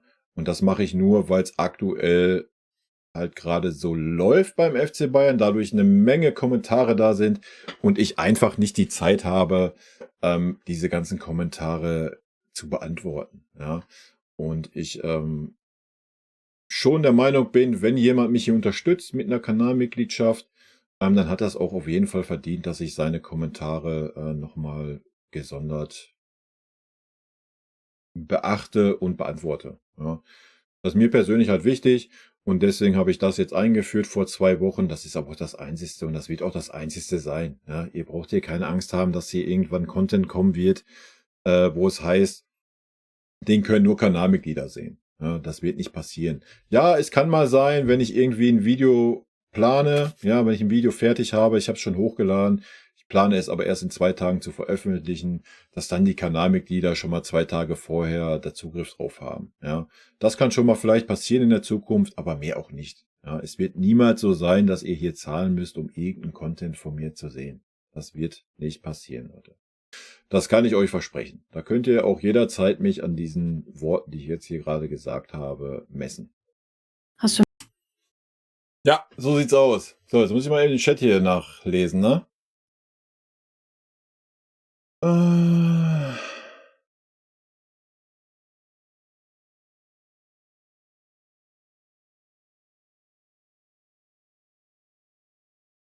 Ja, Cordio, kommt ja darauf an, wie man da damit reingeht, ne? Welchen Anspruch. Oh ja, du hast schon recht, das ist Schmutzpreis, Leistung zählt nicht mehr, sondern nur wie groß man ist und wer wie gut ist. Ja, hast du recht. Gehe ich mit, ja. Chico, Alter. Ach, herrlich. Lass ich mal so stehen, den Satz.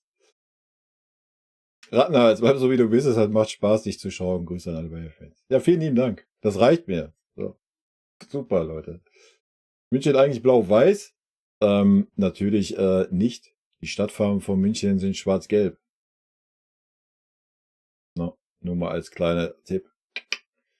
Guru, vielen lieben Dank für deine Mitgliedschaft. Ach, guck mal, schreibt die Mara ja auch.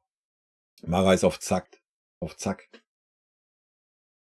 Wild, oder? Solarian.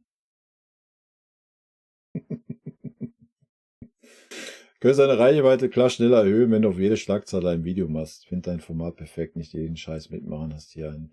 Ja, also, Chico, ich weiß natürlich, wie gesagt, ich mache den Scheiß hier lange genug. Ja, ich weiß natürlich schon, was ich machen müsste, um meine Reichweite schneller zu steigern. Und das möchte ich aber einfach nicht, weil das nicht ich bin. Ja. Ich weiß gar nicht, ich weiß, ich war jetzt kurz weg, ich habe es nicht mitgekriegt. Alleine, du gehst in irgendwelche Facebook-Gruppen, Blasülz, schreibst da rein und so weiter. Möglichkeiten gibt's genug, habe ich nie gemacht, mache ich nicht. Darum geht's nicht, weißt du? Erstmal habe ich da nicht die Zeit, nicht die Lust. Ich bin auch keiner, der sich anbietet und sagt, ja, hier, ihr müsst jetzt unbedingt hier gucken. Das ist nicht meine Welt, so, weißt du? So, und das ist auch gut so, weil, guck mal, ich habe jetzt 5000 Abonnenten. Das hätte ich ja nie gedacht, dass ich das erreichen würde mit dem FC Bayern-Kanal und mit dem, was ich so erzähle. Ja. Alles ist gut für mich. Alles ist gut für mich. Auch wenn ich ungewollt unwissend einen Werbeblocker drin habe, schaue ich alle Videos, kommentiere für den Algo.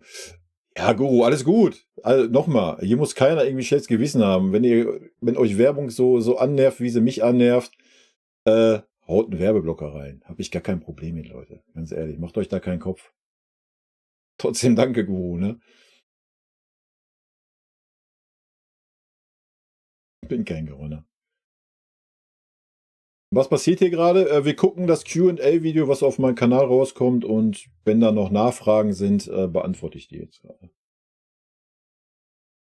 Hast du ab und an Probleme mit Identifikation mit dem FC Bayern oder allem, wie sich der Fußball entwickelt? Bei mir ist es sehr wellenartig. Hatte ich vor 2 Jahren? Kannst du gerne mal, falls du Bock hast, such mal nach Kingsley Coman, Vertragsverlängerung auf meinem YouTube-Kanal. Da hatte ich so einen Moment, wo ich auch,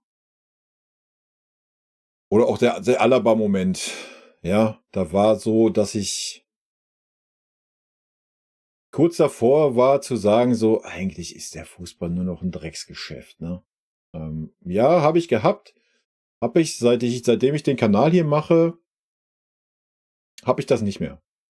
Ne? Weil, wie gesagt, für mich ist das eine super Verarbeitung, dass ich hier einfach das erzähle, was ich denke. Und ich sage das ja auch, dass das alles überbezahlte Menschen sind. Ja?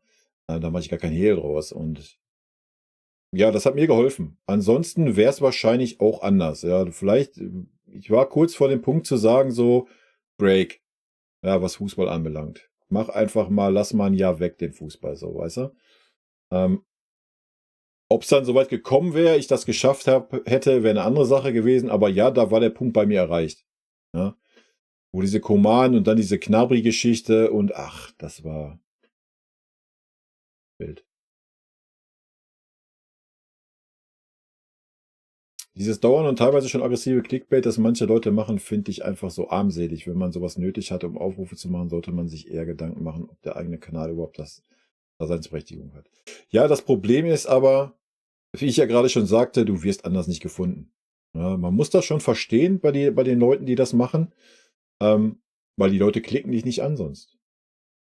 So, was sollen die Leute dich anklicken? So, die Leute, keine Ahnung, nimm Bayern als Beispiel, wir gewinnen 13-0. Keine Ahnung, du nimmst einen Titel, verdienter Sieg. So, wer sollte das Video klicken? Ja, außer die Leute, die denjenigen mögen und bei dem auf dem Kanal sind. So, das wird ja keiner anklicken. Machst du dann irgendwie den Titel, was weiß ich, Glück gehabt oder ja, durch Schiri-Entscheidung oder schlecht gecoacht oder bla und Sülz, ja, dann kriegst du von irgendeinem den anderen Klick drauf, weil die dann irgendwas erwarten. Also, jetzt nur mal auf dem Fußball bezogen. Und natürlich Augustina, ne? Helles. Ja, aber wie gesagt, das kannst du den Leuten halt einfach nicht verdenken, weil es heutzutage nicht anders läuft. Das ist ja das Traurige. Ja, ich weiß das durch meine Gaming-Kanäle heute. Ja. Da siehst du das, wenn ich da mal einen Titel habe, den man dann vielleicht mal ein bisschen clickbaitiger gestaltet, hast du sofort mehr Aufrufe. Ja, also das steht außer Frage. Deswegen ich kann das nachvollziehen. Ne? Ist das schön? Nein, definitiv nicht. Aber ich kann es verstehen bei manchen. Ja. Genau, das hat mich gegen Ende bei Serdar Somuncu seinen Kanal gestört, dass er immer mehr auf Kanalmitglieder Wert gelegt hat und in seinen Videos nur noch geteasert hat. Bleibt dabei, Kai. Ja, das willst du hier nicht haben. Ja, wie gesagt, ich freue mich über jeden, der hier, vielen Dank, Baumi, der 2 Schweizer Franken spendet oder eine Kanalmitgliedschaft, aber du wirst niemals hören, dass ich in irgendeinem Video sage, bitte macht hier eine Kanalmitgliedschaft. Nein. Ja, bitte abonniert den Kanal. Das ist schon wild, dass ich mich dazu durchgerungen habe. Meistens habe ich das vergessen, das zu sagen, aber man sieht schon, dass es was bringt, dass Leute dann wirklich ein Abo auch dalassen. Aber alles andere, nein. Natürlich freue ich mich darüber. Ich würde lügen, wäre es anders. Also, wem will man das auch abnehmen? Ja, wenn da jemand sitzt und ihr bekommt Geld für das, was ihr macht, wo ihr eure Zeit investiert, was euer Hobby ist, wo ihr Spaß dran habt, ist natürlich ein geiles Gefühl, da müssen wir nicht drüber reden. Ja, aber es wird niemals so sein, dass ich ein Video machen werde und sage, bitte werdet ihr Kanalmitglied. Das werdet ihr nicht erleben. Das ist einfach nicht meine Art und Weise. Und so wichtig ist mir Geld auch nicht, um das zu tun. Ja, ich habe auch schon, wann war's? Lass mich kurz überlegen. Vor einem Monat oder 2 habe ich auch irgendeine weirde E-Mail von irgendeinem so Wettanbieter gekriegt, der da irgendwie Kontakt mit mir aufnehmen wollte. Ja, habe ich mir gar nicht durchgelesen, habe ich gelöscht. Ja, also auch sowas wird es hier nicht geben. Also es wird hier niemals Werbung geben für irgendeinen Wettanbieter. Also werdet ihr nicht erleben. Ja, also das kann ich klipp und klar ausschließen. Da können die mir bieten, was sie möchten, Alter. Club-WM haben wir natürlich mitbekommen, haben wir schon drüber gesprochen. Da ich jetzt gerade in dem Video drin bin, gehe ich da jetzt nicht drauf ein. Können wir gerne im nächsten Stream nochmal machen. Ich persönlich finde das gar nicht schlecht. Kläre ich dann aber auch gerne nochmal im nächsten Video. Im nächsten Stream am Montag. GB, Alter, das ist frech.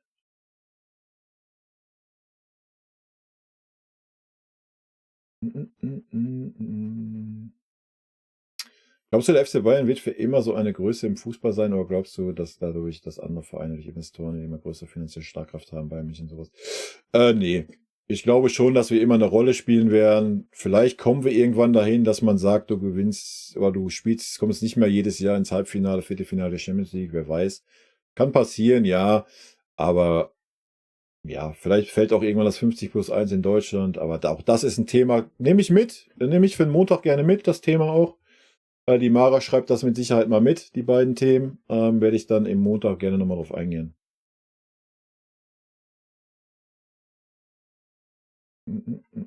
Nee, Guru, habe ich mitgekriegt. Alles gut. Habe ich mitgekriegt. Ich sag ja nur, du musst dir keine Sorgen machen. Also ich achte das nicht als schlecht oder so. Alles ist gut. Nee. Also Amateurspiele waren wir noch nicht hier in Aalen. Wenn, dann würde ich auch eher nach Hamm fahren. Würde mehr Sinn machen. Fußball ist ein Business geworden, ja, leider ist das so. Ja, Niklas, das ist schön, danke, das freut mich zu lesen. Gerade ist das Thema, dass ich kurz den Chat nach unten scrolle und kurz durchgehe und dann das Video weiter abspiele.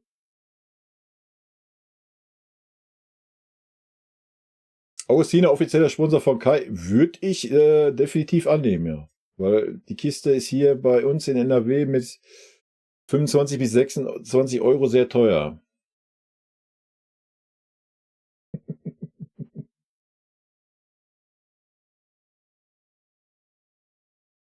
Nee, GB. Wiederhole ich nicht. Das Video geht ja online nach dem Stream.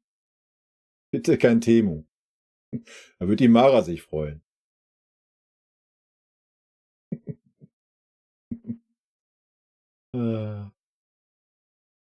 Ja, das können wir auch nochmal mitnehmen in den Montag rein. Aber Super League nehme ich da mit in 50+1 und so. Aber das ist ein gutes Thema. Können wir gerne mal drauf eingehen. Ja.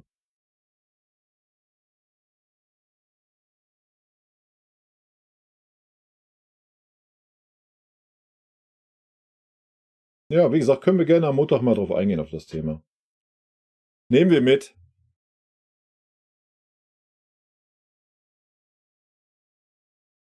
Ja, ich kann da auch gerne mal ein YouTube-Video zu machen. Ist kein Problem mit der Club-WM-Geschichte.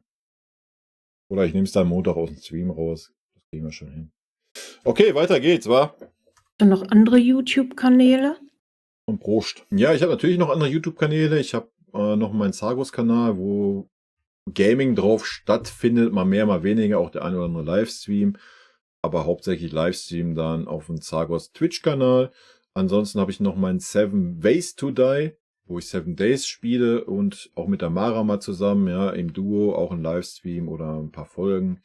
Und dann habe ich noch meinen Herr der Ringe Online-Kanal natürlich, wo es um das Spiel Herr der Ringe Online geht.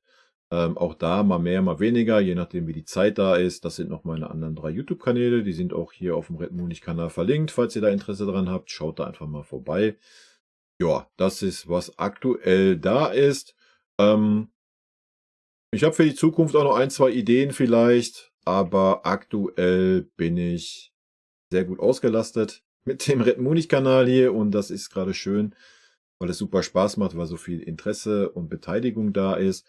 Von daher sind die Gaming-Kanäle ein bisschen in den Hintergrund gerückt und man wird sehen, ob in Zukunft vielleicht noch für das ein oder andere Format, was jetzt nichts mit Gaming zu tun haben wird, vielleicht noch ein YouTube-Kanal irgendwie mal am Start kommt oder nicht.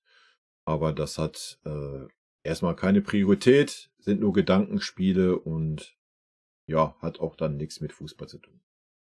Wie kam es, dass du Bayern Leck! Frech. Fan geworden bist? Ja, das kann ich euch gar nicht sagen. Ja, ich kam auf die Welt und war Bayern. So sieht's aus. Das kann ich nicht beschreiben. Können wir mal vernünftige Quali einstellen? YouTube gerade on point hier.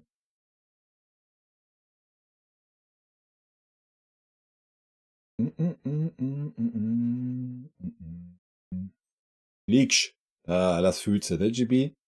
Ich gewöhne mir das auch extra für dich, perfektioniere ich das Leech noch besser. Und gewöhne mir das auch extra nicht um. Also, ich habe es schon mal im Stream oft genug gesagt. Seitdem ich denken kann, seitdem ich irgendwas mit Fußball am Hut habe, bin ich FC Bayern-Fan und das zu einer Zeit.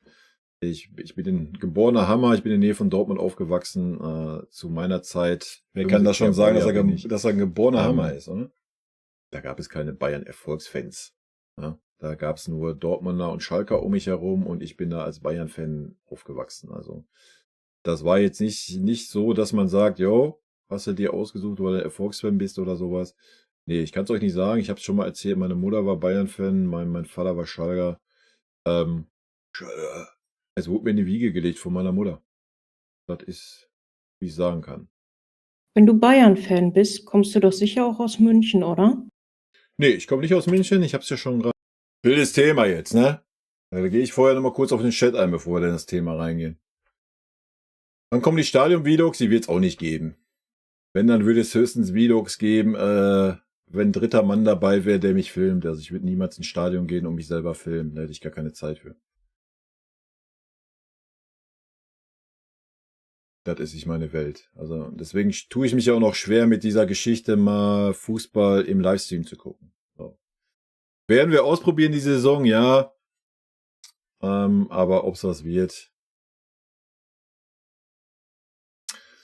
Balzlied ist für mich Schmarrn. Ja, das ist für mich Schmarrn. Das wurde ja so angeteasert, wie der Fußball geht zu seinen Wurzeln zurück und so weiter. Wenn ich dann sehe, dass da ein Monte rumrennt, dass da ein Hand auf Blatt rumrennt und sich da profitieren, um Werbung zu machen und noch mehr Werbung und bla und Sülz, hat das nichts damit zu tun, die Wurzeln zum Fußball zurückzuführen. Also dann geh dir lieber irgendwo ein Bezirksligaspiel oder ein Landesligaspiel anschauen in deinem Dorf, da siehst du Fußball. Das ist absolut lächerlich. Zu der Baller League muss ich aber sagen, dass ich das so verstanden hatte, dass es den Influencern und so weiter darum geht, die Jugendlichen halt wieder mehr dazu zu bringen, aus dem Haus zu gehen, von der Konsole weg und wieder mehr Sport zu machen. Das ist bestimmt die Einstellung, die Monte vertritt. Der an sein super jugendliches Publikum seine eigenen Energy-Drinks vermarktet und nein. Nehme ich den nicht ab, ist meine Meinung. Ja, auch ein Hand of Blood nehme ich das nicht ab. Die sind daran interessiert, dass die Leute ihren Content schauen. Ja, nichts anderes. Also gerade so ein Monte, wer denkt, der Monte ist ein Gönjamin, Alter, das ist ein ganz abgewichster Geschäftsmann, da muss man sich nichts vormachen. Was auch völlig okay ist. Nein. Einfach nein. Ja, dass der Gedanke dahinter war, dass so Mats Hummels sich da stellt mit diesem Gedanken dahinter, nehme ich ihm ab. Ja, dass er sagt, ich mache das, damit die Jugendlichen wieder mehr an den Fußball kommen und von der Konsole weg. 100% true, gehe ich mit, so Hummels und so. So ein paar Fußballer, die dabei sind, die haben das nicht nötig. Aber alle anderen, die Influencer, die dabei sind, nee, sorry, nehme ich den nicht ab. Aber auch nur meine Meinung. Und 24/7 Endschlussschleife von Tuchel, ja, wäre schon wild. Nein, ich komme nicht aus dem West Ham, ich komme aus dem Middle Ham. Mit einer Selfie-Drohne.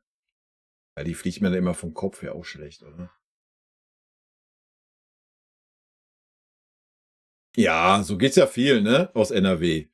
Dass man da halt gerade, wenn du sagst, seit 40 Jahren, mal 20 Jahre zurückgeht, da hat man es halt noch schwerer gehabt, ne? Da war man halt noch so der alleinige Bayern-Fan. Ballerleague.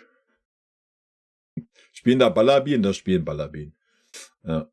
Obwohl Hans Sapai war da, glaube ich, auch mal, oder? Der ist natürlich schon eine Ikone. Ah, ja.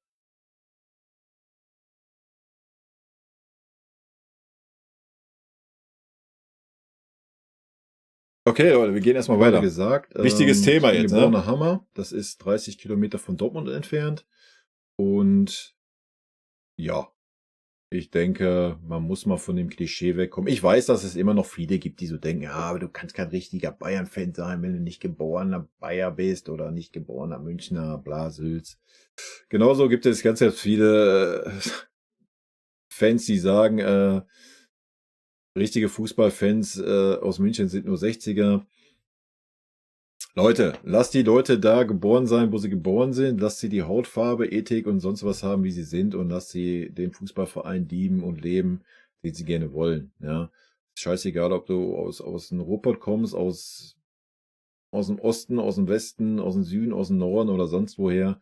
Das sollte alles keine Rolle spielen. Ja, ich denke, jeder, der den Kanal hier verfolgt, sollte merken, dass ich nicht ein 0815-Fan bin, ja, dass ich für den Verein lebe und brenne und das als nicht geborener Münchner. Ja, ich fühle die Stadt München richtig hart. Ja, ich fühle die Mentalität der Bayern.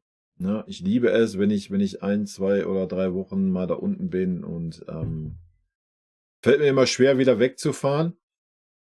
Aber ja, ich bin geborener Ruhrpottler. Ja. Und trage den FC Bayern im Herzen, auf der Haut und im Kopf. Und das ist gut so. Und grämt euch nicht oder lasst euch von irgendjemandem einreden, wenn ihr nicht aus Bayern kommt, dass ihr nicht das Recht habt, Bayern-München-Fan zu sein. Ja, also wer das heute, auch gerade in der heutigen Zeit noch denkt, der ist eh fertig. Ja, also früher, wo ich groß geworden bin, war das alles noch ein bisschen extremer, aber ich glaube, heute ist das auch gar nicht mehr so extrem. Ne? Und ja, guckt euch an, wir sind der mitgliedstärkste Verein und da könnten wir ja gerne mal eine Statistik beim FC Bayern anfordern, wie viele Mitglieder denn aus Bayern kommen. Ich denke, das ist nur ein sehr, sehr kleiner Prozentsatz. Und mehr gibt's da auch nicht zu sagen. So sieht's aus, oder?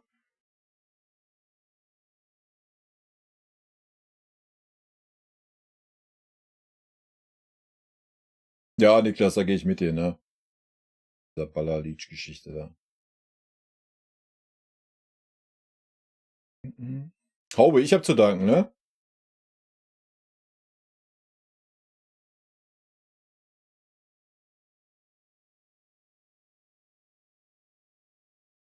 Das ist das Schönste. Bayern-Fan geworden durch meinen Opa damals, der mir als Kind einen Bayern-Schal geschenkt hat. Das Lustige daran, er war Gladbach-Fan. Gott hab ihn selig.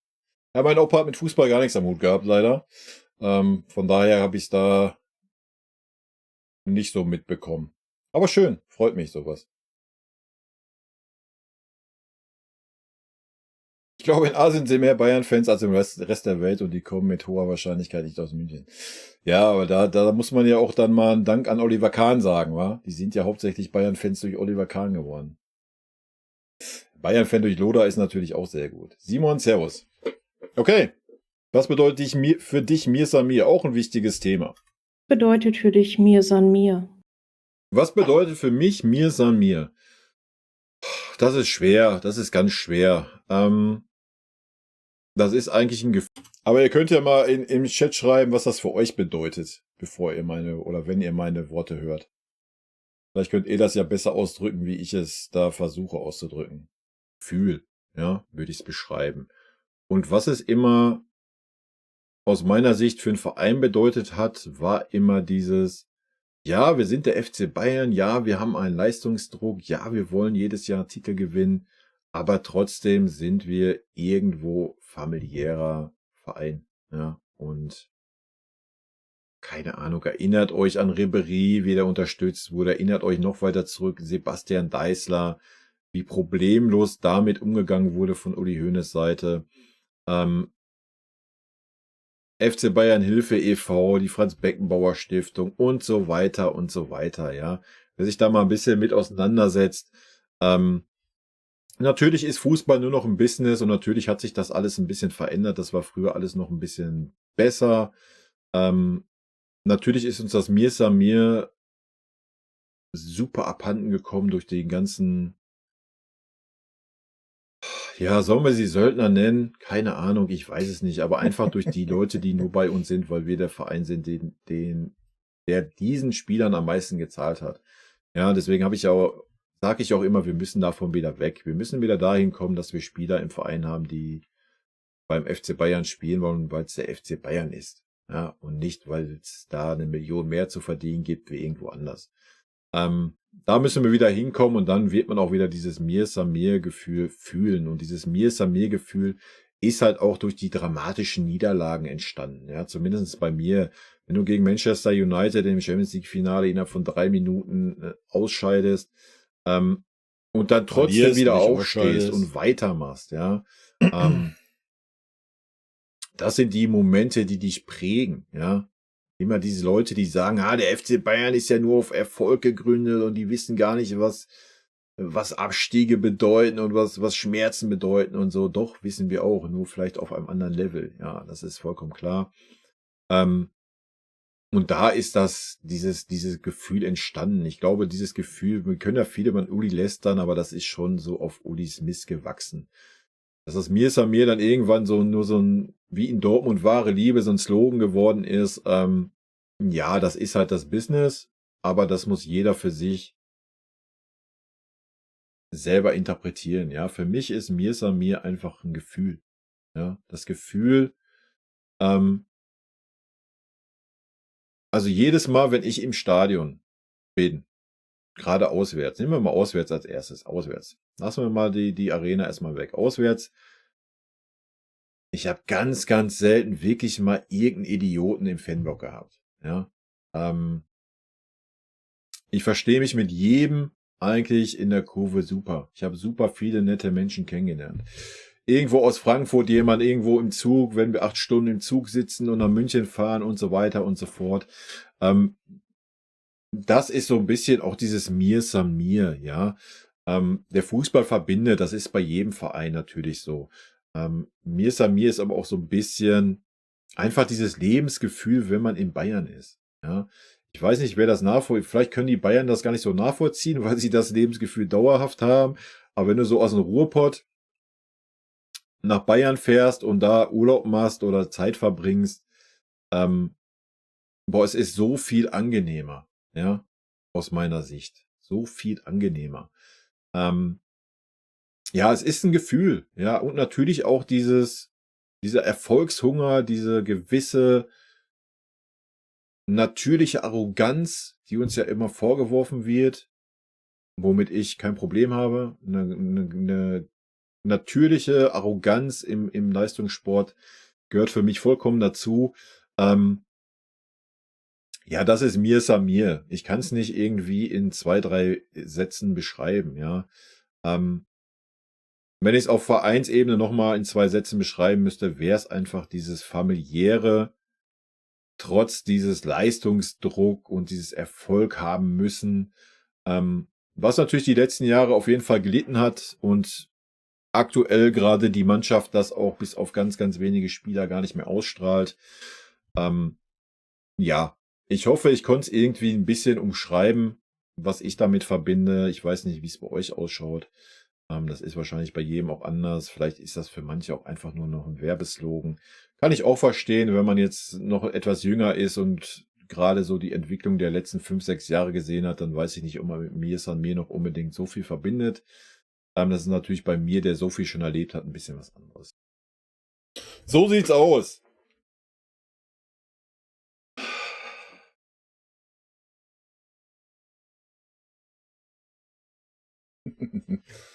Muss mal eben scrollen.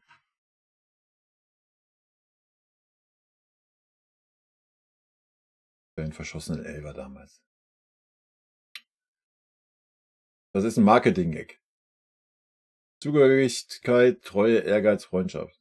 Mir Samir ist für mich Zusammenhalt und jeder für jeden kämpfen. Marketing-Spruch, der ernst geworden ist. Zusammenhalt, Familiengefühl, Verbundenheit. Van Gaal hat es damals am besten ausgedrückt, was Mir Samir bedeutet, arrogant und so weiter, aber familiär. Ich finde, Mir Samir verkörpert Mentalität, auch wenn es ein Marketing-Spruch ist. Breite Brust. Loyalität aufopfern für den Verein, Leidenschaft auf und neben dem Platz, Erfolgsmentalität, alias Thomas Müller. Nicht wundern, habe meinen Namen geändert, finde es komisch, mit Guru angesprochen zu werden. Kadir, alles klar, kein Problem. Hättest auch einfach sagen können, du möchtest Kadir genannt werden, hätte ich mir das früher oder später gemerkt. Kein Problem. Was sagst du eigentlich zu Choreo gegen Lazio? Finde die unfassbar geil, um ehrlich zu sein. Mindestens eine der besten. War schon ziemlich geil. Ja, muss ich definitiv gestehen. Hat mir richtig, richtig gut gefallen. Das ist auch ein Grund, warum ich im Club 12 bin. Einfach um das, wenn ich schon nicht vor Ort sein kann, wenigstens ein bisschen zu unterstützen.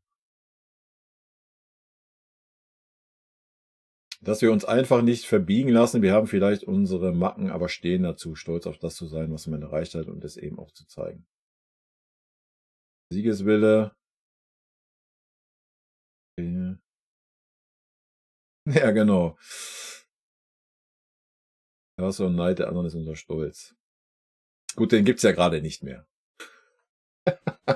Gibt ja eher Mitleid. Ah.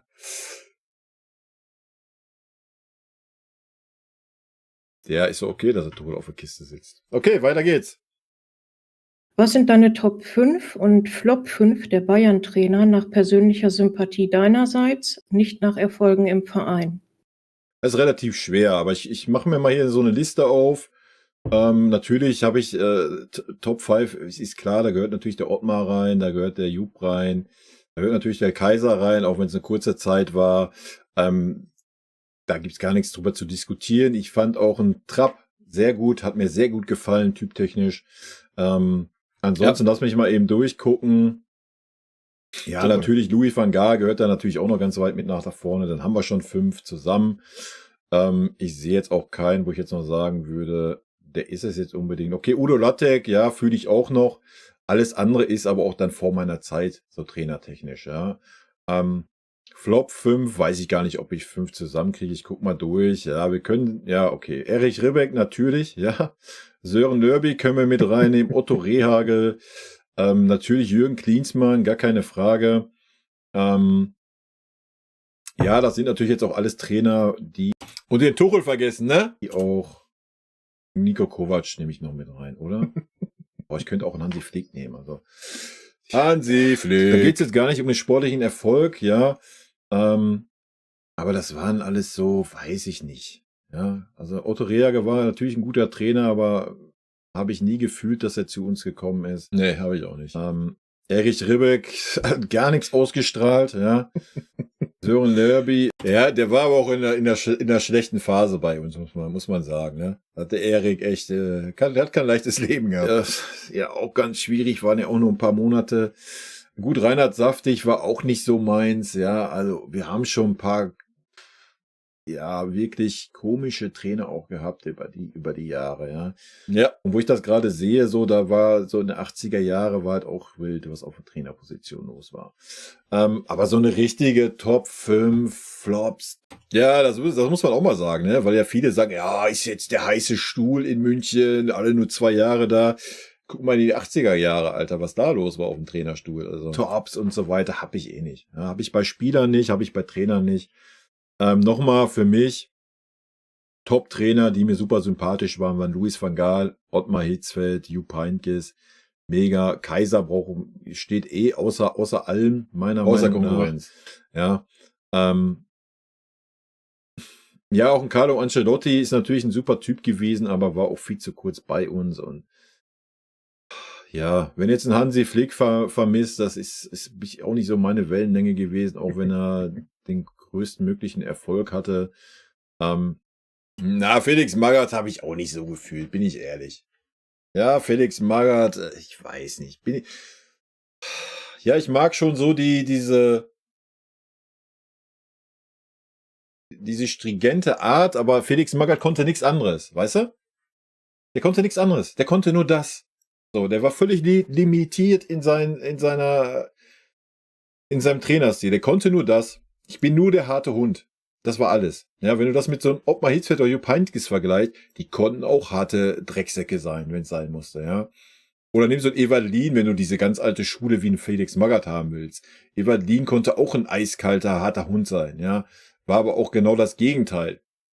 Also das hat mir bei Magath gefehlt. Magath ist nur der harte Hund, nichts anderes. Magath Trainer regiert nur auf Angst. Punkt. Ja? Und das reicht halt in der heutigen Zeit nicht mehr. So, das hat früher vielleicht noch gereicht. Das war auch der richtige Zeitpunkt, wo dann so Magath kam, um mal die Jungs mal wach zu rütteln.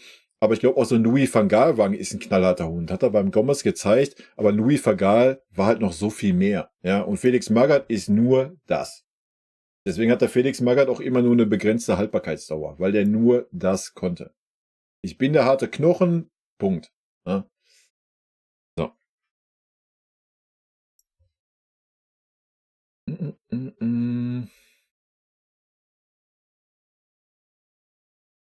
Aber es ist ja auch immer Geschmackssache, ne? Also da ging es ja auch um die persönliche Präferenz, die man hatte. Also das ist ja immer alles Geschmackssache.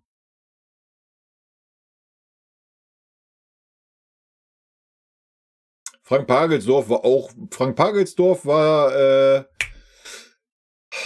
der Baumgart der heutigen Zeit, oder? Habe ich auch gefühlt. Ja. Habe ich auch gefühlt.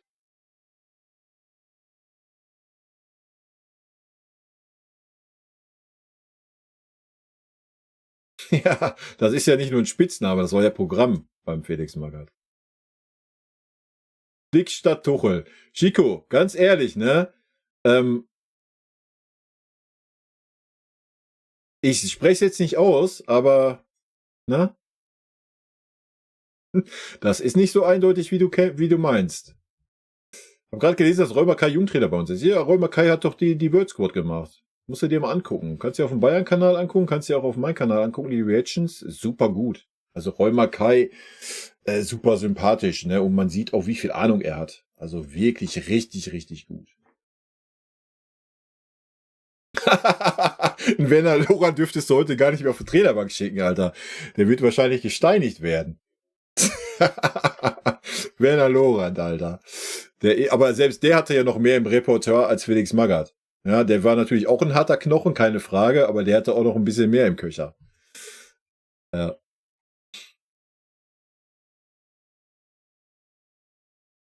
Gegen wen glaubst du eigentlich, will wir Viertelfinale durchkommen? Ach, das sehe ich locker, Leute. Das sehe ich locker. Es kommt darauf an, wie die nächsten Spiele performen, dann kann da jeder kommen. Gegen Manchester City wird es natürlich schwer, alles andere, denke ich, ist machbar. Winnie Schäfer, auch super Trainer gewesen damals beim KSC, Alter, habe ich richtig gefühlt. Lorand ist auf jeden Fall ein Psychopath gewesen, ist ja auch immer noch, ne? Wenn du dir mal, da gibt's auch so 1, 2 YouTube-Dinger, ist schon wild. Aber super sympathisch auf eine gewisse Art und Weise. Ja, Roy ist super sympathisch. Generell, ich weiß auch nicht, so Holländer sind immer sympathisch irgendwie, ne? Okay, weiter geht's. Ja, da tue ich mich schwer, ne? Mit diesen Listen, Top 5, Top bla. Ich könnte jetzt auch keine Reihenfolge machen, außer dass ich sagen würde, der Kaiser ist über allen. Ja? Der Kaiser ist über allen. Das können wir, glaube ich, festhalten. Kriegen wir die 5 drauf. Warst du schon mal auf einem besonderen Auswärtsspiel in der Champions League? Und wenn ja, welches war es? Nein, ich war noch nicht bei irgendeinem besonderen Auswärtsspiel in der Champions League. Nee, war ich nicht. Rattern die grauen Zellen. Ich war schon bei besonderen Auswärtsspielen, das ist aber alles schon ein bisschen länger her, habe ich ja schon mal im Stream erzählt. Früher war ich halt sehr, sehr viel unterwegs, weil ich früher auch noch im Fanclub in Bochum passives Mitglied war, aber da sind wir halt öfter mehr zu Bayern-Spiele gefahren. Wir waren immer so 5, 6 Leute, sind zu vielen Bayern-Spielen gefahren, gerade auswärts, aber auch viel nach München, aber dann auch viel zu Bochum-Spielen zum Beispiel auch, haben die Bochumer unterstützt. Und ansonsten gab es bessere Jahre, schlechtere Jahre, je nachdem, wie viele Tickets man gekriegt hat beim FC Bayern. Mittlerweile gibt es so viele Mitglieder, dass es super schwer ist, Tickets zu kriegen, ja. Früher sah das alles noch anders aus. Da habe ich noch zwischen 5 bis 10 Spiele bekommen pro Jahr, Tickets. Jetzt mittlerweile, dieses Jahr habe ich komplett durchbestellt. Ich habe bisher nur für den Supercup Tickets gekriegt, sonst nur Absagen. Ja, und ich habe für fast jedes Spiel Tickets bestellt am Anfang der Saison. Das ist halt so ein Ding, was so ein bisschen das Problem ist. Ja, ich habe meine besonderen Spiele live im Stadion waren auf jeden Fall DFB-Pokalfinalspiele. Da war ich bei 2, beim wichtigsten war ich leider krank. Das war da, wo wir das Triple geholt hatten. 2013, das konnte ich leider nicht sehen. Das waren so die wichtigen Spiele. Ja. Und meine Schwester und mein Schwager durften für mich ins Stadion fahren. Ja. Ja, weil es um Titel ging, waren es unbedingt die geilsten Spiele. Ja, eins auf jeden Fall von den Finals, aber ich habe auch sehr, sehr gute Auswärtsspiele in der Bundesliga gehabt. Ja, ich erinnere mich an Spiele in Bremen, damals noch in Düsseldorf, weiß ich noch, das war so viel, ganz, ganz damals in Uerdingen, das waren auch noch so Spiele, das war noch Fußball pur, was es heute nicht mehr gibt. Fußball pur war, sag ich mal, kann man natürlich mit heute nicht mehr vergleichen alles, ja. Aber nein, Champions League auswärts war ich noch nie. Wir hatten mal ein Jahr versucht, irgendwas in England zu bekommen, aber ist natürlich, wie gesagt, ich habe es ja schon in einer anderen Frage gesagt, ich wohne halt über 600 Kilometer entfernt von München. Das ist natürlich sowieso erstmal schwerer, Karten zu bekommen. Und dann noch für irgendwelche Auswärtsspiele in der Champions League. Man müsste da schon wirklich aktiv in irgendeinem Fanclub sein, was ich nicht bin. Ich bin Club 12 Mitglied, ich bin Mitglied beim FC Bayern und das war's. Das ist, was ich dazu sagen kann. Auch da tue ich mich super schwer zu sagen, so das sind die Top und Flop, wo ich war. Am Ende des Tages gab es ganz, ganz viele Spiele, die alle ihren Charme hatten. Ja. Ich habe einen FC Bayern hier bei uns im Dorf mal live gesehen, weil die hier waren in irgendeiner ersten Pokalrunde.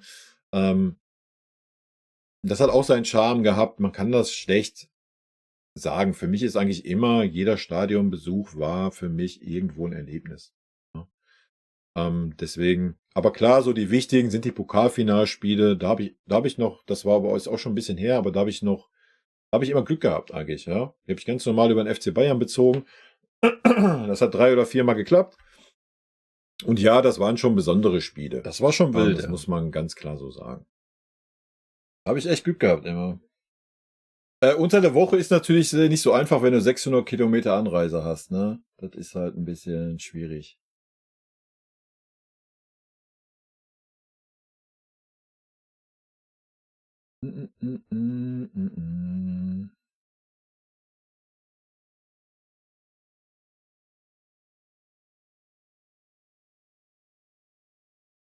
Lustigerweise hat meine Partnerin das gleiche Spiel Jahre bevor wir uns kannten, das Spiel auch gesehen. Ja, ist doch cool, Chico. Simon, Frechheit, das sind meine 2 Tickets, Alter. Ist dir klar, oder? Simon, was ist da los, ey? Das ist ja frech. Du musst absagen, weil ich bin auf der Warteliste, dann kriege ich die 2 Tickets. Frech. Aber richtig frech, Simon. Simon, sei dir gegönnt, Alter. Ich wünsche dir viel Spaß. Na klar schaue ich in meine E-Mails. Soll ich die E-Mail mal kurz aufmachen? Dann muss ich hier aber mal eben die Bildschirmaufnahme ausmachen. Gucke ich mal eben, ob ich auch eine Mail habe vom FC Bayern. Ich habe nur Stehplatz bestellt. Ja, ich werde nächstes Jahr auch alle anderen Kategorien bestellen. Problem ist, die Mara weigert sich halt auf den Sitzplatz zu gehen. Ich habe da jetzt nicht so das Problem mit. Ich werde auch da eskalieren, wenn es in der Arena sein wird. Ja, das ist halt so das Problem. Nein, ich habe keine Mail vom FC Bayern. Ich bin immer noch nur auf der Warteliste. Ja, ist doch kein Thema. Gehst du Sitzplatz, ich Stehplatz, ich wink dir dann. Du kriegst doch keine Karte für den Stehplatz. Hast du das nicht begriffen, Baby? Das wirst du sehen, wie ich Karten für einen Stehplatz kriege. Du kennst Stuttgarter meinen. Kickers, GB, muss ich ganz kurz einhaken. Mega gute Spiele gewesen früher. Habe ich richtig geliebt. Ich war auch so ein bisschen Stuttgarter Kickers-Fan, muss ich gestehen. Ne? Ich habe früher so C64-Zeiten und Amiga-Zeiten habe ich so Banner ausgedruckt. Ja, keine Ahnung, wer sich da ein bisschen mit auskennt, war sehr wild. Aber da war ich auch so ein bisschen Stuttgarter Kickers, weil natürlich Bayern und dann so der Underdog Stuttgarter Kickers war geil zu der Zeit, habe ich gefühlt. Spiele gegen Stuttgarter Kickers waren auch immer wild, haben wir auch das ein oder andere Mal verloren, ne? Ja, fühle ich. Stuttgarter Kickers waren gut. Ach, herrlich.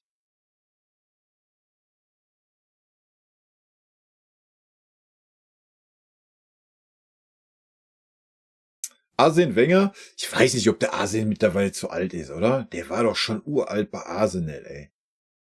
Da war der doch auch schon mal im Gespräch. Da habe ich mich auch schon gefragt, packt er das noch? Ansonsten natürlich, stimme ich dir zu. Toll, also. Aber ich weiß nicht, wie fit der Mann noch ist. Also, keine Ahnung.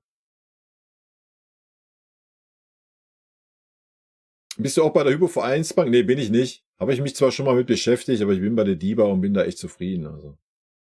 Ich weiß, offizieller Partner und hast auch noch eine Chance auf extra Tickets und bla und Sülz. Ja, ich weiß.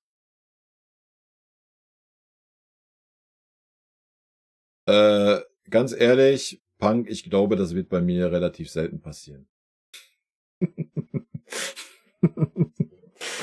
Ich weiß, welche Ausstrahlung ich habe, weil ich ein alter Sack bin und ich bin ja schon grumpy-mäßig unterwegs. Wenn man mich im Real Life sieht, ich glaube, dann hat man schon ein bisschen Respekt. Und wenn ich dann auf so einem Sitzplatz sitze und da abgehe, wenn es der FC Bayern ist, glaube ich nicht, dass jemand hinter mir sagen wird, hallo, junger Mann, setzen Sie sich mal bitte hin. Oder wenn wir das einmal sagen, dann sage ich ihm im höflichen Ton, dass das nicht passieren wird und dann ist gut. Nach der Niederlage gegen die Kickers musste, glaube ich, Jupp damals gehen. Oh, das weiß ich nicht mehr, GB. Aber habe ich gefühlt damals die Spiele gegen die Kickers. Wenger ist bei der UEFA und hat die Auswärtstore gekippt. Ja, das passt ja vom Alter her, oder? Ist der nicht schon 80 oder was? Geht der nicht auf die 80? Ich habe keine Ahnung.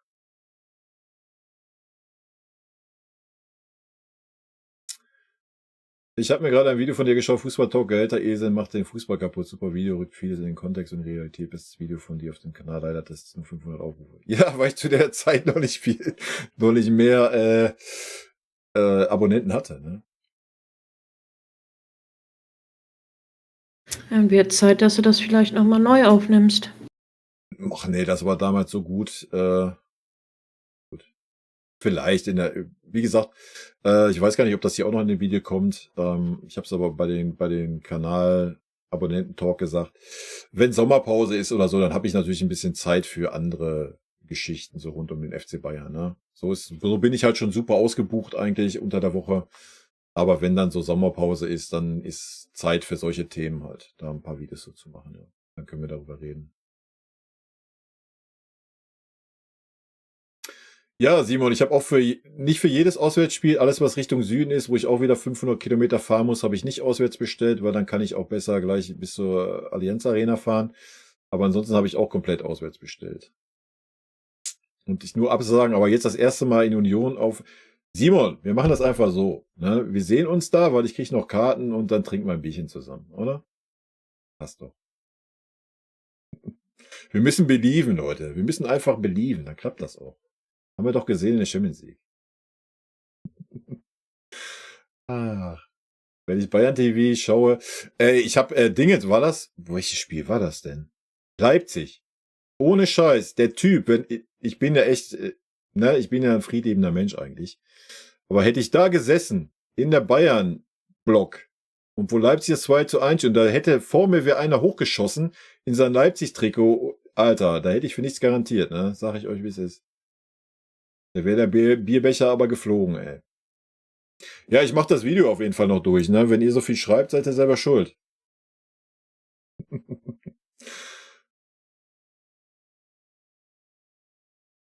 Ja, wir meiden das Pokalfinale leider, ja. Okay, weiter geht's. Wenn du ein Spiel des FC Bayern nochmal erleben könntest, welches wäre das? Ja, das ist eine super schwierige Frage, mit welcher Bayern-Spiele würde man nochmal erleben wollen. Das müsste man erstmal ein bisschen konkretisieren. Gehen die Spiele genauso aus oder gehen die Spiele vielleicht anders aus? Weil dann könnte man natürlich auch die Drama gegen Manchester zum Beispiel oder gegen Chelsea, Finale der Home und sowas mitnehmen. Natürlich der Champions League-Sieg, ja, gegen Borussia Dortmund war natürlich ein Spiel, für mich ein Highlight. Die Meisterschaft, die Geraubte, die Schalke 5 Minuten gefeiert hat in Hamburg, werde ich niemals vergessen in meinem Leben. Aber es gibt auch die ein oder anderen Pokalspiele, auch die ein oder anderen Champions League Partien, gerade in den engen Kisten, in K.O.-Spielen gegen Real Madrid und sowas, was ich natürlich nochmal erleben wollen würde, ja. Aber auch da, wie gesagt, ich bin einfach nicht dieser Mensch, der das so klipp und klar sagt, das, so ist meine Reihenfolge oder sowas. Für mich sind das alles Erlebnisse und alles war schön. Die Niederlagen, die wehtaten, haben einen natürlich auch in einer gewissen Weise geprägt. Nicht nur die Spieler, nicht nur den Verein, auch uns Fans, denke ich. Und von daher ist das auch wie bei den anderen Sachen. Ich kann euch da keine Top 3, Top 5 oder irgendeine Auflistung geben. Also wie gesagt, das Champions League-Finale gegen Dortmund ist natürlich eine Sache, die man nochmal erleben wollen würde. Und natürlich gerade die Meisterschaft in Hamburg, ja, war natürlich eine Sache so in der etwas jüngeren Vergangenheit. Natürlich, wenn wir noch weiter zurückgehen, gibt es auch ganz viele Sachen. Aber ja, das sind auch so viele Sachen, die alle aufzuzählen, würde auch hier den Rahmen sprengen.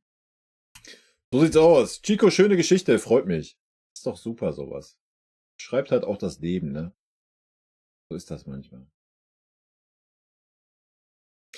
2013, ja, der Champions League-Sieg war halt schon, ne? Kann man gerne nochmal erleben, ne?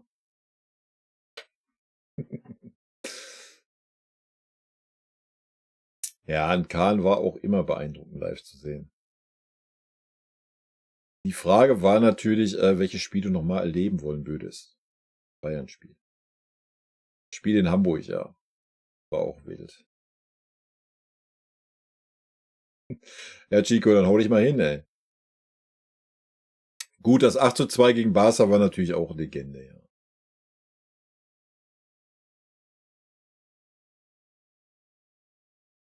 Ja, Bayern 1860. Ja, ich habe natürlich ein paar Derbys mitgemacht. Ich habe auch mal leider nur ein Freundschaftsspiel im Stadion gegen 60 mitgemacht. Ja, leider war das halt nie wirklich auf Augenhöhe, ne? Das ist halt so ein bisschen schade.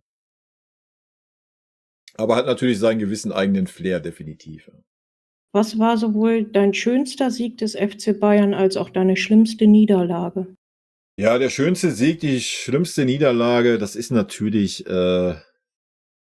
auch wieder nicht so einfach zu beantworten. Schönsten Siege haben wir vorhin schon mal so ein bisschen gehabt. Natürlich das Champions League-Finale gegen Dortmund. Natürlich Pokalsieg, kann ich mich daran erinnern, gegen Dortmund, wo ich live im Stadion war. Natürlich nochmal die Meisterschaft in Hamburg, wird man nie vergessen.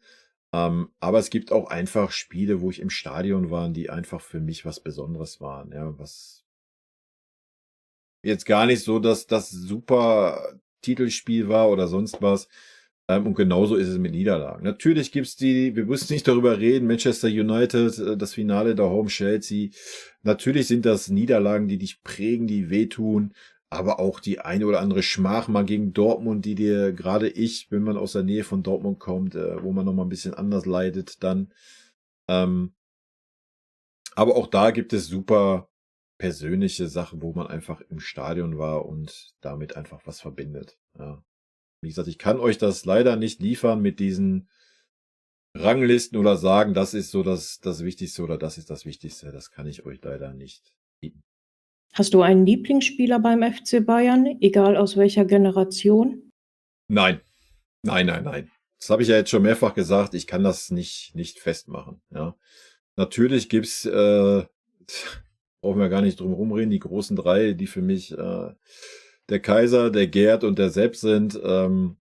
Natürlich, es gibt für mich aus jeder Generation einfach Spieler, die ich super gemocht habe, aber da gehen wir in die Hunderte und mehr an Spieler, Leute, ja. Ein Klaus Augenthaler war für mich ein absolutes Vorbild zu seiner Zeit. Ich fand auch einen Hansi Flügler, Roland Grahammer so, weil das war so meine Jugend, da habe ich selber Fußball gespielt in der Defensive, da fand ich eher so die defensiven Spieler ein bisschen geiler.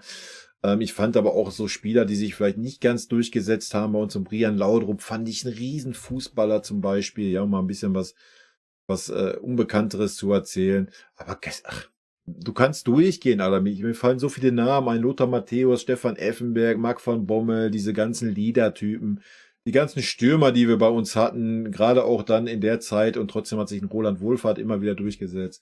Die Torhüter-Generation, Alter, Jean-Marie Favre, Raimund Aumann, Legenden, Oliver Kahn, ja, wir brauchen's. Ach, Leute, nein, geht nicht. Ja, über allen thront der Kaiser. So, da müssen wir uns nicht drüber unterhalten. Wenn ich wirklich einen nennen sollte, dann Kaiser Franz Beckenbauer. So. Aber es gibt so viele Spielerpersönlichkeiten beim FC Bayern, die allein nur ich miterlebt habe. Ich habe ja auch viele gar nicht erst miterlebt so richtig, ja. Mir fallen so viele Namen ein und ich würde gerade so viele Namen vergessen. Ich müsste mir echt die einzelnen Mannschaften der Jahre durchgucken, aber es gibt wenig Spieler, wo ich sage, mit denen verbinde ich irgendwie gar nichts. Ja. Ja. Ich hoffe, die Antwort reicht. Ansonsten können wir da gerne in irgendeinem Stream mal zusammen drüber philosophieren. Ja. Ey, Adolfo Valencia, El Tren war auch, hatte auf jeden Fall eine Ausstrahlung, ne? Girakos Forza, ja, ich sag ja, du kannst, nee, da müsste man echt einen extra Stream machen, dann kannst du 3 Stunden quatschen und bist trotzdem gerade mal bei einer Generation durch, ne? Das ist halt wild. Also, wenn man so viele Generationen mitgemacht hat, ne? Ja. Können wir gerne mal machen, aber jetzt ist ja auch schon 10:30, jetzt müssen wir Gas geben. Welchen Spieler oder Trainer hättest du gerne bei Bayern gesehen? Oh ja, das ist auch eine schwierige Frage. Die kann ich auch nicht beantworten, so wirklich richtig. Ich so ein bisschen in die Vergangenheit gehe. Natürlich wäre es schön gewesen, mal so einen Fußballer wie Messi bei uns im Verein zu sehen, aber aus finanzieller Sicht oder sowas völlig utopisch, brauchen wir gar nicht drüber reden. Aber das ist nur einer. Ja, ich hätte mir auch sehr gut einen Zidane geben können. Habe ich geliebt als Fußballer. Habe ich geliebt, ja. Da gibt es auch so viele Spieler, die einfach überragend waren und die wahrscheinlich auch vom Charakter zum FC Bayern gepasst hätten. Trainermäßig, ja, ein Klopp, bevor er in Dortmund war. Ja, den fühle ich jetzt noch. Nee, auch super schwierig, Leute. Ja, wie ihr schon gemerkt habt, ich bin nicht dieser beste Listenersteller, das ist das Beste. Nee, Ronaldo bin ich raus, hätte ich nie bei uns gerne gesehen. Kann ich drauf verzichten. Das ist das Schlechteste, da tue ich mich super schwer. Ich bin in dieser Messi-Ronaldo-Geschichte, bin ich definitiv Messi, nicht Ronaldo. Schwer drin. Auch da, wenn man da so ein bisschen drüber nachdenkt, ich habe so viel mitgemacht in meinem Leben, was Fußball, bei mir hat Fußball immer eine Rolle gespielt, ja, seitdem ich 5, 6 Jahre bin und denken kann. Das sind halt schon 40 Jahre, die ich da erlebt habe. Das sind halt ganz, ganz viele Spieler, Trainer, die einen da in den Kopf steigen. Wie viel Bayern-Trikots besitzt du und wer? Thierry Henry war auch super stark damals, aber da kannst du, auch wenn du alleine Barca durchgehst mit Eto'o zum Beispiel, oder Ronaldo, also der Brasilianer Ronaldo, der jetzt dann zum Ende Pummel Ronaldo war, auch ein mega krasser Fußballer. Ach, wie gesagt, da kannst du so, Kaká fand ich auch zu seiner starken Zeit, auch Ausnahmespieler, da kannst du so viele durchgehen. Ja. Aber wir haben auch so viele geile bei uns gehabt, aber es gibt auch noch so viele. Aber so ein richtiges Alleinstellungsmerkmal, so ein Messi wäre schon echt eine Sensation gewesen, so fußballerisch. Aber das ist auch immer Geschmackssache. Welches ist dein Favorit? Gut, ich habe gerade extra nachgezählt, bevor ich dieses Video gemacht habe. Ich habe 22 Bayern-Trikots aktuell. Mein Favorit ist ganz klar mein erstes Bayern-Trikot, was so groß ist. Was einfach rot ist, Langarm, Adidas mit Commodore drauf vorne. Das ist mein absolutes Lieblingstrikot, weil ich damit einfach eine Zeit verbinde aus meiner Jugend, die einfach für mich persönlich der FC Bayern einfach einen super starken Stellenwert hatte. Ansonsten, Leute, ich möchte die Trikots durchgehen. Ich finde sehr, sehr viele. Okay, Leute, ihr kommt klar. Ich bin gleich wieder da. Ich muss mal mein Bierchen wegbringen. Manche sind so wahnsinnig schön. Ansonsten, weil die Frage auch noch im Stream kam, ich habe dazu noch so roundabout 10 Polo-Shirts vom FC Bayern. Ich habe grob geschätzt, ich habe nicht gezählt, 20 bis 25 Shirts, T-Shirts vom FC Bayern. Ich habe 3 oder 4 Sweetjacken vom FC Bayern. Ich habe 2 oder 3 Pullis vom FC Bayern. Ich habe Trainingsshirts vom FC Bayern, 3 oder 4. Ja, also ich bin schon, was das anbelangt, sehr gut ausgestattet. Man kann mir also nicht vorwerfen, dass ich den Verein nicht unterstütze. Liegt aber auch daran, dass ich zu den Geburtstagen und so von meiner Familie eigentlich immer irgendwas vom FC Bayern geschenkt bekomme. Das spielt da natürlich auch mit rein. Da hat sich natürlich dann einfach ein bisschen was angesammelt über die Jahre. Ja, das dazu, Leute. Bist du Mitglied eines Fanclubs? Wenn nein, wieso nicht? Ja, ich bin Mitglied eines Fanclubs, Club Nummer 12. Ist jetzt nicht so ein richtiger Fanclub, ja, des Weiteren bin ich halt Mitglied beim FC Bayern München. Das war es. Ich bin eben kein Fanclub-Mitglied, ich war noch nie in Fanclub-Mitglied. Ich war Teil des einen oder anderen Fanclubs mal 1-2 Jahre durch Kumpels oder so, war aber nie da ein Mitglied. Hab natürlich dann die Vorteile genossen, dass man zu vielen Spielen fahren konnte und so weiter und so fort. Aber nein, ich bin in keinem Fanclub aktuell. Warum? Weil es auch irgendwo eine Verpflichtung ist. Ja. Natürlich mag ich andere Menschen, gerade wenn's FC Bayern-Fans sind. Ich kann aber auch mit vielen FC Bayern-Fans nichts anfangen. So, das brauche ich auch nicht verleugnen oder sowas. Ihr seht selber in den Kommentaren, es gibt ganz, ganz viele Bayern-Fans, die einfach nicht so weit. Vielleicht hat es mit dem Alter zu tun, aber wir haben auch festgestellt, wir haben auch einige Junge hier, die das ähnlich sehen. Weiß ich nicht, ich möchte auch keinen auf den Schlips treten oder so oder irgendjemand als Erfolgsfan bezeichnen oder so, aber für viele Fanclubs, wir haben das letztens auch in den Kommentaren gehabt, viele Fanclubs fahren zum Fußball, um sich zuzuballern. Ne? So, machen wir uns nichts vor, habe ich früher, wo ich jung war, auch getan, habe ich mir auch mal ordentlich einen weggeschossen beim Fußball, gar keine Frage, ich will mich da gar nicht rausnehmen, aber das ist einfach nicht mehr meins. Ja? Ich muss nicht irgendwie 10 Stunden mit dem Bus fahren und da sind dann 20 besoffene Idioten drin. Oh, wir sind bei den Fanclubs. Nee, da hätte ich keinen Bock drauf. Na klar kann man, wenn man sowas macht, sich 1, 2, 3, 4 Bierchen zischen, gerade wenn man 10 Stunden fährt oder sowas. Aber die Leute schießen sich ja teilweise ab und dann stehen sie im Stadion völlig besoffen und nee, das ist nicht meine Welt, Leute. Da kann ich nicht, nee. Okay, ich mache mal kurz Stopp, wir gehen mal kurz durch hier. Meine Tribus hat meine Frau in die Altkleidertonne entsorgt. Ja, Trennungsgrund, GB. Zlatan hätte ich auch gern bei uns gesehen. Ibrahimovic war für mich die Mischung zwischen Messi und Ronaldo, so charakterlich. Die gesunde Arroganz, aber nicht diese überhebliche Arroganz, wie es so ein Ronaldo hatte.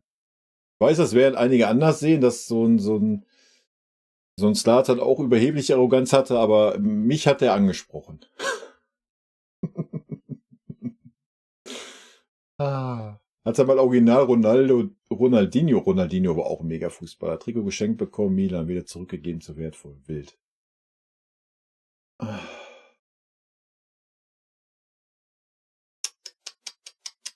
Wie oft gehst du pumpen? Aktuell habe ich jetzt die letzten 3 Wochen, glaube ich, extrem schleifen lassen. Ansonsten, ich habe halt hier nebenan so einen kleinen Kellerraum mit so einem Fitness-Moped und so. Eigentlich 2-mal die Woche mache ich ein bisschen was. Aber jetzt nicht irgendwie extrem oder so, aber ja, ein bisschen.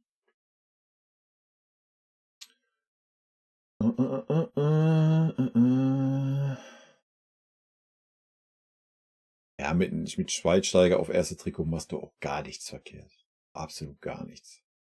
Eigene Fanclub gründen, ja, hatten wir schon öfter das Thema, ist halt einfach aktuell definitiv der Zeitfaktor, der nicht gegeben ist.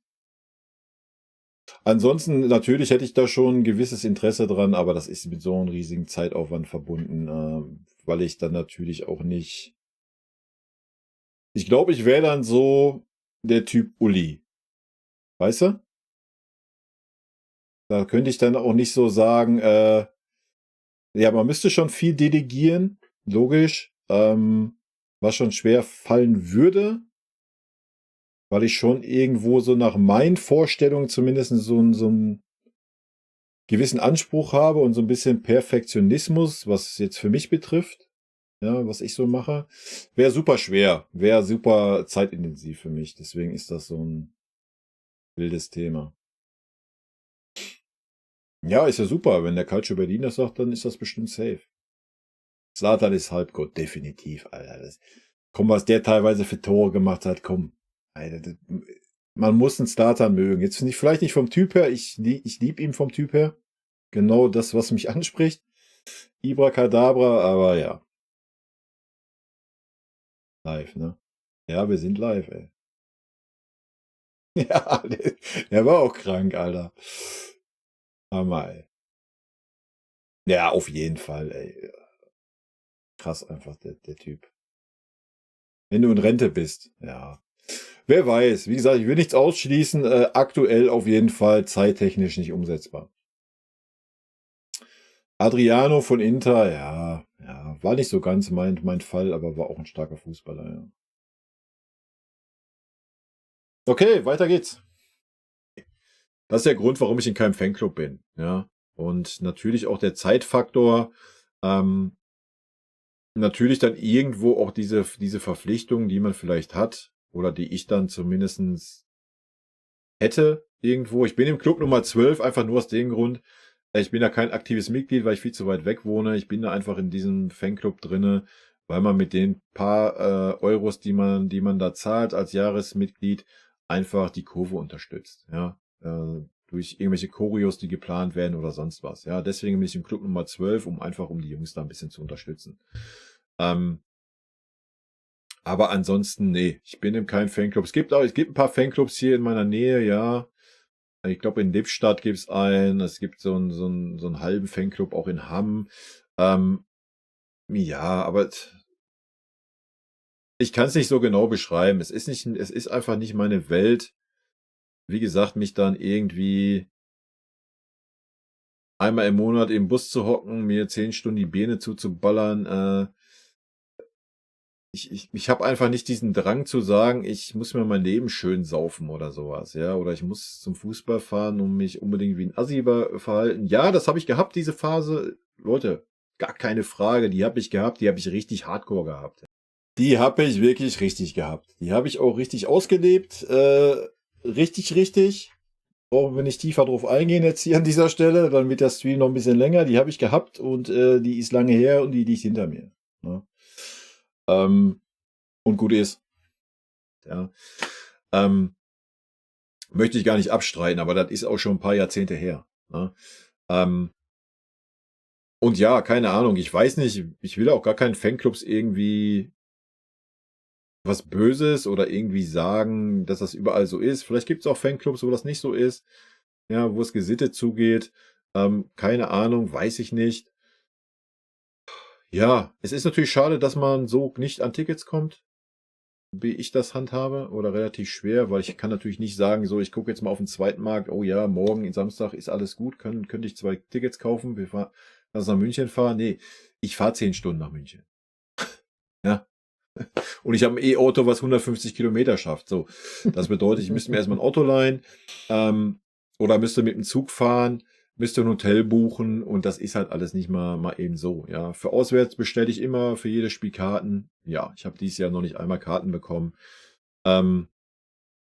Des Weiteren komme ich mit dieser Fanclub-Kultur in der Südkurve nicht klar. Das ist auch nochmal so ein Thema, wenn ich da diese ganzen Fanclub.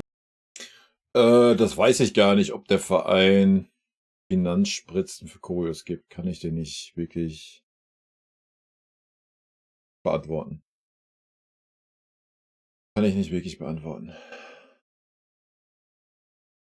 Ronaldo, ja, welcher Ronaldo? Cristiano Ronaldo, nein. Nein, der hätte nicht nach München. Aber nur meine persönliche... Nee, hätte ich nicht gefühlt.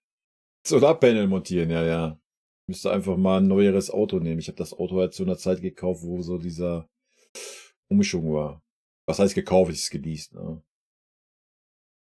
In dem Fanclub, wo ich 2-mal im Jahr in meiner Jungen nach München gefahren bin, war es auch nur Gesaufe. Mein Papa und ich waren immer sehr isoliert. Wir wollten einfach nur günstig zum FCB ins Stadion fahren. Ja, das ist halt ein Riesenproblem. Ja, das ist wirklich ein Riesenproblem. Also für viele ist das halt echt so, ja, ich komme weg von der alten gefühlt, komme zum Fußball, kann mich mal richtig wie so ein asozialer Wichser benehmen. Genauso wie die Deutschen, wenn sie nach Malle fahren, sich benehmen wie die letzten Affen, Alter, weil sie denken, sie können es da tun. Ich weiß es nicht. Das ist auch irgendwie so ein deutsches Phänomen irgendwie. Ja, wie gesagt, nehme ich mich nicht aus, habe ich früher genauso getan, gar keine Frage. Bin ich aber heute drüber einfach. So, der Mensch verändert sich und ist heute einfach nicht mehr meine Welt. Ja, das ist so ein bisschen das Problem.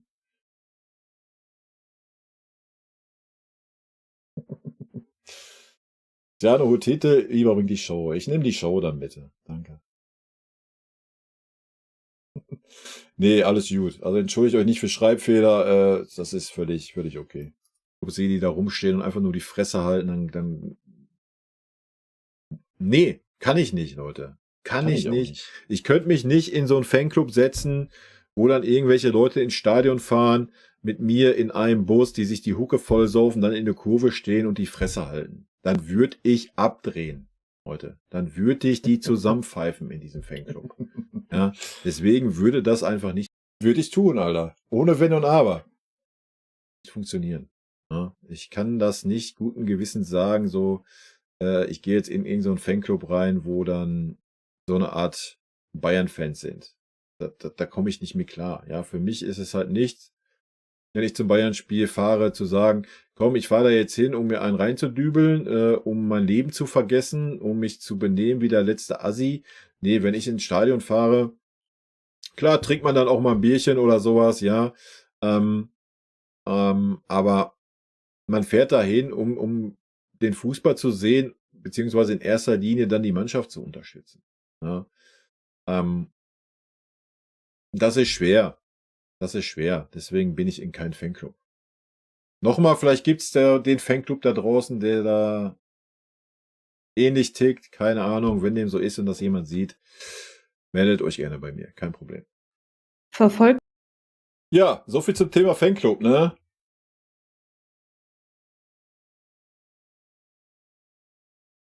Wenn ihr mal in Rhön seid, kommt bei uns vorbei. Da gibt's was für euch. Mein Lieblingsthema startet neben den Gehälter. Wahnsinn.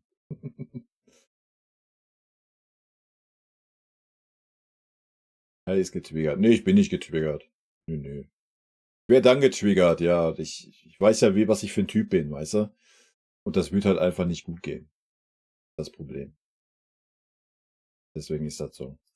du noch anderen Fußball, also zum Beispiel zweite Liga, Liga anderer Länder oder ähnliches? Wenn ja, was? Aktuell verfolge ich eigentlich nichts so richtig, ja? Früher, was heißt früher, gehen wir mal, ich würde sagen, 5 Jahre vielleicht zurück. Da habe ich wirklich noch alles geschaut. Ja, da habe ich unser Spiel natürlich geguckt, habe mir sonst noch das Topspiel reingeballert, habe mir natürlich die Konferenz reingeballert, habe zweite Liga geschaut. Sämtliche DFB-Pokal, sämtliche Champions League-Spiele, also nicht nur unsere, habe ich dann schon alles verfolgt, gerade dann auch die deutschen Mannschaften international. Ich habe die Zeit dazu nicht mehr, Leute. Ja, ich habe die Zeit dazu nicht und möchte mir die Zeit dafür auch nicht nehmen. Ja, man wird ja mittlerweile totgeschmissen mit Fußball im Fernsehen. Du kannst ja jeden Tag Fußball gucken, irgendwelche Live-Spiele. Natürlich ist die englische Liga, die italienische Liga.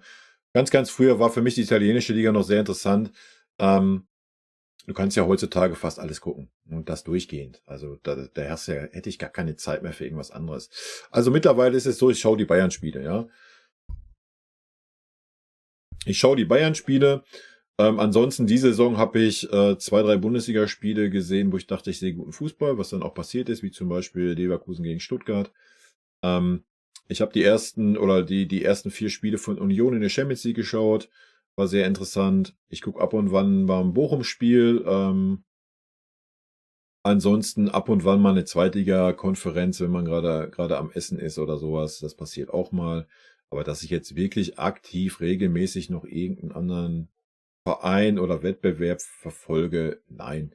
Natürlich, je nachdem, welche Mannschaften im Champions League Halbfinale sind, Finale, guckt man sich das noch an oder auch so mal so ein Europapokalfinale. Natürlich, kommt aber auch immer drauf an, ja, wann das dann ist, wie meine Zeit ist. Ich habe halt noch andere Hobbys neben dem Fußball und von daher ist es mittlerweile wirklich so, der FC Bayern ist meine Welt, ja. Und ich sehe relativ wenig über den Tellerrand hinaus, was Fußball betrifft. Wie gesagt, so ein bisschen Union durch meinen Schwager, der ist Unioner. Ich war auch mal bei 2, 3 Unionsspielen mit dem Stadion und sowas. habe ich also so ein bisschen Sympathien. Bochum habe ich so ein bisschen Sympathien. Aber so wirklich aktiv ist das natürlich jetzt auch nicht. Ja. Da fehlt einfach die Zeit. Das muss man so klar sagen. Hast du Ja, muss man so sagen.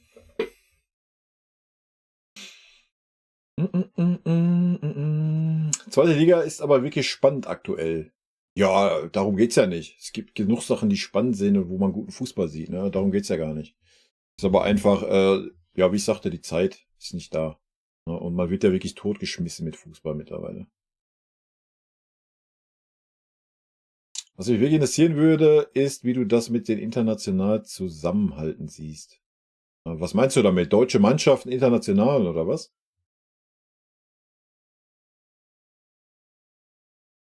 Keine Zeit mehr für andere Spiele, seit man ein Champions League-Spiel anderer Vereine ignoriere die meisten Champions League-Finale. Ja, Chico, verstehe ich. Du hast ja auch noch Familie, das ist ja nochmal was anderes. Ne? Ich habe das ja schon, ohne dass ich Kinder habe, Kinder erziehen muss, habe ich ja schon keine Zeit. Also, wenn ich auch noch Kinder hätte, wäre ja gar keine Zeit mehr da.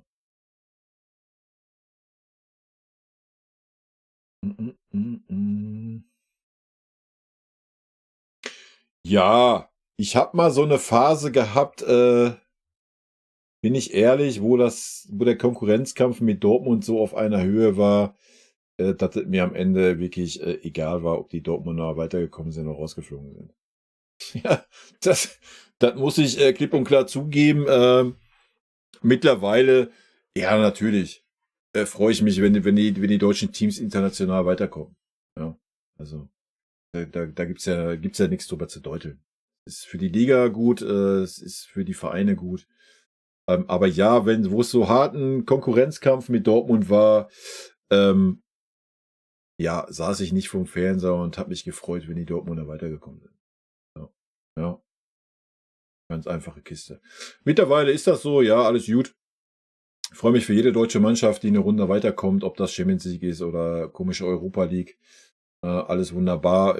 Auch da gucke ich dann mal so Freiburg oder sowas. Ich mag es halt dann so in Anführungsstrichen Underdogs zu schauen. Ja, das freut mich dann auch gerade so Christian Streich, mit dem ich ja auch so ein bisschen Sympathie habe und sowas dann schon. Bei Dortmund, wenn da auch mal irgendwie ein sympathischer Trainer oder Spieler wäre das vielleicht auch ein bisschen anders, aber ich kann mit dem Watzke nichts anfangen, ich kann mit dem Terzic da nichts anfangen, ich kann generell mit Dortmund wenig anfangen, aber heißt nicht, dass ich den Dortmundern das aktuell nicht gönne. Ja, aktuell, wie gesagt, bin ich da ein bisschen drüber, aber früher war das schon so. Ja, früher die Vereine, die mit uns in Konkurrenz waren, nee, da war ich halt echt so, dass ich denen das nicht gegönnt habe. Mittlerweile ist das anders. Ja, war vielleicht auch ein bisschen dumm damals, aber so war es halt. Und da stehe ich auch zu, ne?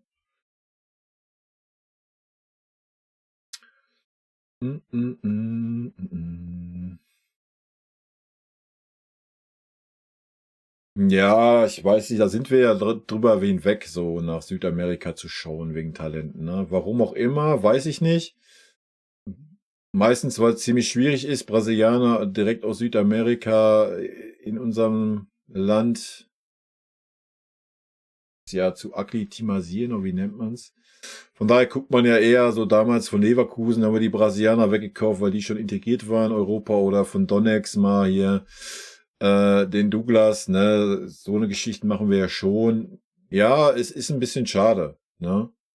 Muss man so sagen. Auch ich denke gerade auch Uruguay oder Argentinien, wenn man so mal Defensivspieler sieht, wäre das mit Sicherheit ein Markt, ja, aber irgendwie scheinen wir da ja gewisse Zweifel zu haben, was das anbelangt. Liverpool, Manchester City, ja, ist mit Sicherheit auch ein Spiel, was man sich mit Sicherheit mal geben könnte.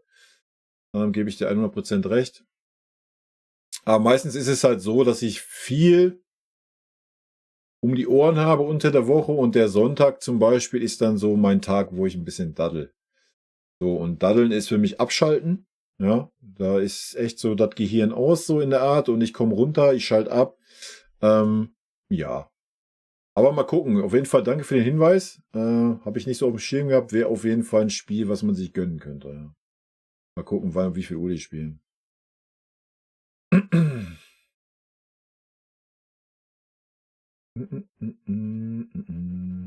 Ja, Ja, wir haben eine Kooperation, aber wir haben auch Kooperationen in den USA und hast du nicht gesehen. Ist ja auch gut, dass wir da auf dem Weg sind, ne? Finde ich gut.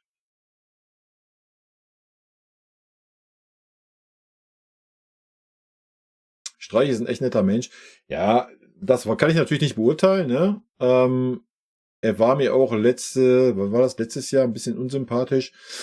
Aber ich mag einfach die Art und Weise. Ja, ich mag Menschen, die straight sind.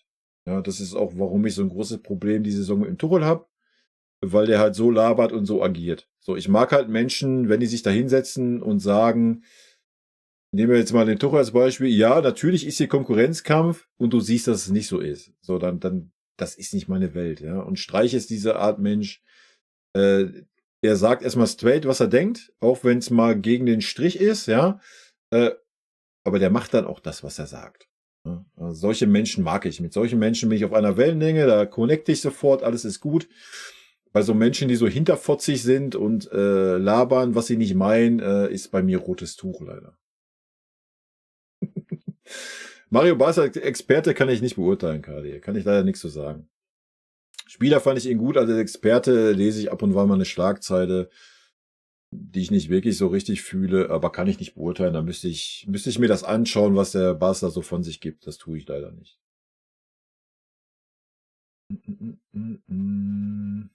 Habe im Sommer Gerüchte gehört, dass Bayern am 18-Jährigen von Palmares interessiert ist, der sieht gut aus.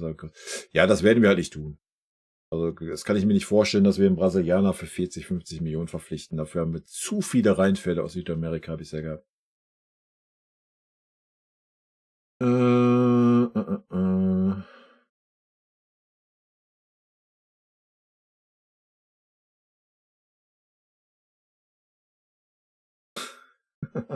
Ja, fühle ich, Chico. So, weiter geht's. Wir müssen ja hier wenigstens noch vor 12 Uhr fertig werden. Das ist ja wild heute. Hast du selber mal Fußball gespielt? Ja, na klar, habe ich selber mal Fußball gespielt. Und zwar, angefangen habe ich in der D-Jugend, also ein bisschen später. D ist doch vor C, oder? Ja, D- und C-Jugend habe ich auf jeden Fall bei einem denselben Verein gespielt, 4 Jahre. Danach bin ich Richtung Tischtennis gewechselt und Tennis. Habe generell alles, was so Ballsportart war, in meiner Jugend viel gemacht. Aber dann habe ich aktiv Tischtennis im Verein gespielt, auch relativ erfolgreich. Es waren ein paar schöne Jahre. Und dann bin ich in die Herrenmannschaft nochmal in einen anderen Verein zurückgegangen. Höher wie Bezirksliga habe ich fußballtechnisch nie gespielt. Keine Ahnung, ob Talent da war für ein bisschen mehr. Sehr wahrscheinlich, wie bei ganz, ganz vielen Leuten.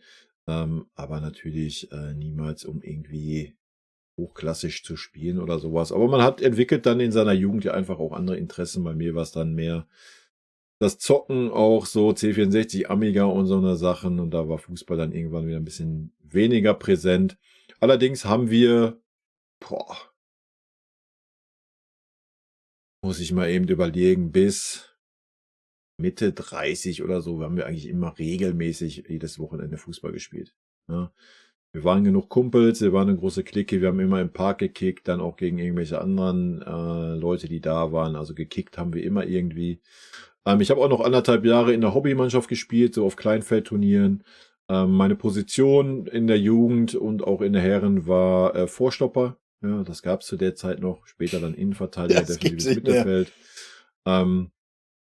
War aber dann auch schon so die Daniela, ja, Daniel van Beuten-Typ, wenn es dann mal sein musste, dann, ich habe ein ganz gutes Kopfballspiel gehabt, konnte mich ganz durchsetzen natürlich, dann ging es auch mal in den Schlussminuten ab in den Sturm.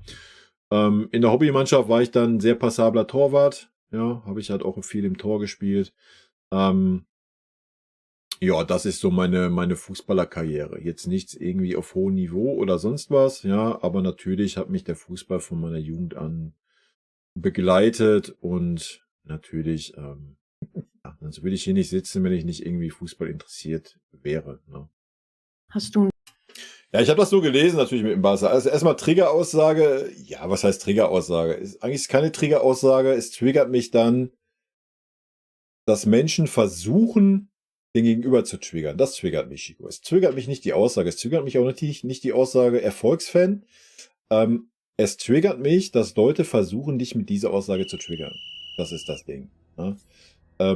Weil am Ende des Tages ist mir das scheißegal, was da irgendwie so ein Dude im Internet meint, der mir einen Kommentar da reinschreibt. So, ja, das sollte klar sein. Aber dieser Trigger-Faktor ist, wenn ich da merke, auf welchen Leveln der dich irgendwie kitzeln will. Und da haben wir wieder diesen Schluss zum Social Media, wo du diese ganzen Idioten hast, die dich versuchen, mit irgendwelchen dummen Scheiß dann zu triggern. So, das ist so das Ding bei mir. Busters Take habe ich natürlich gelesen, zumindest die Überschrift. Fairerweise muss man sagen, dass der Müller auch nicht wirklich gut im Spiel war. So. Ja, deswegen konnte ich das schon so ein bisschen nachvollziehen. Ich weiß natürlich nicht, was er genau gesagt hat. Ich habe da, wie gesagt, nur eine Überschrift gelesen. Ist mir egal, was der Buster von sich gibt. Aber ja, das kann ich dazu sagen. Vorstopper ist heute die Holding Six. Ja, gut, die Holding Six ist noch ein bisschen offensiver, wie so ein Vorstopper damals war. Aber ja, im groben Sinne kann man das vielleicht so sehen, ja. Nee, ich war echt ein guter Torwart, auch wenn man mir das nicht ansieht, auch früher nicht. War früher schon stabil, aber ich war schon eine Katze, ne? Zwar eine dicke Katze, aber ich konnte fliegen, Alter. War kein Problem. 17:30, okay. 16:30. Jürgen Kohler war natürlich auch, ja. Aber Auge war für mich so der Spieler. Oder Hansi Flügel habe ich halt auch gemocht. Obligation, Social Media, ja. Ja, Schuhmannschaft gab es bei uns natürlich auch. Schuhmannschaft war bei uns halt der Trainer aus dem Verein, der bei uns Lehrer war, der dafür zuständig war halt so ein Gemuschel, weißt du? Schülermannschaft, Fußball war natürlich auch bei uns ganz groß. Ne? Also, ich weiß nicht, wie das heutzutage auf den Schulen ist, ob das immer noch so ist, aber ja, das war dann schon, ne?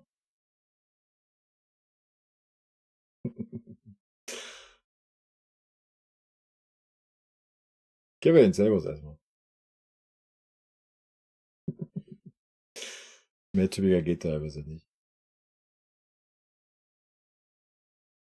Der ist doch cool. Ich finde das gut, wenn heute noch irgendwie Jungs so Fußball spielen oder Sport machen. Ist halt heutzutage alles viel, viel schwieriger, ne? Aber wir hatten damals nicht diese Ablenkung. Also früher, wo ich groß geworden bin, gab es nicht viel anderes. Du hast halt Fußball gespielt, also, oder irgendeinen anderen Sport gemacht. Das kam erst relativ spät, so mit C64 Amiga-Geschichten dann heutzutage. Ja, keine Ahnung, Alter. Mit 6 Jahren, mit 8 Jahren haben die Blanc schon Handy an der Hand und sind online unterwegs. Also, wie gesagt, mittlerweile werden mir ja ganz komische Bayern-Kanals vorgeschlagen. Habe ich letztens mal draufgeklickt auf meiner YouTube-Startseite, weil da auch Reaction zur Bayern-Pressekonferenz war. Alter, dann hast du da so einen 14-Jährigen hocken gehabt, der das gemacht hat, was ich gemacht habe. Also ganz wild. Ganz, ganz wild.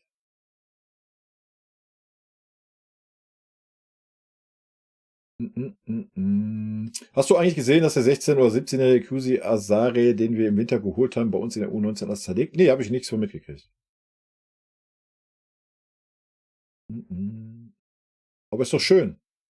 Dann sehen wir doch vielleicht nächstes Jahr nochmal den einen oder anderen. Rayu, vielen lieben Dank dafür. Auf dem Ascheplatz. Ja, geil.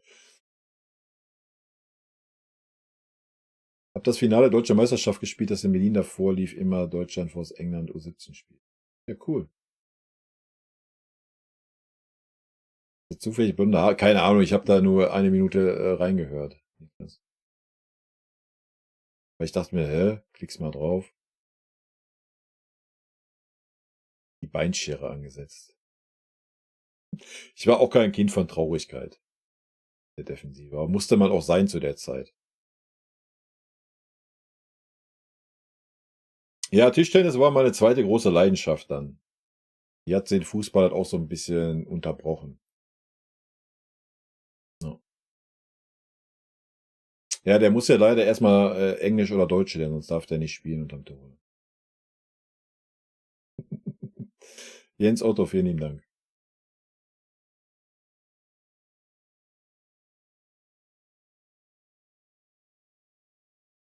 Ja, Cardio, krass, hört sich krass an. Ja, aber so ist das heutzutage, ne? Halt leider. Ja, GB, das kenne ich natürlich, ne? Wie gesagt, ich hatte dann damals in der Jugend, D-Jugend war das, glaube ich, hatten wir so einen Trainer bekommen im Verein, der kam gerade vom Bund. Ich glaube, der war der Unteroffizier oder sowas für 8 Jahre, der kam dann zu uns und hat uns trainiert.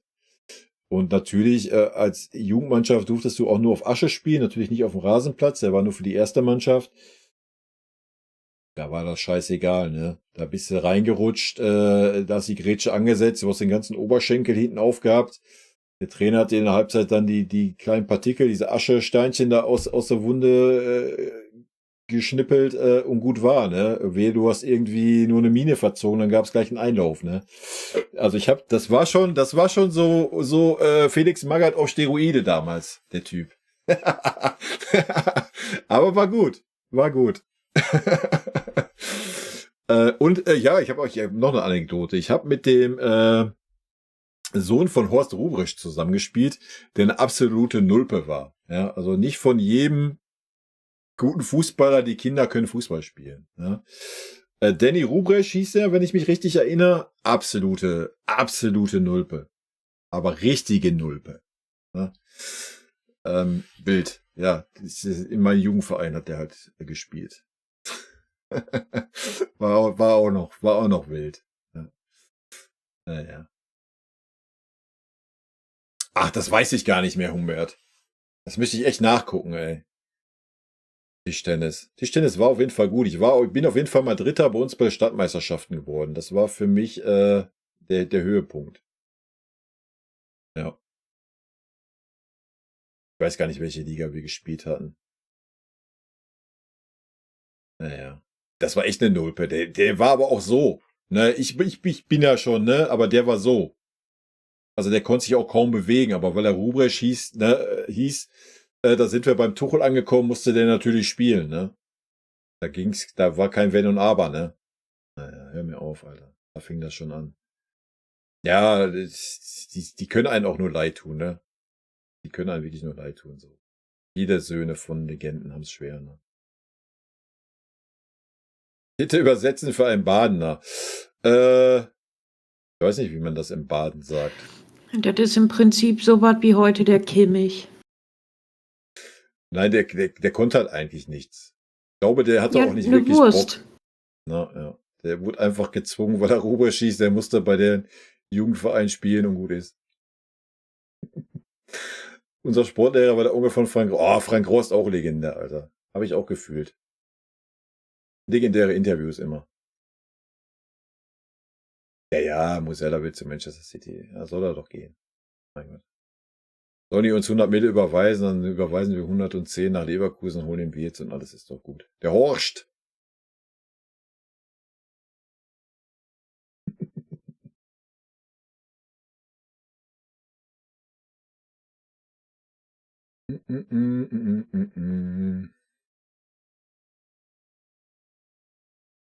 Wild, okay. Leute, Endspurt.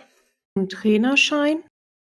Nein, einen Trainerschein habe ich nicht. Habe ich auch nicht vor zu machen. Dusche, kannst du auch Kann ich mir sagen, gerade gerade, nicht ja. vorstellen. Ja, es gab früher mal eine Zeit, wo ich mir das vorstellen konnte.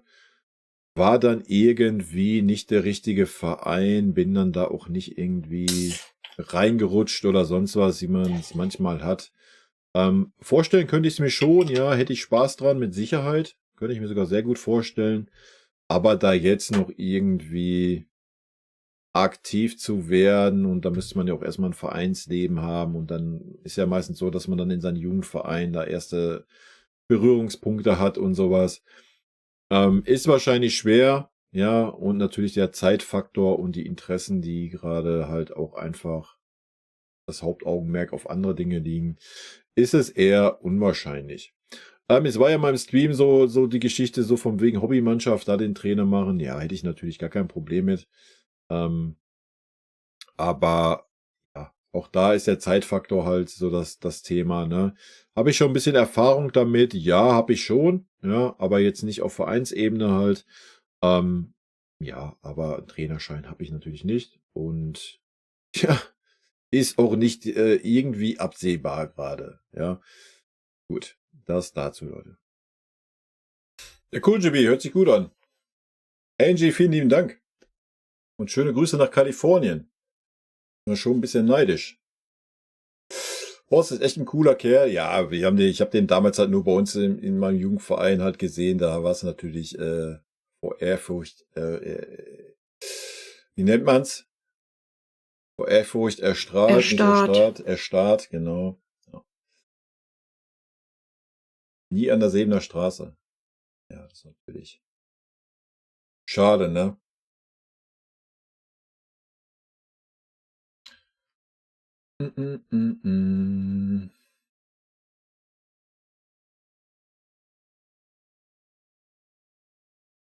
Welche Filme, Serien und auch Bücher haben dich besonders begeistert? Das ist auch genau, da sind wir wieder bei derselben Sache, wie wir es vorhin schon hatten mit den Trainern. Ich bin halt nicht dieser Rank-Typ. Ja. Ja, das stimmt, ne? Es ist immer wieder, bevor wir darauf eingehen, ist immer wieder erstaunlich, dass es immer noch Menschen gibt, aber generell früher war das, glaube ich, auch ein bisschen anders, oder? Auch im Fußball. Dass es aber immer wieder Menschen gibt, die einfach auf dem Boden geblieben sind. Trotz dieses Mega-Erfolgs und Mega-Hypes. Nimm zum Beispiel auch mal den Kaiser, wie bodenständig der eigentlich geblieben ist, obwohl ihm ja eine Nation zu Füßen lag. Ja, muss man sich ja mal reintun. Aber das sind ja viele. Da kannst du Horst Seder nennen, da kannst du Ruprecht nennen. Auch so ein Augenthaler und sowas. Das ist halt einfach noch eine andere Generation. Und da war halt auch noch nicht so der, obwohl beim Beckenbauer auch schon dieser mediale Hype irgendwo da war, ne? Ja, kann man halt schwer vergleichen, die Zeit miteinander, ne? Serien gibt es so viele gute, die mich richtig begeistert haben. Ja, natürlich, weil ich es gerade aktuell wieder gucke, Stargate gehört da natürlich ganz weit mit nach vorne, aber Vikings genauso. Ja, Omega-Serie. Ja, auch Game of Thrones, die ersten Staffeln waren geil. Es wird mit Sicherheit auch ganz viele Serien geben, die ich vergesse. 24 war zu seiner Zeit eine überragende Serie. Jack Akte Bauer, X, Leute. ja, sollte klar Soll sein. empfehlen, ey. Mal ein bisschen was Schnulzigeres. Dawson's Creek, ja, eine Mega-Serie, meiner Meinung nach gewesen. Dawson zu der Levy. Zeit. Kennt wahrscheinlich keiner von euch, ne? Boah, und es gibt so viele Serien, gerade auch alte Serien. Neuere Serien natürlich The Walking Dead. Ja, also da müssen wir gar nicht drum herum reden. Auch Fear the Walking Dead und so weiter. Ach, es gibt, es ist super schwer für mich, so Serien. Ja, ich hab sehr viel Criminal Minds geguckt. CSI fand ich auch alle ganz geil, außer CSI Miami. Hier, die Brillen Johnny, bin ich nie so mit warm geworden. Bones habe ich damals geguckt, fand ich. South Park war zum Beispiel gar nicht meins. Ne? Magnum fühle ich natürlich, definitiv. Aber South Park war nie meins. Richtig gut. Ganz, ganz viele. Deadbeat, wer das kennt, mal ein bisschen was Nischigeres. Cool, ja. Ich habe früher sehr viele Serien geguckt. Mittlerweile gucke ich halt ganz, ganz selten. Ich gucke abends so eine Folge vielleicht oder zwei, mal Stargate oder so. Ansonsten so neuere Serien, ja, Reacher war ganz cool, die erste, die zweite Staffel fand ich jetzt zum Beispiel nicht mehr so geil. Auch da gibt es ganz, ganz viele Sachen, ja, auch da tue ich mich super schwer, da zu sagen, so, das ist jetzt so die Top-Serie, ja. Aber Stargate gehört für mich schon da weit mit nach vorne, aber das ist natürlich auch so, jedes Genre hat so eine Serie oder zwei, drei, die gut sind. Filme ist noch schwieriger. Filme könnte ich 20 aufzählen, Minimum. Ja, ganz weit vorne natürlich Herr der Ringe für mich. Also da gibt's nichts dran zu deuteln. Ja, es ist für mich ein... Ja, Kevin, verstehe ich. Kann ich dir empfehlen, Fear the Walking Dead. Problem dabei ist, du musst die ersten 1,5 Staffeln überstehen. Ich habe 3 oder 4 Anläufe gebraucht, die erste Staffel zu schaffen. Danach ist Fear the Walking Dead das bessere The Walking Dead. Kann ich also wirklich nur empfehlen, falls du das noch nicht geschaut hast. Ringe der Macht habe ich natürlich geschaut. Bin halt absoluter Fanboy, was Herr der Ringe angeht. Einfach gucke ich einmal im Jahr alle Teile in der SE Edition. Ist für mich Pflicht, mag ich, ist genau mein Ding. Ansonsten filmtechnisch, Alto Belly. Ja, Weiß ich gar nicht, wo ich anfangen soll. Wo soll ich anfangen? Bei Pulp Fiction über S bis hin zu, ach, weiß ich nicht, irgendwelche Der 13. Krieger, Königreich der Himmel, Braveheart, Der Patriot. 13. Krieger hatten wir, glaube ich, schon, ne? Alter, allein nur die paar. Hör mir auf. Wild, ganz wild. Fight Club, ja, natürlich. Natürlich. Game of Thrones habe ich geguckt, ja, fand ich zum Schluss halt auch schwierig. Die ersten Staffeln waren natürlich mega. Kai seit 18:30 schon live, Respekt. Ja, alles gut. Ich habe schon 24-Stunden-Stream gemacht. Auch im Gaming, also alles gut. Läuft. Kirk und Spock, ja, war nie ganz meins. Ne? War nie ganz meins. The Green Mile. Ja, Green Mile ist natürlich auch generell Tom Hanks. Castaway fand ich zum Beispiel auch mega. Also Tom Hanks, ja, Titanic musst du halt auch kennen. Ich sag ja, Rocky 1 bis 3 ohne Worte. Ja, Sylvester Stallone war eh so meins. Nicolas Cage, Con Air. Ach, hör auf. Nee, da sitzen wir morgen früh noch hier. Na, Terence Hill brauchen wir auch nicht drüber reden. Bud Spencer, Terence Hill Filme stehen eigentlich außer Konkurrenz. Na? So sieht's aus. Komödiengeschichten. Mir fällt der Name natürlich gerade nicht ein, wie immer, weil ich so mit Namen habe. Ja, Filme ohne Ende. Ja. Früher war ich auch der Typ hier, DVD und Blu-ray sammeln und so ein Scheiß, also so Sammelboxen und so ein Gedöns. Habe ich auch alles mal gehabt. Herr der Ringe habe ich übrigens noch. Sind die einzigen, die überlebt haben von meinen DVD-Sammelboxen. Ich weiß nicht, wer das kennt, diese großen Boxen, wo die Argonaut-Stützen und sowas drin waren, das sind die einzigen, die überlebt haben, die besitze ich noch. Aber natürlich auch ausgepackt im Regal. Nicht irgendwie eingepackt für Wertsteigerung, Blasels. Das ist das Einzige, was überlebt hat von der ganzen Chose damals. Ben Stiller fand ich auch ganz cool, teilweise, ja, aber geht natürlich nichts über Jim Carrey, was so Komödien angeht. The Beautiful Mind, hört mir auf, Leute. Eine Serie, die ich euch noch empfehlen kann, ist immer wieder Jim. Immer wieder Jim, ist halt auch eine Bürgerpflicht wie Bud Spencer. Ne? Also wird der eine oder andere vielleicht kennen. Genau, Gollum-Figur gab es da auch, ja. So diese Phasen. Bin da sehr gut drinne, gerade aber auch so die Klassiker an Filmen, ja. Also Kultfilme, Braveheart, brauchen wir, der Patriot zum Beispiel, Mel Gibson, Alter. Zum Beispiel Serie nochmal Liesel 300, Leonidas. Bitte euch. Weapon, super geile Serie gewesen, super gut umgesetzt. Filme dasselbe, Liesel Weapon, ja, da gibt's so viele Bad Boys und so weiter. Action ist schon so meine Richtung, aber gerade halt auch so diese Eposse, ja, Troja, auch ein Mega-Film. Auch mega mit Brad Pitt, Alter. Da gibt es Käfigfeuer Helden, fand ich damals richtig, ne, habe ich richtig gefeiert. Kara, du bist auf jeden Fall schon älter. Hunderte. Ohne Scheiß, ich bin locker auf 100 Filme kommen. Ja, du hast dich geoutet. Einfach mal ein bisschen die Zeit hätte nachdenken würde, aber jetzt sozusagen, so das ist der Film schlechthin. Donnie Darko zum Beispiel, ja auch so eher so ein bisschen was Nischigeres. Band of Brothers, nein, die beste Kriegsdokumentationsserie, die man gucken kann. Also wer Band of Brothers noch nicht gesehen hat und nur ansatzweise so ein bisschen Interesse für Kriegsfilme hat, Alter, haut euch die Serie rein. Es gibt nichts Besseres. Absolut krank. Stephen King generell die Filme, da gibt es so viel, Leute. Ich kann mich da nicht festlegen und sagen, so das ist das Nonplusultra. Für mich ist schon Herr der Ringe, ja, ist schon so auf dem Thron, ja.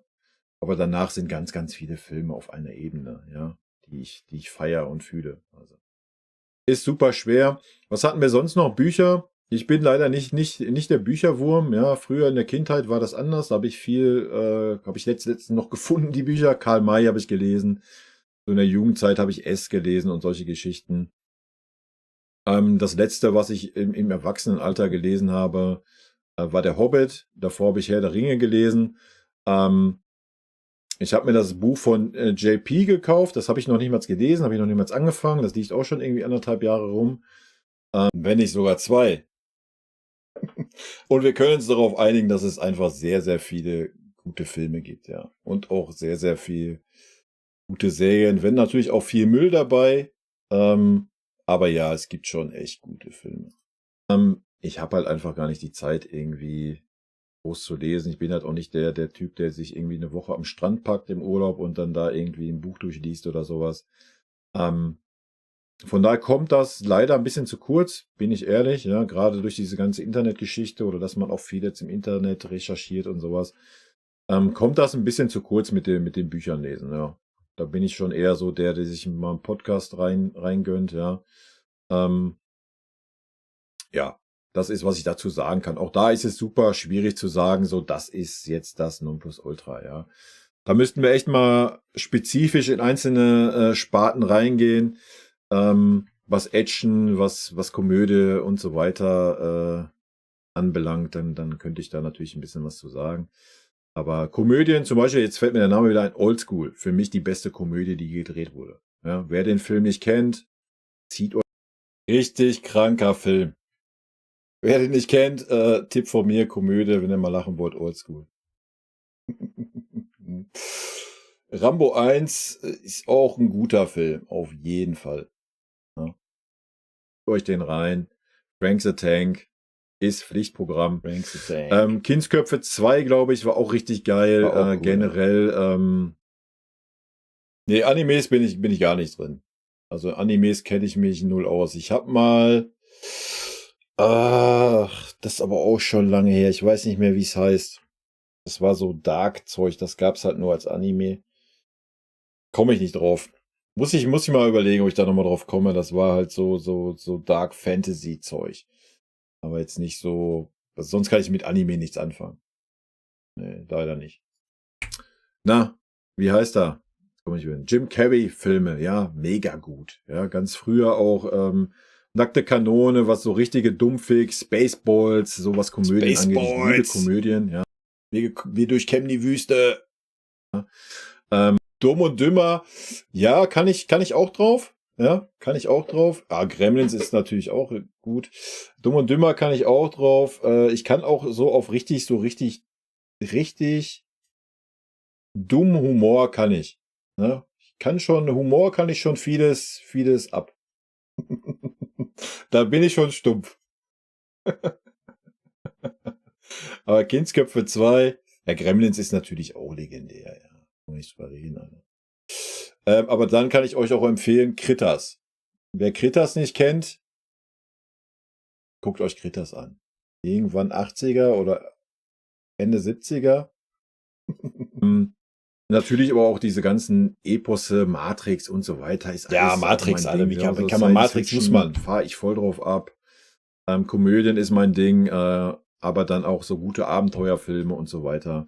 Noch eine gute Indie dürfen wir natürlich auch nicht vergessen. Indiana Jones, Alter. Ja? Serie hier, die Piratenserie. Wie hieß sie denn? Ich komme immer noch nicht drauf. Name nicht ein.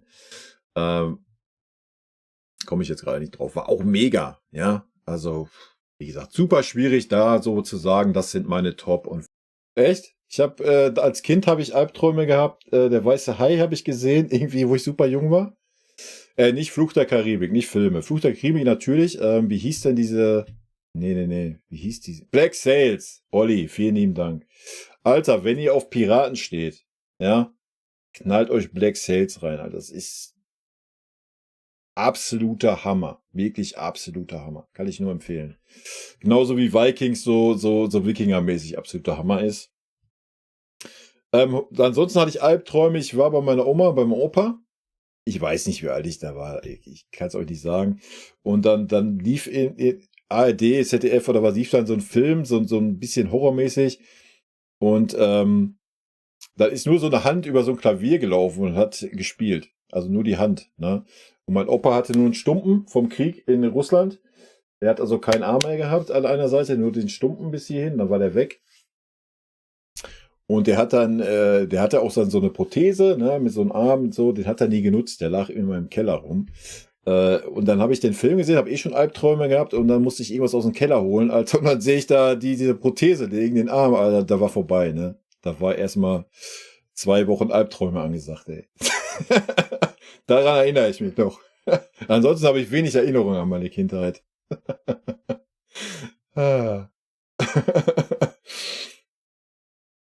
Black Sails, ey, ohne Witz, wenn ihr auf Piraten steht, wenn ihr Fluch der Karibik gemocht habt, Black Sails ist mega.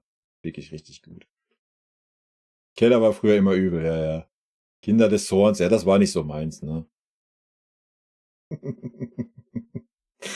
Aber weißer Hype war, wo ich erst mal Albträume hatte. Mein Onkel war halt damals so Raubkopierer-mäßig unterwegs, kann ich ruhig sagen. Der lebt leider nicht mehr. Videothek und der war halt so richtig freaky, ne? Der hat jeden Film, den es irgendwie gab, hat er halt auf VHS dann gehabt und dann konnte ich halt im frühen Alter schon sämtlichen Scheiß gucken, den ich so gucken wollte, ne? Ach ja. Aber Gremlins war gut. Und Flops, super schwer, Leute. Gibt einfach mittlerweile so viel und ich bin so ein alter Sack, dass ich nicht sagen kann, nee, ich habe so viel gesehen in meinem Leben, dass ich jetzt sagen kann, so, das sind die 3 geilen Sachen, so, weil ich noch nicht so viel gesehen habe im Leben. Das ist halt leider ein bisschen schwer, das genauer zu beantworten. Was sind deine Hobbys und Interessen? Ja, neben dem Fußball sind natürlich Verkehrte Frage Hobbys eingeblendet. und Interessen ganz klar das Zocken. Ja, auch wenn ich schon ein Boomer bin, bin ich, was das Zocken anbelangt, immer noch ein Teenie. Die Dino ist auch eine geile Serie. Gut, dann sind wir ja auf ein Niveau angefangen, wo wir Dr. Schnuggles erwähnen müssen, ne? Sollte klar sein, oder? Mit dem Marmeladenbaum. Ich bin ja auch mit Zocken auf YouTube gekommen. Ja, das war so mein Metier. Das ist es immer noch. Ich habe verschiedene YouTube-Kanäle, wenn es interessiert, den Zagos-Kanal, wo mal mehr, mal weniger passiert. 7 Days-Kanal, wo ich 7 Days to Die spiele. Mein Herr der Ringe Online-Kanal, wo ich Tutorials mache und auch mal den einen oder anderen Herr der Ringe Online-Stream. Aber natürlich auch da ist der Zeitfaktor da. Das ist auch alles ein bisschen weniger geworden. Aber ja, Zocken ist so das Hobby, was ich habe. Dazu dann, was darauf halt aufbaut. Ja, ich habe einen eigenen Rust-Server. Ich erstelle selber Mods für 7 Days to Die. Ich bin halt ITler, bin da ein bisschen affin, beschäftige mich mit solchen Sachen. Habe ich super viel Spaß dran. Ich habe auch super viel Spaß dran, daran Videos zu schneiden und so weiter, wenn ich die Zeit dafür habe.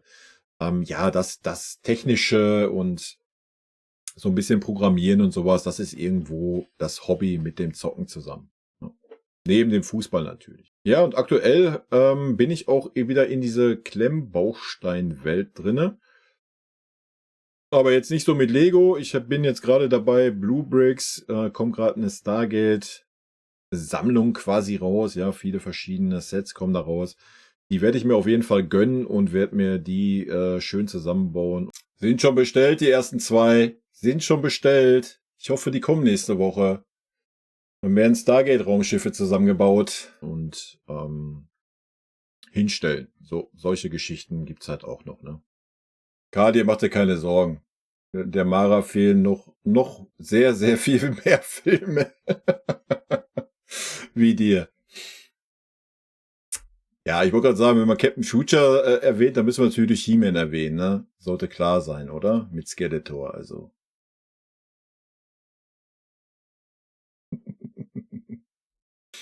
Pumuckl war natürlich auf, ey, erzähl mal, aber du bist auch schon ein alter Sack. Denkst. Pumuckl mit Meister Eder war natürlich auch wild. Wusste ich gar nicht, dass das gibt von Brubix. Cool. Muss ich mir mal anschauen. Zitat mein Opa, als ich 16 wurde, langsam wirst du aber zu alt für die Konsole. Gut. Ja, der echte Pumuckl natürlich, ne? Sollte klar sein. Ja, Leute, das war das Q&A mit den Standardfragen aus den Streams oder aus den Kommentaren, die ich immer wieder gestellt kriege und ein paar speziellen Fragen, die ihr stellen konntet im Feedback-Video. Ja, ich hoffe, damit ist alles beantwortet. Jetzt zum Ende werde ich noch mal ein paar Minütchen ein bisschen was zu meiner Person erzählen. Welche Art Typ ich bin. Ja, für den. So, wir haben noch 6 Minuten, Leute. Dann haben wir es geschafft. einen oder anderen, den das vielleicht interessiert. Ich bin der Typ Mensch, der sagt, was er denkt, der gerade beim Fußball schon sehr emotional werden kann, der dann leider auch mal beleidigend wird, obwohl ich das schon besser in dem Griff habe und daran auch weiter arbeite. Ansonsten bin ich der straighte Typ. Ja, bin ich immer gewesen, nicht nur auf dem Fußball, sondern auch im Privatleben. Ich bin kein Mensch, der mit seiner Meinung unbedingt hinterm Berg hält. Was nicht immer gut ist. Ich bin ein meinungsstarker Mensch, der seine Meinung dann auch vertreten kann, der auch darüber diskutieren kann. Ich bin kein Mensch, dem irgendwie Beleidigungen, negative Kommentare oder sowas irgendwie verletzen oder irgendwie, ja, wie soll ich das sagen, worüber man sich Gedanken macht oder sowas. Das habe ich nicht. Ja, das ist mir am Ende des Tages scheißegal.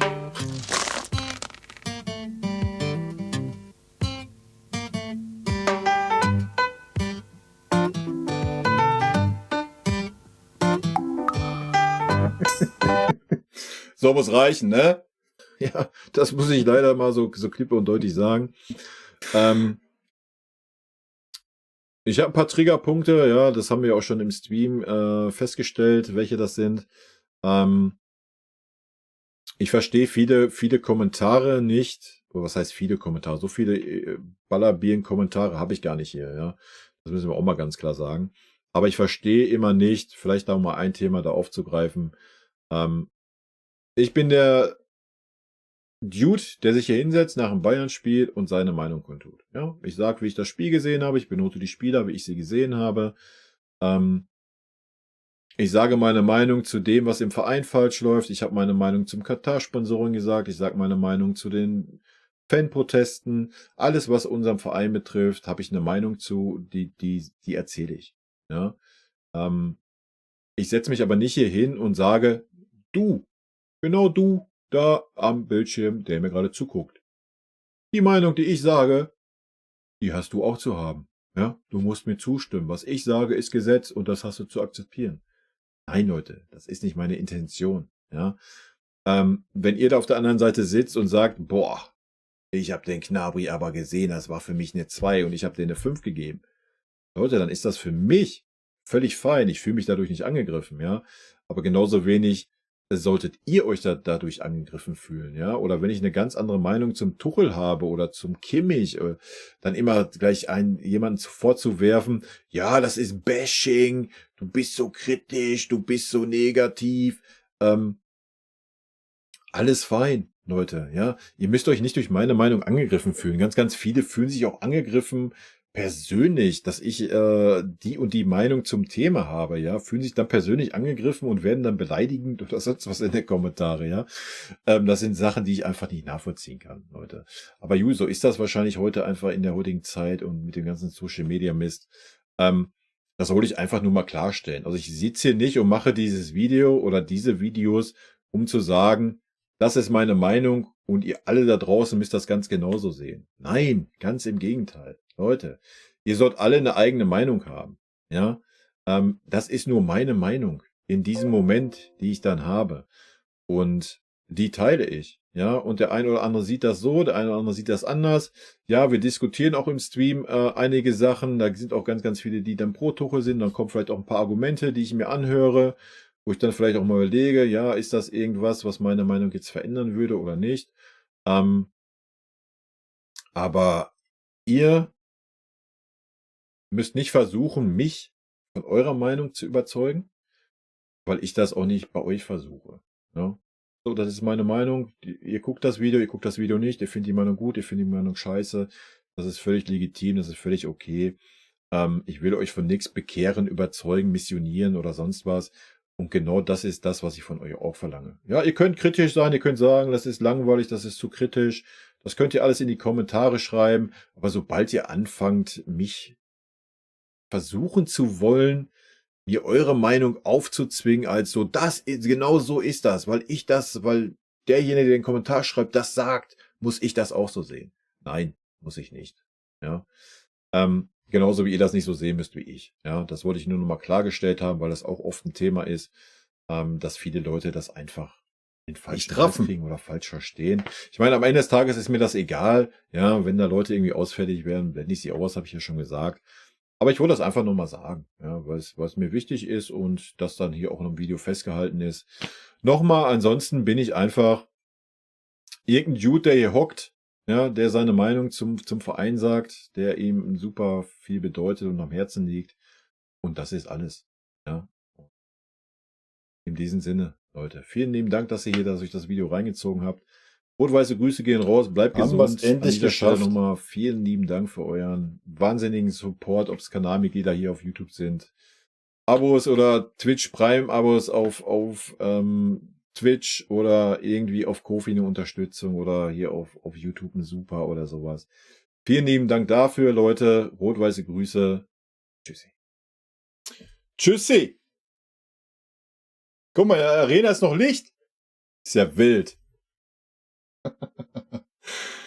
Ach, herrlich. So, jetzt kann ich nochmal den Chat kurz durch und dann machst du auch gleich Feierabend, wa? Wild. War ja heute länger als gedacht. Ja, diskutieren können nur wenige, ne? Beziehungsweise viele fühlen sich, wie ich es ja gerade sagte, nee, viele fühlen sich gleich angegriffen, ne? Das ist halt so, das verstehe ich halt nicht so ganz. Man kann ja eine andere Meinung haben, das ist doch völlig fein, ne? Man kann doch auch dann darüber diskutieren. Das heißt ja nicht, dass ich den anderen von dieser Meinung dann überzeugen will oder sowas. Ich weiß auch nicht, aber das ist, glaube ich, heute generell einfach so, dass das nicht mehr so geht, leider. Ein bisschen schade eigentlich ist.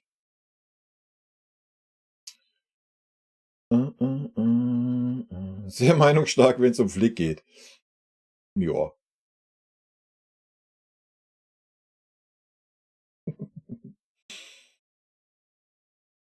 Danke für die Mücke. Mücke. Für die Mucke. Ich habe noch eine, warte.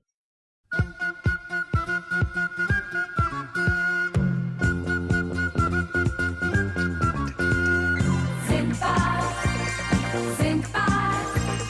schaut, wie viel Glück dieses Kind hat. Ja, wird wahrscheinlich dann nicht monetarisiert, das Video auf YouTube, aber drauf geschissen.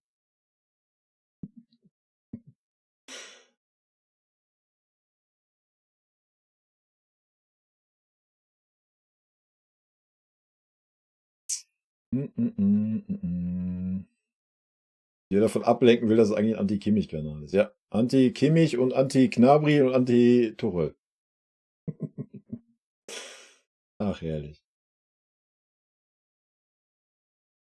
Aber pro Bonazar. Ich verstehe den Bunasar. Ich hätte es anders gemacht an seiner Stelle. Nein, Knabri ist noch länger raus, hat der Tuchel ja gesagt auf der PK. Der muss erstmal warm werden.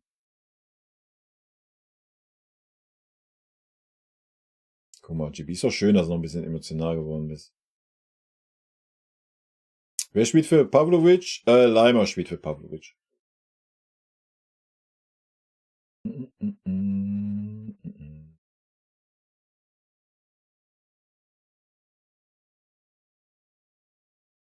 $100 Abos? Ja, eher Subs, ne? Das war schon wild, ey. Ich weiß auch nicht warum.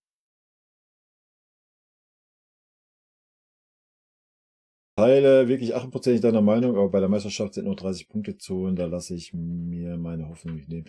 Alles gut, ihr könnt auch alle noch Hoffnung haben, ne? Ich will auch keinem die Hoffnung nehmen. Aber für mich ist da keine Hoffnung mehr. Aber ich beneide euch, wenn ihr noch Hoffnung habt. Das ist schön. Ich sag auch, das wird noch was. Die Chance ist noch da. Nee, die ist abgefahren. Chico, ne? Wenn du jetzt triggern willst, Alter, vorsichtig, ne? Mach hier nicht den Reif, sonst muss ich wieder den Beckenbauer. Ich muss den noch auf mein Pad hier legen. Ich will dir keine Reif-Vergleiche.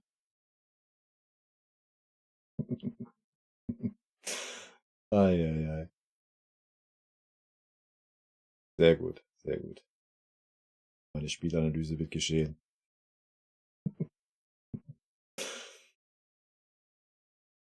Das Verordnung das Nagelsmann-Tuchel-Syndrom. Eieiei. Calimero habe ich auch hier drauf, warte. Calimero mit Sombrero Kein Problem, aber ich bin vorbereitet. dich sehen, sind wir sehr froh. Calimero mit Sombrero. Ja, das ist ein Hut und der gefällt uns gut. Herr Tuchel ist auch der beste Trainer, nur nicht für den FC Bayern. Das ist ja auch nicht schlimm. Friday für Bayern, ja.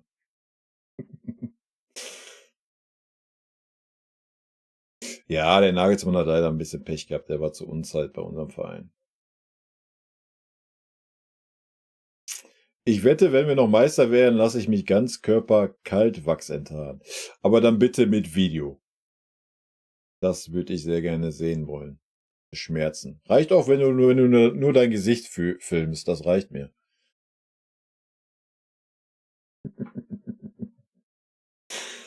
Ach, herrlich. Ja, weil Leverkusen einfach viel zu konstant dafür ist. Aber ja, wie gesagt, wegen mir kann man mich gerne eines Besseren belehren, aber ich glaube auch nicht, dass wir die letzten Spiele noch alle gewinnen werden.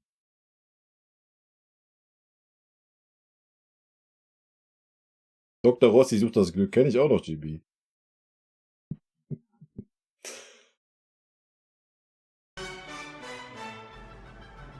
Simon Krie supportet mit 2 Euro. Schöner Stream, Wurs. Ich beende hiermit die Runde. Red Munich hat fertig, haha. Simon, vielen lieben Dank nochmal für deine 2 Euro. Und nochmal vielen lieben Dank für den ganzen Support hier heute, Leute. Und ja, ich mache jetzt Feierabend. Wild. Das ist so lange ging heute, habe ich nicht gedacht. Hat mir super viel Spaß gemacht. Ich hoffe, für euch war es auch ein bisschen interessant mit dem Video dann jetzt. Aber haben sich ja ein paar Themen raus ergeben und da werden wir mit Sicherheit noch mal das ein oder andere Thema nächste Woche aufgreifen. Genau. Und mit Glück auf beenden wir uns. Perfekter Abschluss. In diesem Sinne, Leute, schönen Abend wünsche ich euch. Gute Nacht. Schönes Wochenende. Morgen hoffentlich ein gutes Spiel. Ich habe gewisse Erwartungen. Wenn das nicht klappt, könnte es ein kleines Rage-Video geben. Aber ich bin guter Sache, dass morgen ein sehr gutes Spiel von uns zu sehen ist mit Minimum 3-0. In diesem Sinne, rot-weiße Grüße. Ciao, Leute. Und vielen lieben Dank, dass ihr noch so lange da wart, ne? Ist ja auch nicht selbstverständlich. Ihr seid ja hier auch teilweise lange dabei.